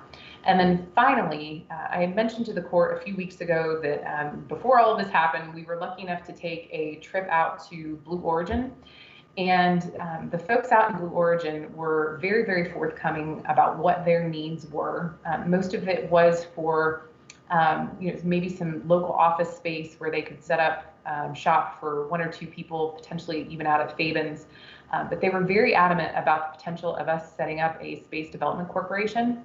The state of Texas has literally millions of dollars in funding, as does the federal government, to support space development companies, whether that be in the form of commercial space travel or setting up satellite launches, the whole 9 yards. And so we've been in talks with some folks over in New Mexico to look at what something on a regional level might be, or if we were to create some sort of a space development corporation, how that could work with the entities and programs that are in existence right now over in New Mexico with Virgin Galactic and things like that. So we're really trying to work on putting together some big picture, heavily government funded business plans and things like that, so that one, El Paso County is not having to foot the bill for all of these plans and studies, but two, so that when we come out of this, we'll have a plan to move forward with some legitimate large projects that will mean not only diversification of our industry, but also diversification of what it looks like to work and live in El Paso. So next slide. So that is it, and I kept it under an hour. Thank you, Betsy. I know that was a little bit long. So does the court have any additional questions beyond anything that we've already discussed? No, Andrea, I think it was long, but it was very worth it. I mean, I think that, we've always talked about economic development and using the expression of the governor, the toe in the water. I think we've gone beyond the toe in the water in respect to economic development and the county's involvement. And so I want to thank you and your partnership with Betsy and in the amount of energy and work and relationships that you've created in a short period of time. So I really feel that we're now, that we can get into this game of economic development and looking at where we come in as a strong player for the county. And I thank you for sort of balancing it. I think we were a little out of the lane at one time as far as all of these programs, and I think you found some great opportunities, and I hope, and I do want to encourage what Commissioner Leon said about this would make a great Thursday meeting as well. I'm not sure about this Thursday because everything we got to deal with, but I think if we took it out of the regular Monday, because I think you need a lot of direction from us. It's something new, something that we're looking at, that you need the direction and see what do we want to do, what do we want to support. And we just don't want to leave you out there sort of hanging with all the things that you've got to do and the responses that you have to give the partners that you interact with. So thank you for that, Andrea. Absolutely, and I do, just as an alibi why I brought some of this forward today, like I said, I know, kind of that out of sight, out of mind, right? And I know that you all are being contacted by businesses on a regular basis, and I just thought that it was extremely important that you all knew that not only are we working on, some short-term fixes and some immediate responses, but really our eye is on the long-term prize. And so, I want the court to feel confident that we are trying to seek as much federal funding as we can, through all of these different stimulus packages, and then through even existing programs that were already out there. Well, thank you. Betsy? Judge, Commissioners, that's all of our items for this item. And if there's no further questions or actions, we would ask that we move forward on the agenda.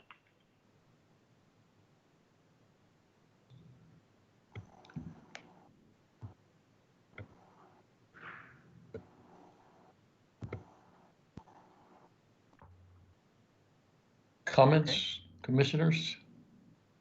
Yeah, let's move forward. I'm all forward.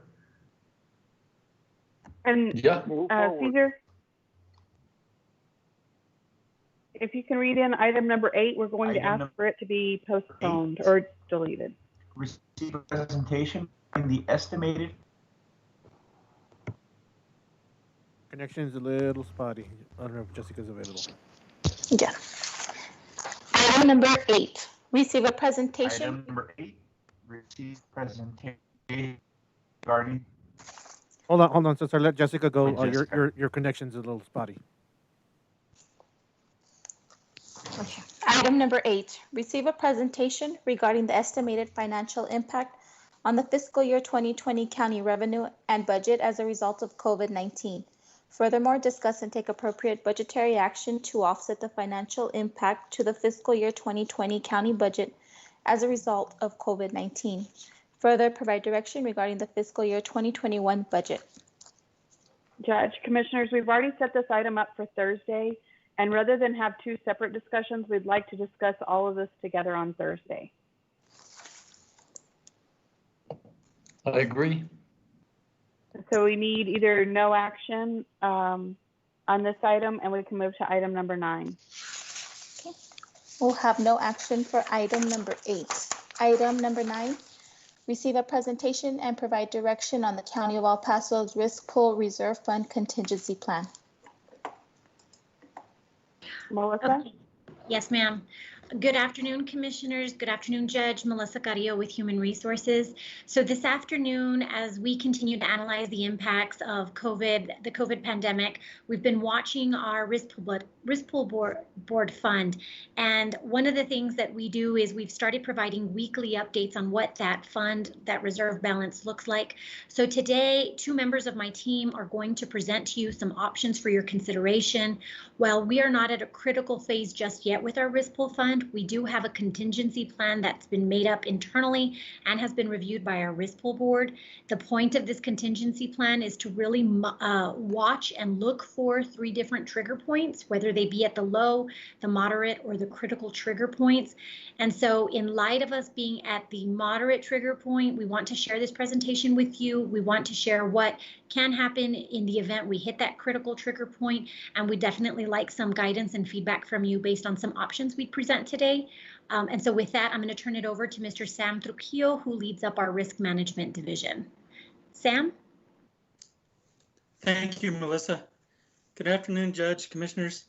Like Ms. Melissa said, Sam Trujillo, Deputy Human Resource Officer with the Human Resources Department. As the court is aware, the county operates under a self-funded medical plan for county employees, for retirees, elected officials, and their families. As part of our medical plan, the county, through the Risk Pool Board, maintains a reserve fund. The purpose of the reserve fund is to ensure we have the capability of paying valid claims within 60 days after the date the claim is verified in accordance with the Texas Local Government Code. So the purpose of today's agenda item is to inform the court about the recent activation of our contingency plan due to the potential risks, including the recent COVID-19 emergency changes to our plan and the potential claims during our COVID-19 pandemic. So we would like to also seek direction from the court on how best to proceed if our reserve fund dropped to a critical level during this emergency period.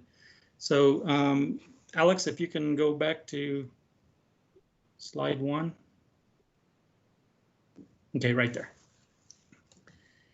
As you can see by the orange line and the blue triangle in the left corner of the chart, the combined medical and pharmacy claims are averaging about $419 per member per month.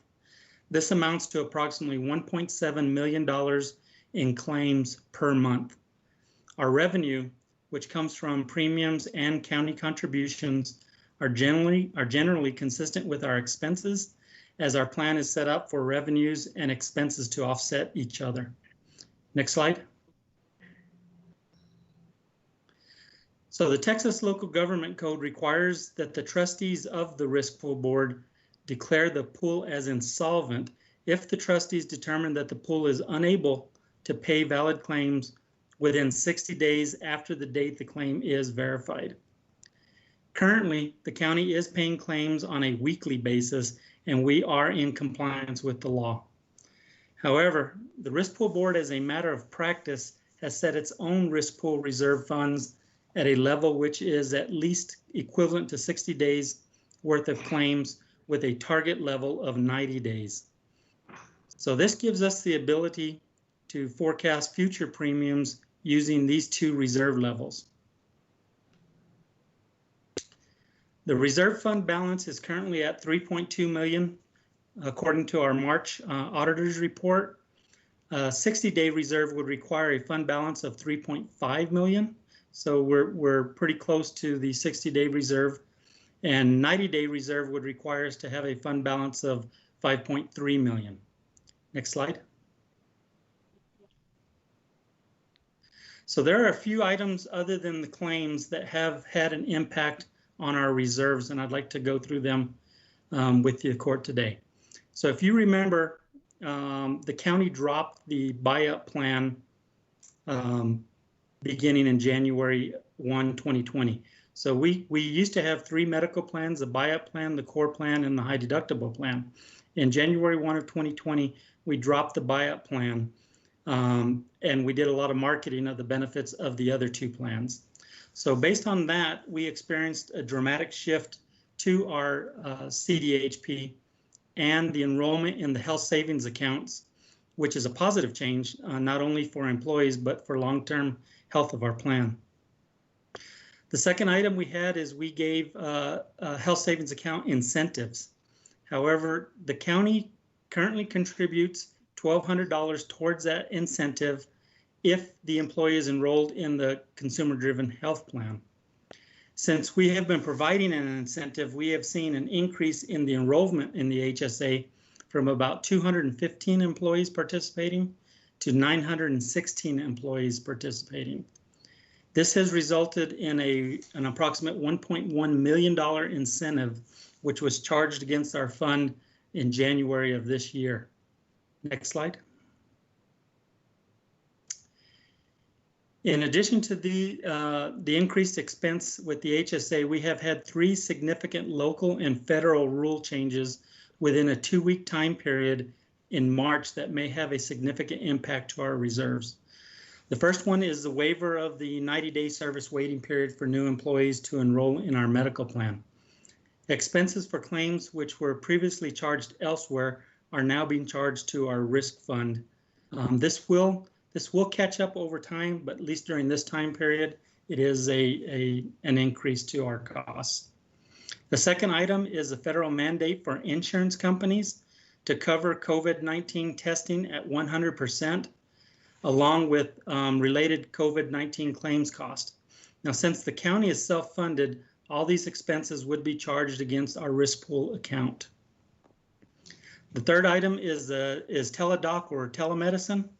So a couple years ago, the county, through our risk pool board, implemented a teledoc program for employees that would be able to access medical services by telephone or by video. The cost per visit is generally less for an employee and the county compared to in-person visits.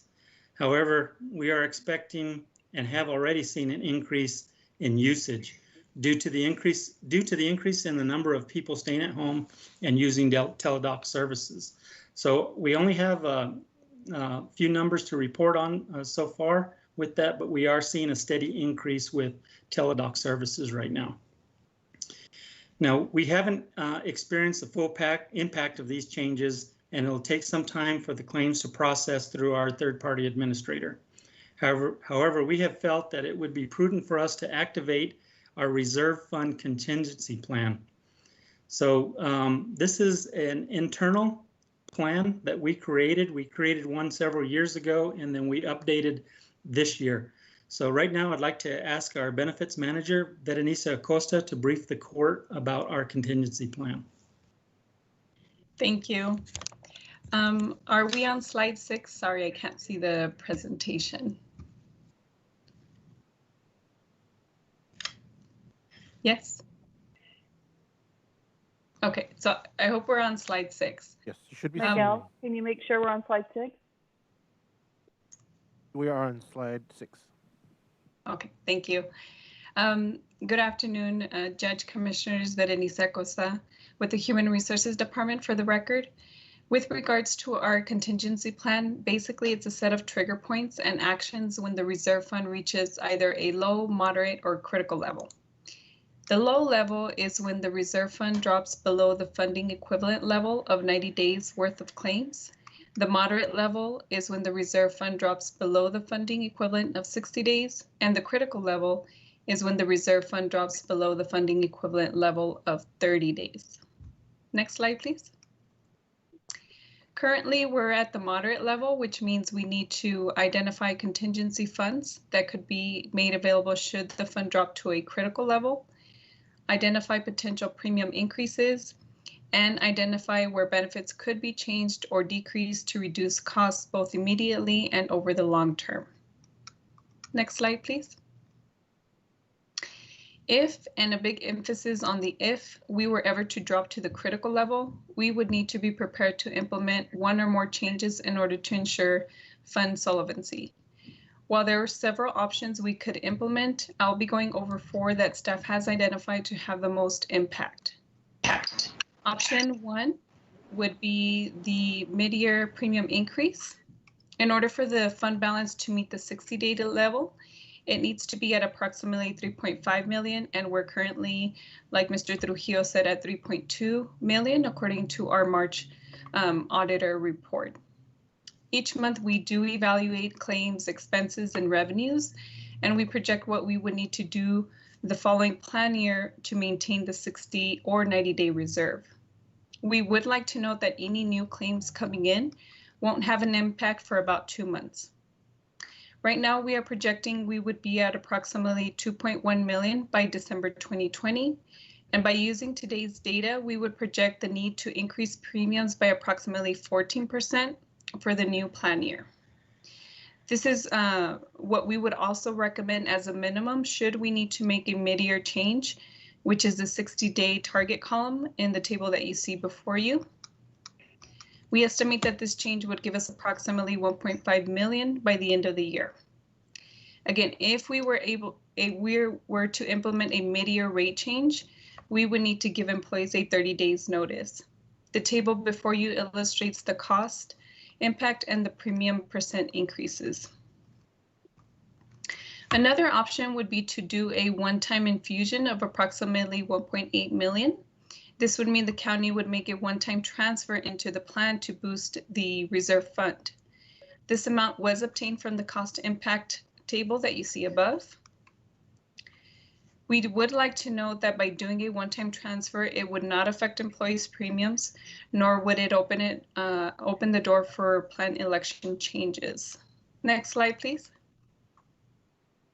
The next option would be to implement some plan changes, which include elimination of spousal coverage, the reduction of the pre-65 retirees medical plan subsidy, eliminating the core plan and only offering the consumer-driven health plan.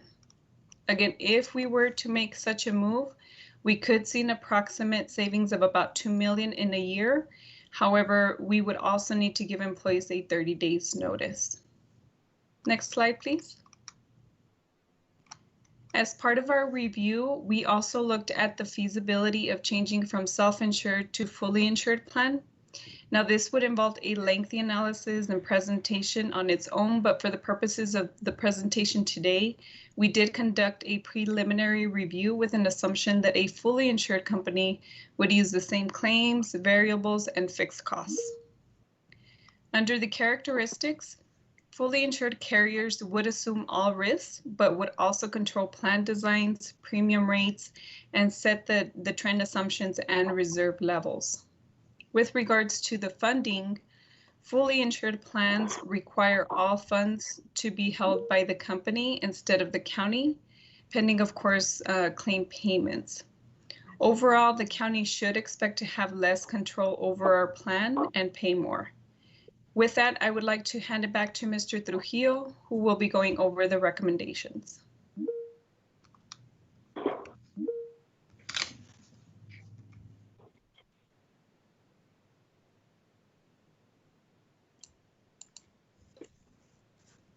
Hello, can you hear me? Yes, Yes, we can hear you. Okay, thank you. Okay, so thank you, Veda. So commissioners, right now we are holding firm and are not at a critical level. But if we do experience a significant increase in medical costs due to the COVID-19 and drop to the critical level, then we believe that we should be prepared to act quickly. So in an abundance of caution, what we have done is we identified 4 areas that Anissa had talked about. which we could implement if our funding drops to a critical level. Every one of these options would be painful, but we do believe we should be prepared to take action if necessary. So as a reminder,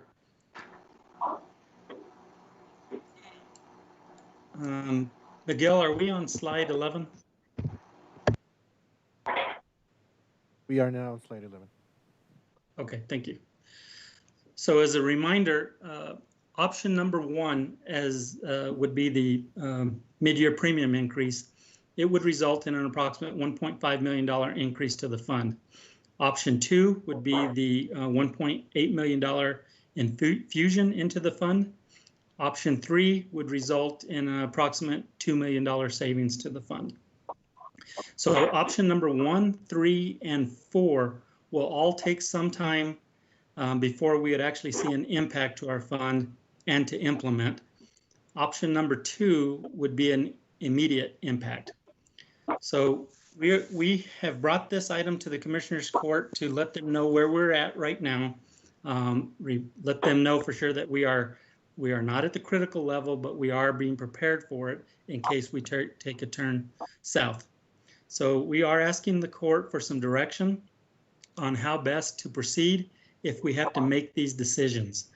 We have also taken this item and discussed it with the risk pool board, and we are prepared to give our and the risk pool board's recommendation for moving forward, but wanted to stop right here and see if the commissioners had any questions before I move on to our recommendation.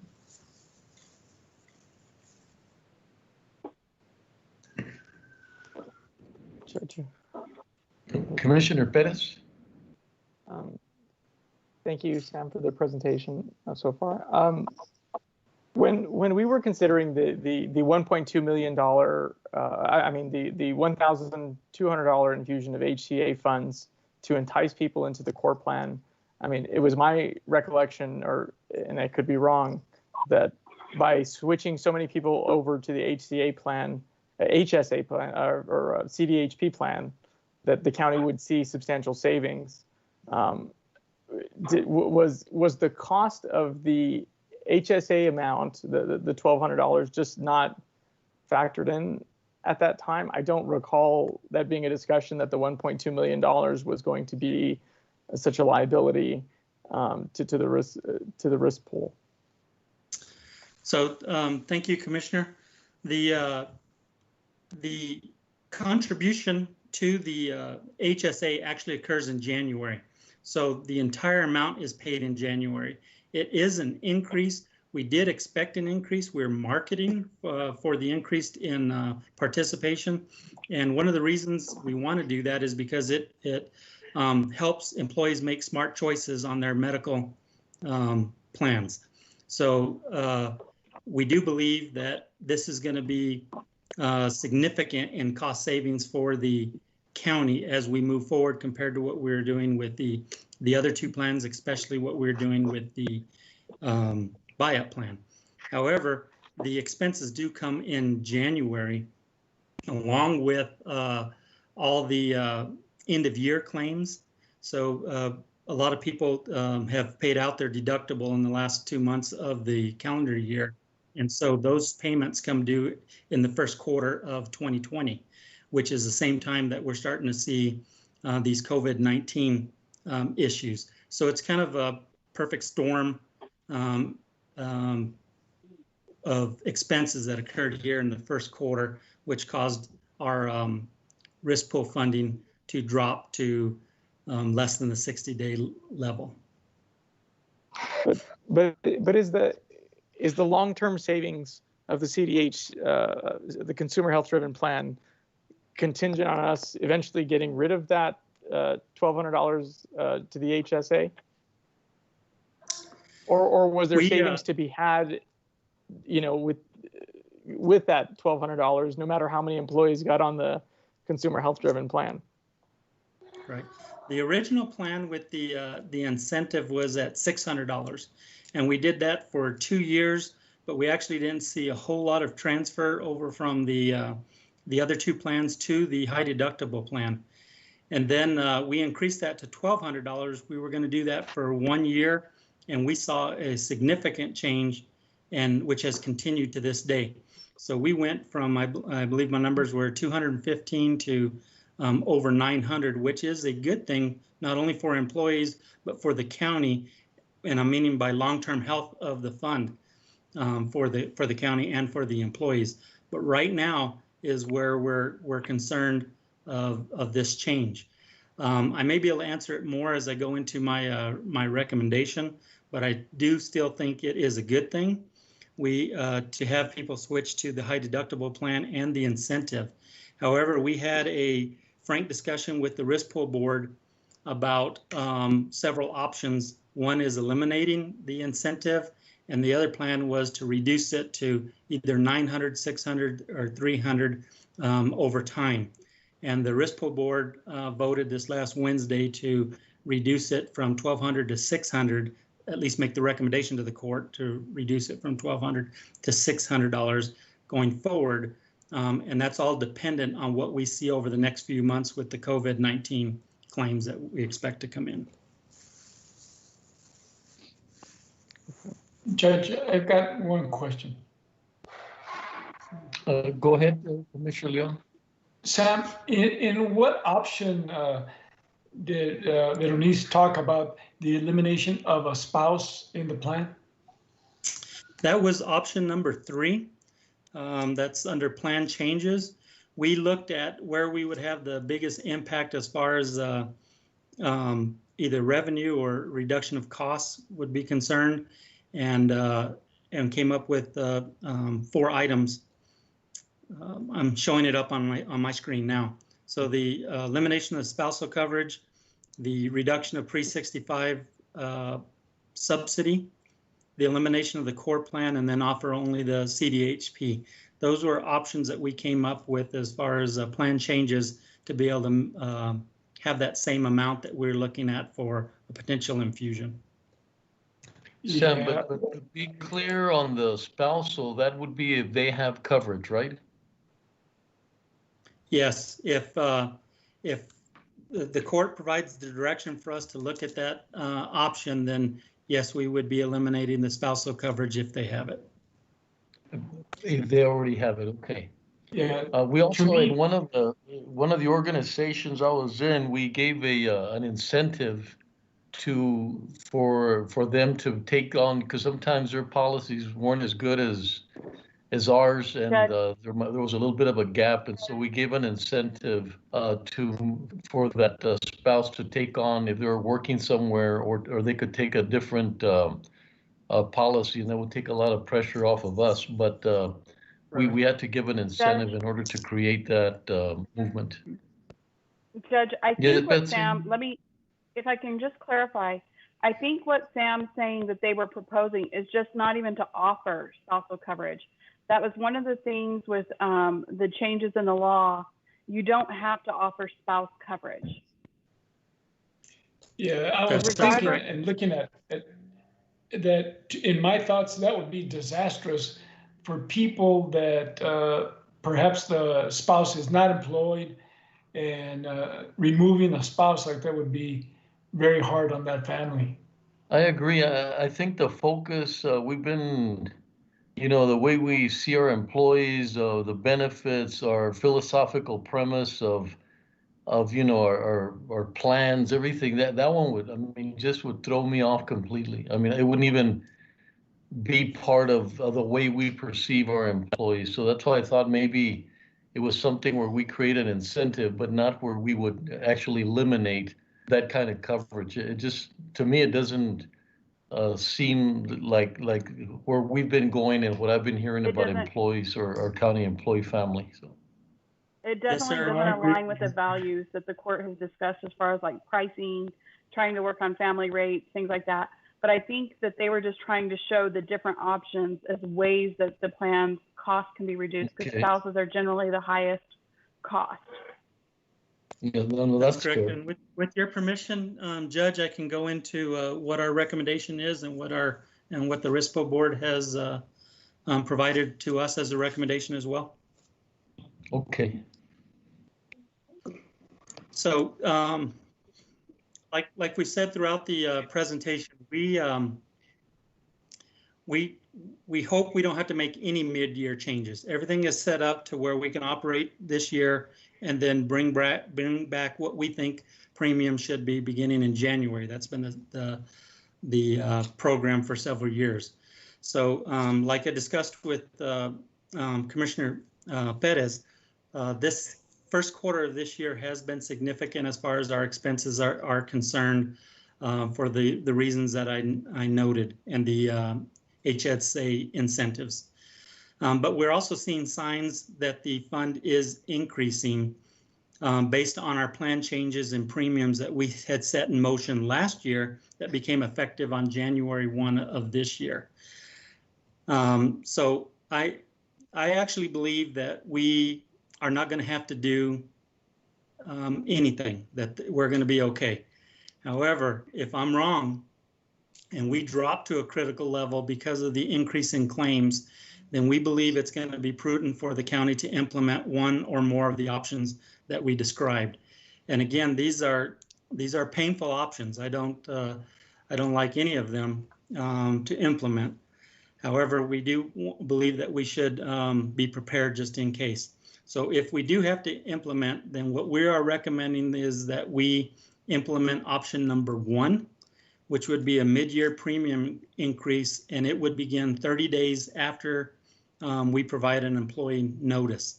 Now, what's significant about that is that it would involve an increase not only to employees through their premiums, but the county will also have a matching contribution, which comes out to about $176,000 per month over the next however many months from the time we hit critical level. So if it's a 6-month time period, then we're looking at about $1 million, a little over $1 million that it would cost the county to do that match.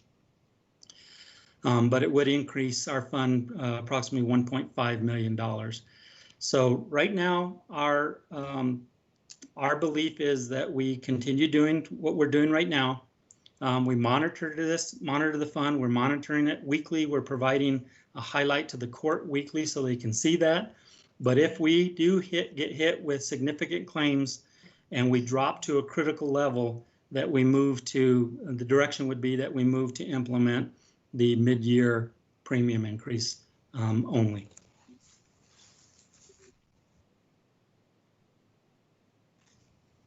And what date would you have a sense of when that critical reached? Well, right now we are at 3.2 million in our reserve account. 3.5 million is the target for the 60-day level. So we are not in a crisis situation right now. But if we were to drop to the critical level, and Betta, what was that amount on the critical level? I'm sorry. The critical level would be at, I'm sorry, I had it. 30 days of claims? Yes, it would be 30, the funding equivalent level of 30 days worth of claims. Okay, so if we dropped about half of what we have right now, then we would be at the critical level, and we would need to take some type of action to ensure that we can continue with the plan for the rest of the year.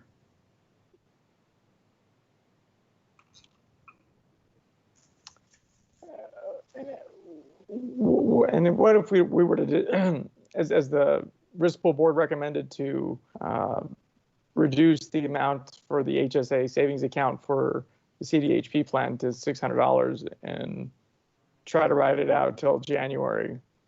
Is that offer much of a savings, or? So for this year, it wouldn't, because we've already given the incentives. Those take place on January 1 of the plan year. So the incentives already happened. The only thing that would happen would be that any new hires that enter the plan, there wouldn't be an incentive for them, but that's really not going to be that significant. And there's a potential we may run into some legal issues because we would be giving some incentives to some people and some would not receive it. So I'd have to look at that. But I think I don't think that's pretty much a done deal for this year. It would be how we handle going forward. And did we achieve any savings? I guess going back again to the $1,200, it was my understanding that some savings was supposed to be achieved, but did our decision to include the $1,200 in the AT nullify any savings that we would have received? Because it seems to me that cost, that 1.2 million was, or if I recall, was pre-COVID. I mean, so our risk pool took a $1.2 million hit, even if this pandemic wasn't hitting. Would we have seen any savings from that?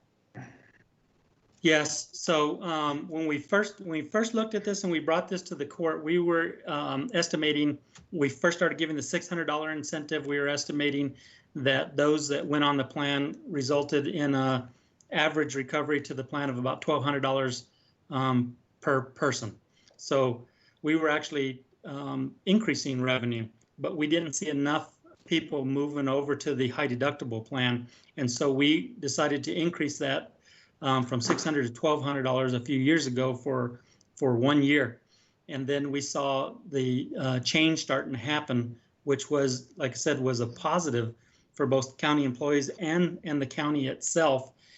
So we were basically breaking even, but over time we're seeing the smart choices being made. So it's resulting in a lower cost overall to our plan. But like I said, right now during this quarter, it was $1.2 million was a big hit to our fund. But it will pay off. It just takes time. You pay the expense up front, and then you have per member per month lower costs.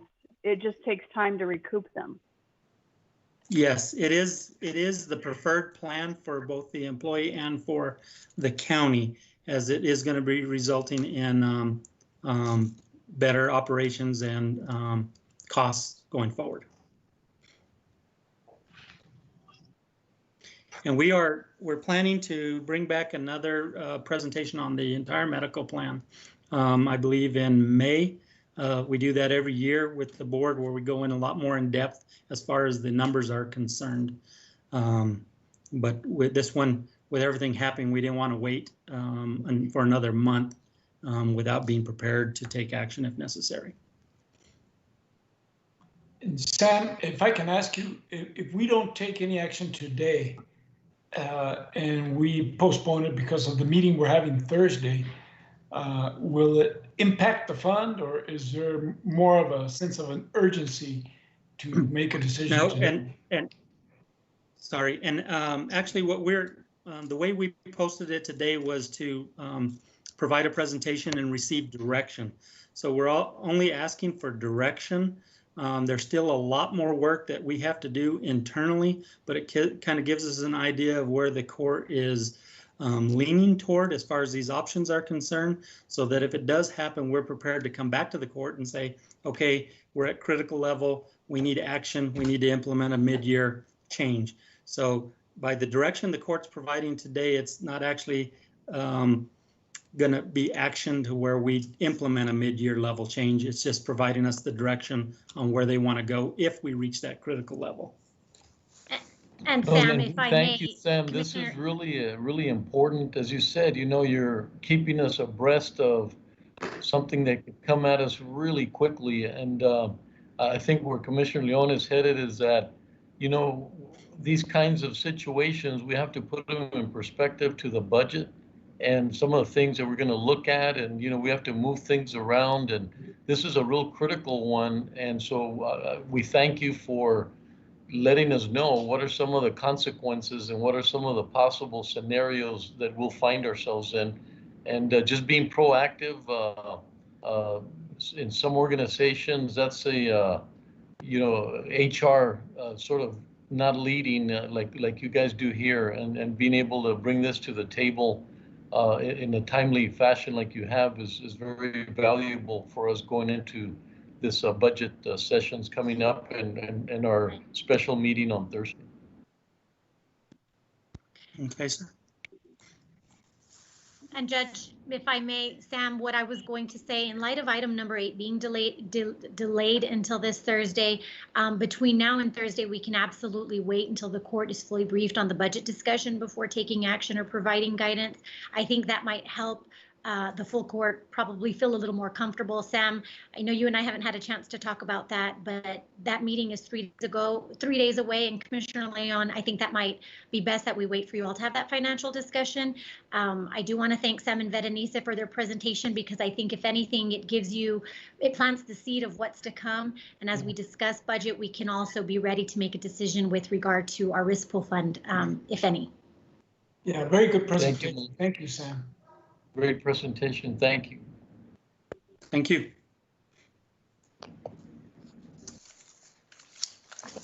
Item number 10, purchasing. Approve the purchase of voice over IP licenses for Courthouse telephone system through the Information Technology Department, awarded to TCT Technologies LLC of Fishers, Indiana, in the amount of $52,000. Funding is available in general funds, G-Admin, COVID-19 Operations General. Good morning, or good afternoon, late afternoon. Deborah Carrejo, Troll County Purchasing Agent. I am here to present the first of what you may have been expecting from the original March the 16th declaration, in which you granted the authorization to your purchasing agent to go ahead and make purchases greater than $50,000, and as long as it was in agreement with county administration, including budget and the auditor. For this item, you have your voice over internet protocol, and that is actually what is allowing the county to telework at this time. So that was considered critical, and it did come out of the COVID account.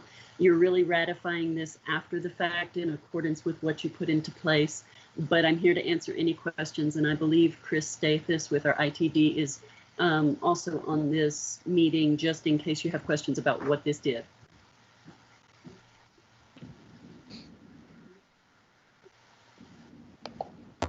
Move to approve. Second. Second.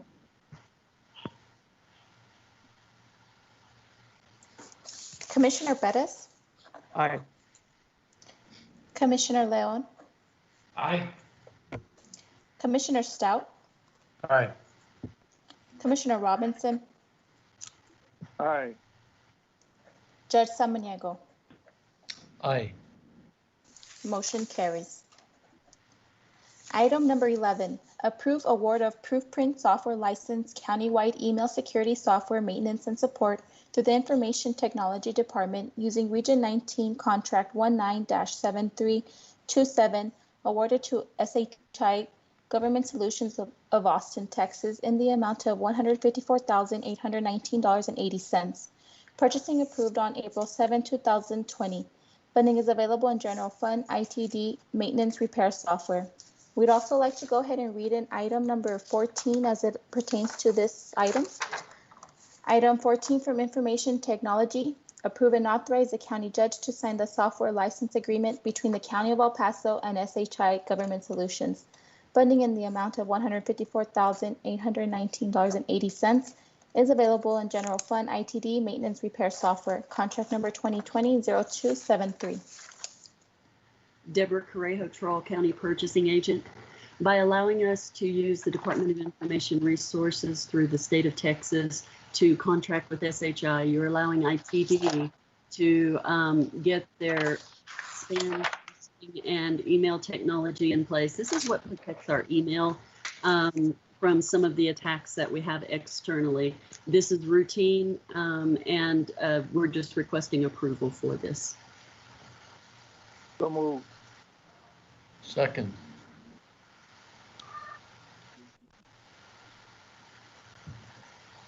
Go ahead, Jessica. I muted you. Commissioner Bettis? Aye. Commissioner Leon? Is it on the two items? Yes. Yes, okay, aye. Yes, Commissioners, items 11 and 14. Okay. Commissioner Stout? Aye. Commissioner Robinson? Aye. Judge Samaniego? Aye. Motion carries. Item number 12, approve purchase of mobile shelving for the county clerk's office using Region 19 Contract 15-7186 awarded to El Paso Automated LLC of El Paso, Texas in the amount of $307,447.87. Purchasing approved on April 7, 2020. Funding is available in SR Record Management Cap Out Equipment and SR Record Management Operations Contingencies. Deborah Correjo-Troll, County Purchasing Agent.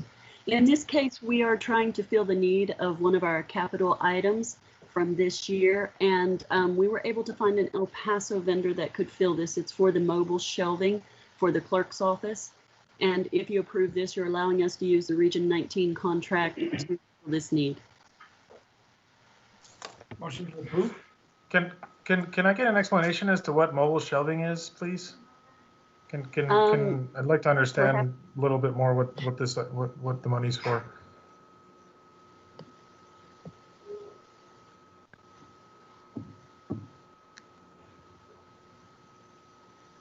Deborah, correct me if I'm wrong, but usually they have lots of files, and you've probably been in a doctor's office before where the shelving moves so that you can get things, you can compress more, it's more space useful. And so it's, the shelving can be compressed, and then you only have an aisle where you need to access records in that particular aisle or boxes in that particular aisle. And if you, in our archives, there's excessive records and space that have to be maintained, and this makes better, more efficient use of space. So I'm just wondering, and it's a pretty big ticket item, and you know it's a capital expenditure. I mean, is this it is coming out of funds that are restricted for only this type of utilization, or is it something that's completely 100% necessary at this point in time, or is it something we could defer until a later date, or rethink, because I mean it's a pretty big ticket item. It's $300,000. It's a very large ticket item, and if you'd like to delay, we could speak to the clerk.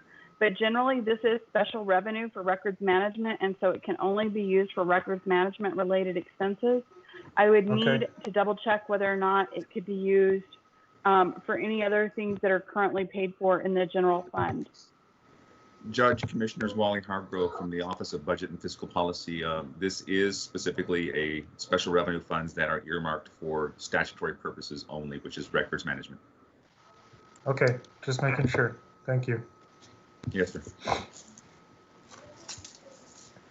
Do we have a second? Do you need more information on this, or are we no, okay? As long as it's not coming out of just regular general fund, and it's coming out of a fund that's statutorily defined and can not be utilized for anything else, then it's not like we can tap into that funding anyway for our purposes when it comes to COVID. So okay, thank you. Good question.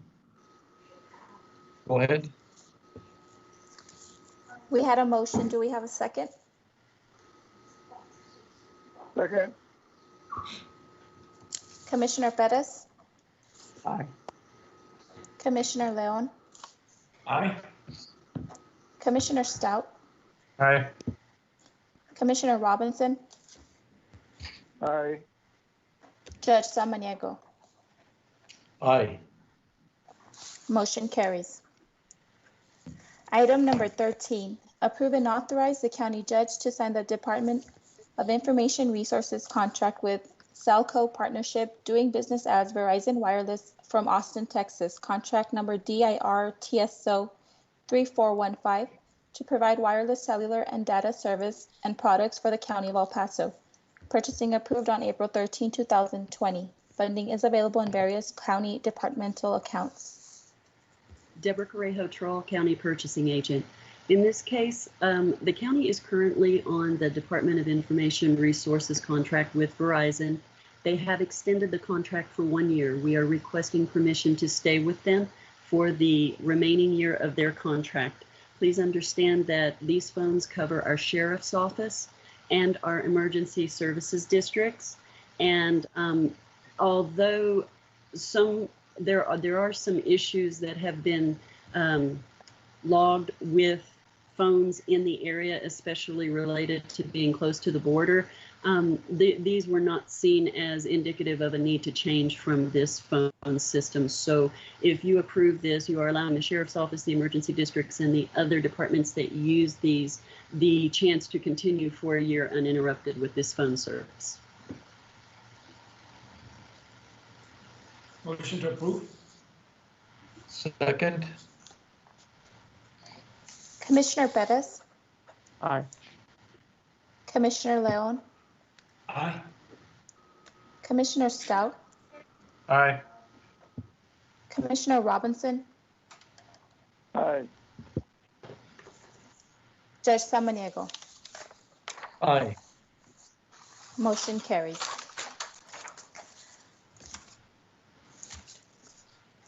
Item number 15 from Information Technology. Approve and authorize the county judge to sign the hardware maintenance and support agreement between the County of El Paso and Pivot Technology Services.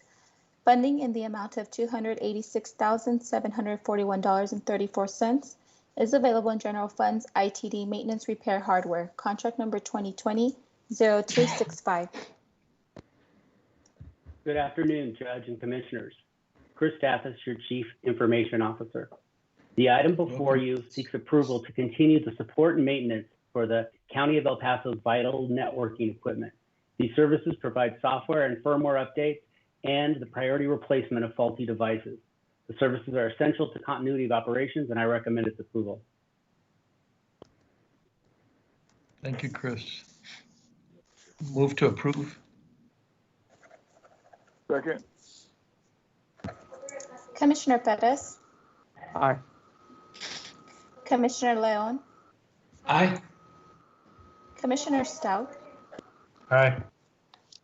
Commissioner Robinson, Aye. Judge Samaniego. Aye. Motion carries.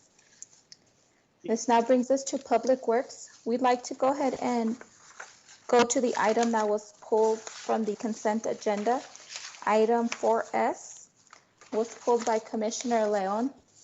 Item 4S, approve and authorize the county judge to sign the Second Amendment to Land Lease Agreement Communications Facility with Crown Atlantic Company, LLC, to give them 24/7 access to the site they lease from the county. Contract number 2020-0251. Thank Good afternoon, you. Judge, Commissioners. I don't know if Norma's on the line or you, Betsy. I know we've spoken about this several times. I've got several concerns. Number one, that lease that goes on until 2042 is kind of bothersome for me. I didn't see a dollar amount on the backup. Hopefully, it's a graduated amount that come 2042 is very beneficial to the county. And the other thing I didn't see is the exact location. I got a pretty good idea where it's at, but there wasn't a site map on the backup. Can you give us some back information on that, Norma or Betsy? Sure. Yes, sir. Good afternoon, Judge, Commissioners. Norma Rivera Palacios with the Public Works Department. You are correct, Commissioner. That is a contract that goes all the way to 2042, but it does increase. They're currently paying approximately $1,500 a month. It will increase in 2022 to $2,000, and it continues to increase every 5 years by 2.75%. It's towards the back of Los Carate Park. It's a very small area where they have their equipment. And this item basically is for them to have access to their site, since it's a cellular or a communications network. At times when it goes down or it fails, they need access to their equipment. And so that's why we came back and brought this amendment. Norma, is that big tower at Fonseca and Loop 375? Yes, sir. It is in that area. And why is it that we will or have already signed such a long lease till 2042. I just can't see us doing Norma? that. Yes, Betsy. Norma, if I may discuss this briefly with Commissioner Leon. I was involved with the negotiations for a change on this lease. I can't remember. I think it was a rate increase. It's been a few years ago, I believe. But one of the issues is they won't enter leases for short periods of time because they are committing that availability for others to either sublease, as well as it is a component to emergency operations as well. And so it does help expand connectivity in that particular area of the county. And so when we brought it before, we explained that they will only enter into longer term leases, 20 or more year leases. And especially the longer we lease, the more they'll pay us for that triangle of land. And I understand what you're saying, and I would assume that we started back in '96 with Cellular One, and now we're with another company. But it seems to me that they're making I would think, a huge amount of money on our land, and it's quite a bit of land. It seems like maybe it's a acre and a half, maybe 2 acres. It seems that they're paying very little towards the county on what the return is for them. We can definitely bring back the information. At that time, we did a study of what was being paid around the country for these types of antenna leases. And we also evaluated the value of the use of that land otherwise. We also looked at different models, like trying to get a percentage of like subleases and things of that nature off of that, any additional funding that they were to get. And we did write some of those into the last lease change. And I appreciate it, Betsy. I remember talking about this about maybe 4 or 5 years ago. But if we've already signed the contract, the lease, I guess it's too late for that, right? Well, we would have to go back and ask to renegotiate it. I'd need to look at the legal terms and what it allows. Okay, thank you. I will get you some information on it, Commissioner Leon. Okay, thank you, Betsy. Yes, sir. Do you want to delete this item or?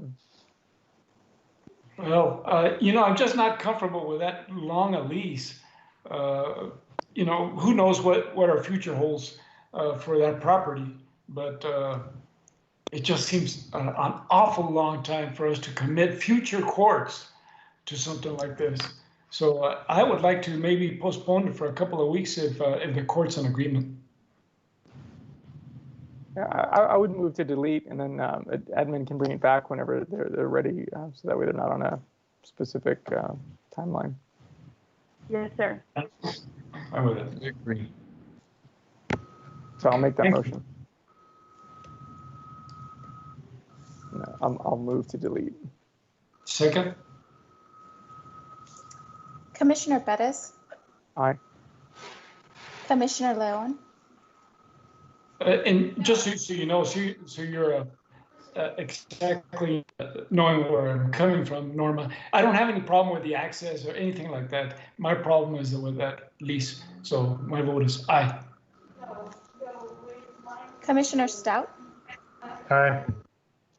Commissioner Robinson, Aye. Judge Samaniego. Aye. Motion carries. Item number 16, discuss and take appropriate action regarding the variance request from the El Paso County Subdivision regulations for Skyview Estates Extension Development.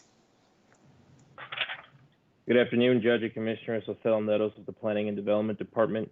The item before you is a variance request from Tropicana Development Incorporated for Skyview Estates Extension. The subject property and proposed subdivision development is located in precinct number 3 in the greater El Paso area, just south of Pelicano, about approximately half a mile west of Pelicano and Mission Ridge Boulevard. The subdivision will be served for water and wastewater by El Paso Water. And the variance request is for 3 specific standards from our county subdivision order, which is to reduce the minimum right-of-way for a local residential street from 60 feet to 54 feet, then reduce the minimum setbacks to 5-foot side setbacks, rear 20-foot setback, then a 15-foot front setback with a 20-foot driveway requirement, and then to reduce the minimum lot size from 6,000, which is our standard, to a minimum of 5,000. The alternative design standards that are utilized to evaluate variance requests does allow for lot size to go as low as 4,700 square feet. However, the developer is not requesting to go to the maximum as allowed by our alternative design standards. And then, next slide, please. This is just the variance restated in further detail. It does also break down the number of individual lots that will be developed as part of the subdivision. As you can see, total, they are proposing just shy of 400 lots. There are approximately just over 300 lots that are what we define as non-standard, being lots that are under 6,000 square feet. And so that amount of lots actually dictates the size of the park that will be required. This variance will require a park that will be dedicated to El Paso County and maintained by our Parks and Recreation Department. Next slide, please. This is an aerial map of the area. You can see that the development is occurring in some of the 5-acre tracts of land that are scattered throughout East El Paso County. Next slide, please. This is a proposed subdivision layout. The color code determines the number of lots. You can see here that the blue lots are the larger lots, with the pink lots being the smallest lots that are from 5,000 to 5,500 square feet. The yellow are lots ranging in size from 5,500 square feet to 6,000 square feet. And then the blue are lots that are above 6,000. The circles that are in the exhibit are also quarter-mile pedestrian sheds. This is the area that you can routinely expect an individual to be willing to walk to access some neighborhood center. In this case, those pedestrian sheds, rather, are being measured from the center of the proposed parkland in the area. So you can see here that the subdivision's smallest lots are all located within approximately a quarter of a mile from the proposed park improvements, which is done to ensure that residents with smaller lots and smaller yards have greater access to the parks. Next slide, please. This is a detailed conceptual park layout provided by the developer that has been concurred with by Parks and Recreation. There are 2 parks that are being dedicated. One is just over a 2-acre park that will be improved in the center of the subdivision. The other is just under an acre of parkland that will be a linear park that will run through the entire subdivision, therefore tying in even the farthest lots in the subdivision to the central park. And this is a pretty unique development because lots will actually be fronting immediately in front of the park. And so the lots in that area will actually access their homes via an alley and a garage that is loaded to the alley. So a little bit of an interesting and new layout. There's been a handful of subdivisions like this that have occurred in the county. But again, Parks has reviewed and concurred with the conceptual park layout. Next slide, please. And with that, Planning and Development recommends approval of the variance request from the El Paso County Subdivision order for the Skyview Estates Extension Development, as the subject property conforms to the 2014 County Alternative Design Standards. We'd ask for the court's favorable consideration. I'm happy to take any questions the court may have. Thank you, Jose. Commissioner Perez. Thank you, Jose. Given the sudden change in market conditions, is there a timeline in which the developer has to complete this subdivision? Yes, thank you, Commissioner. The variance policy does require a developer to make measurable progress over 24 months. In the event that there's no progress made in that 24 months, the variance is effectively vacated, and the developer would have to restart the development process and come before the court for a new variance request. I guess what constitutes what is it, measurable progress? So there's the order doesn't provide further detail on that. It's an administrative decision made by our department. But to give an example of what we would want to see, we would obviously want to see the submittal of improvement plans, the submittal of preliminary grading and drainage and moving of dirt on the site to ensure that, to reflect that there is a commitment to actually develop the property as was presented during the variance process. The developer may choose to record and file the plat and actually bond out all of the improvements that are going to be dedicated to county to demonstrate that commitment. So it's very much on a case-by-case basis that we would make that determination. But in the event that there was a developer who was just non-responsive and because of market conditions wasn't able to proceed, we would make sure to inform the court that the variance process is going to be recommended to be vacated, to ensure that in the event that the developer or the owner reaches out to any of your offices, that you all are informed of that decision. Thank you. Move to approve. Second. Commissioner Perez? Aye. Commissioner Leon? Aye. Commissioner Stout? Aye. Commissioner Robinson? Aye. And Judge Samaniego? Aye. Motion carries. Thank you, Judge Commissioners. Have a lovely evening. Likewise. Thank you. Item number 17, approve and authorize the county judge to sign the fixed price construction agreement between owner and contractor with Champion Tank Services LLC for the Far East Water Tank Pipe Replacement Project in the amount of $434,000. Funding is available in SR Road and Bridge Operations Equipment, contract number 2020-0262. Norma Rivera Palacios with the Public Works Department. The contract that we're bringing forward is for a bid that was awarded on April 6th. This is to replace a water line that has deteriorated for one of our water tanks in East Montana. We're asking for your favorable consideration.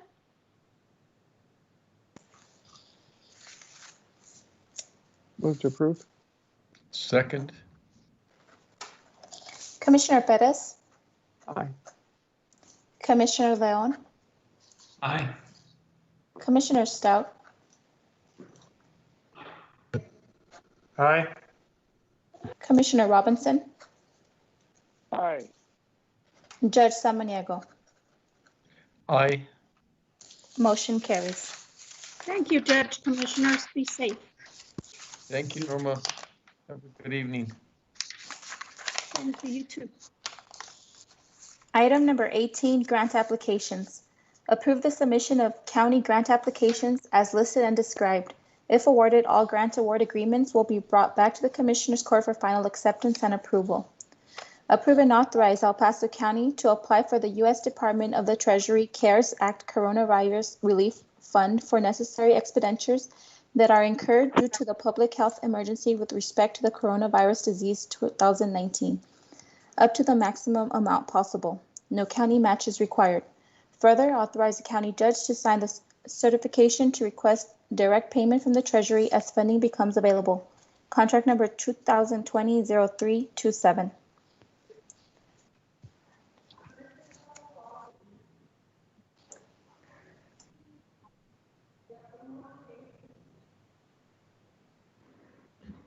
Good afternoon, Judge Commissioners. Wally Hargrove from the Office of Budget and Fiscal Policy.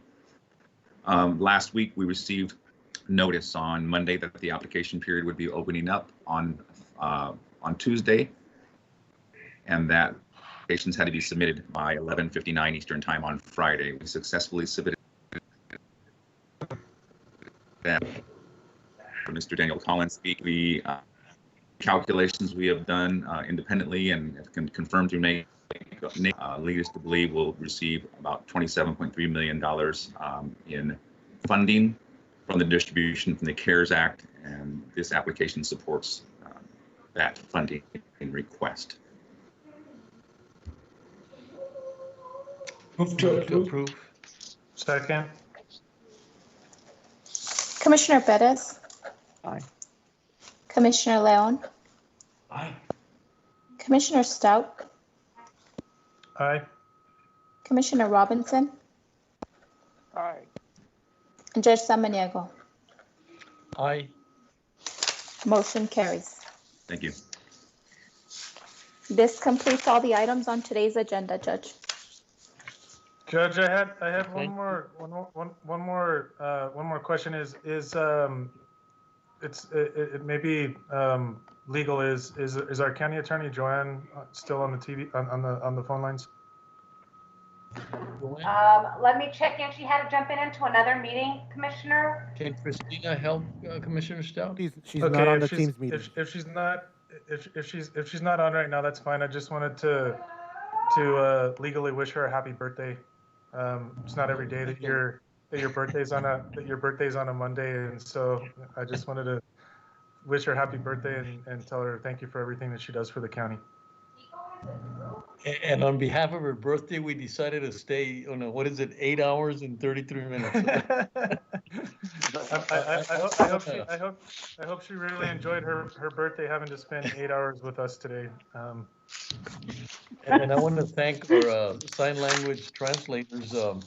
What a day for your debut to be with us. But thank you very much. I saw all the work and of both of you. So thank you very much for joining us and for your debut.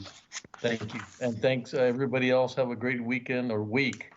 And I'm still waiting for the weekend. I think it was a Freudian slip. So, but anyway, thank you for everything everybody does here. And you know, we're going to work together. We're going to get out of this better than most communities. So thank you for all your support. Thank you. Thank you, everybody. This concludes today's meeting at 5:04 p.m.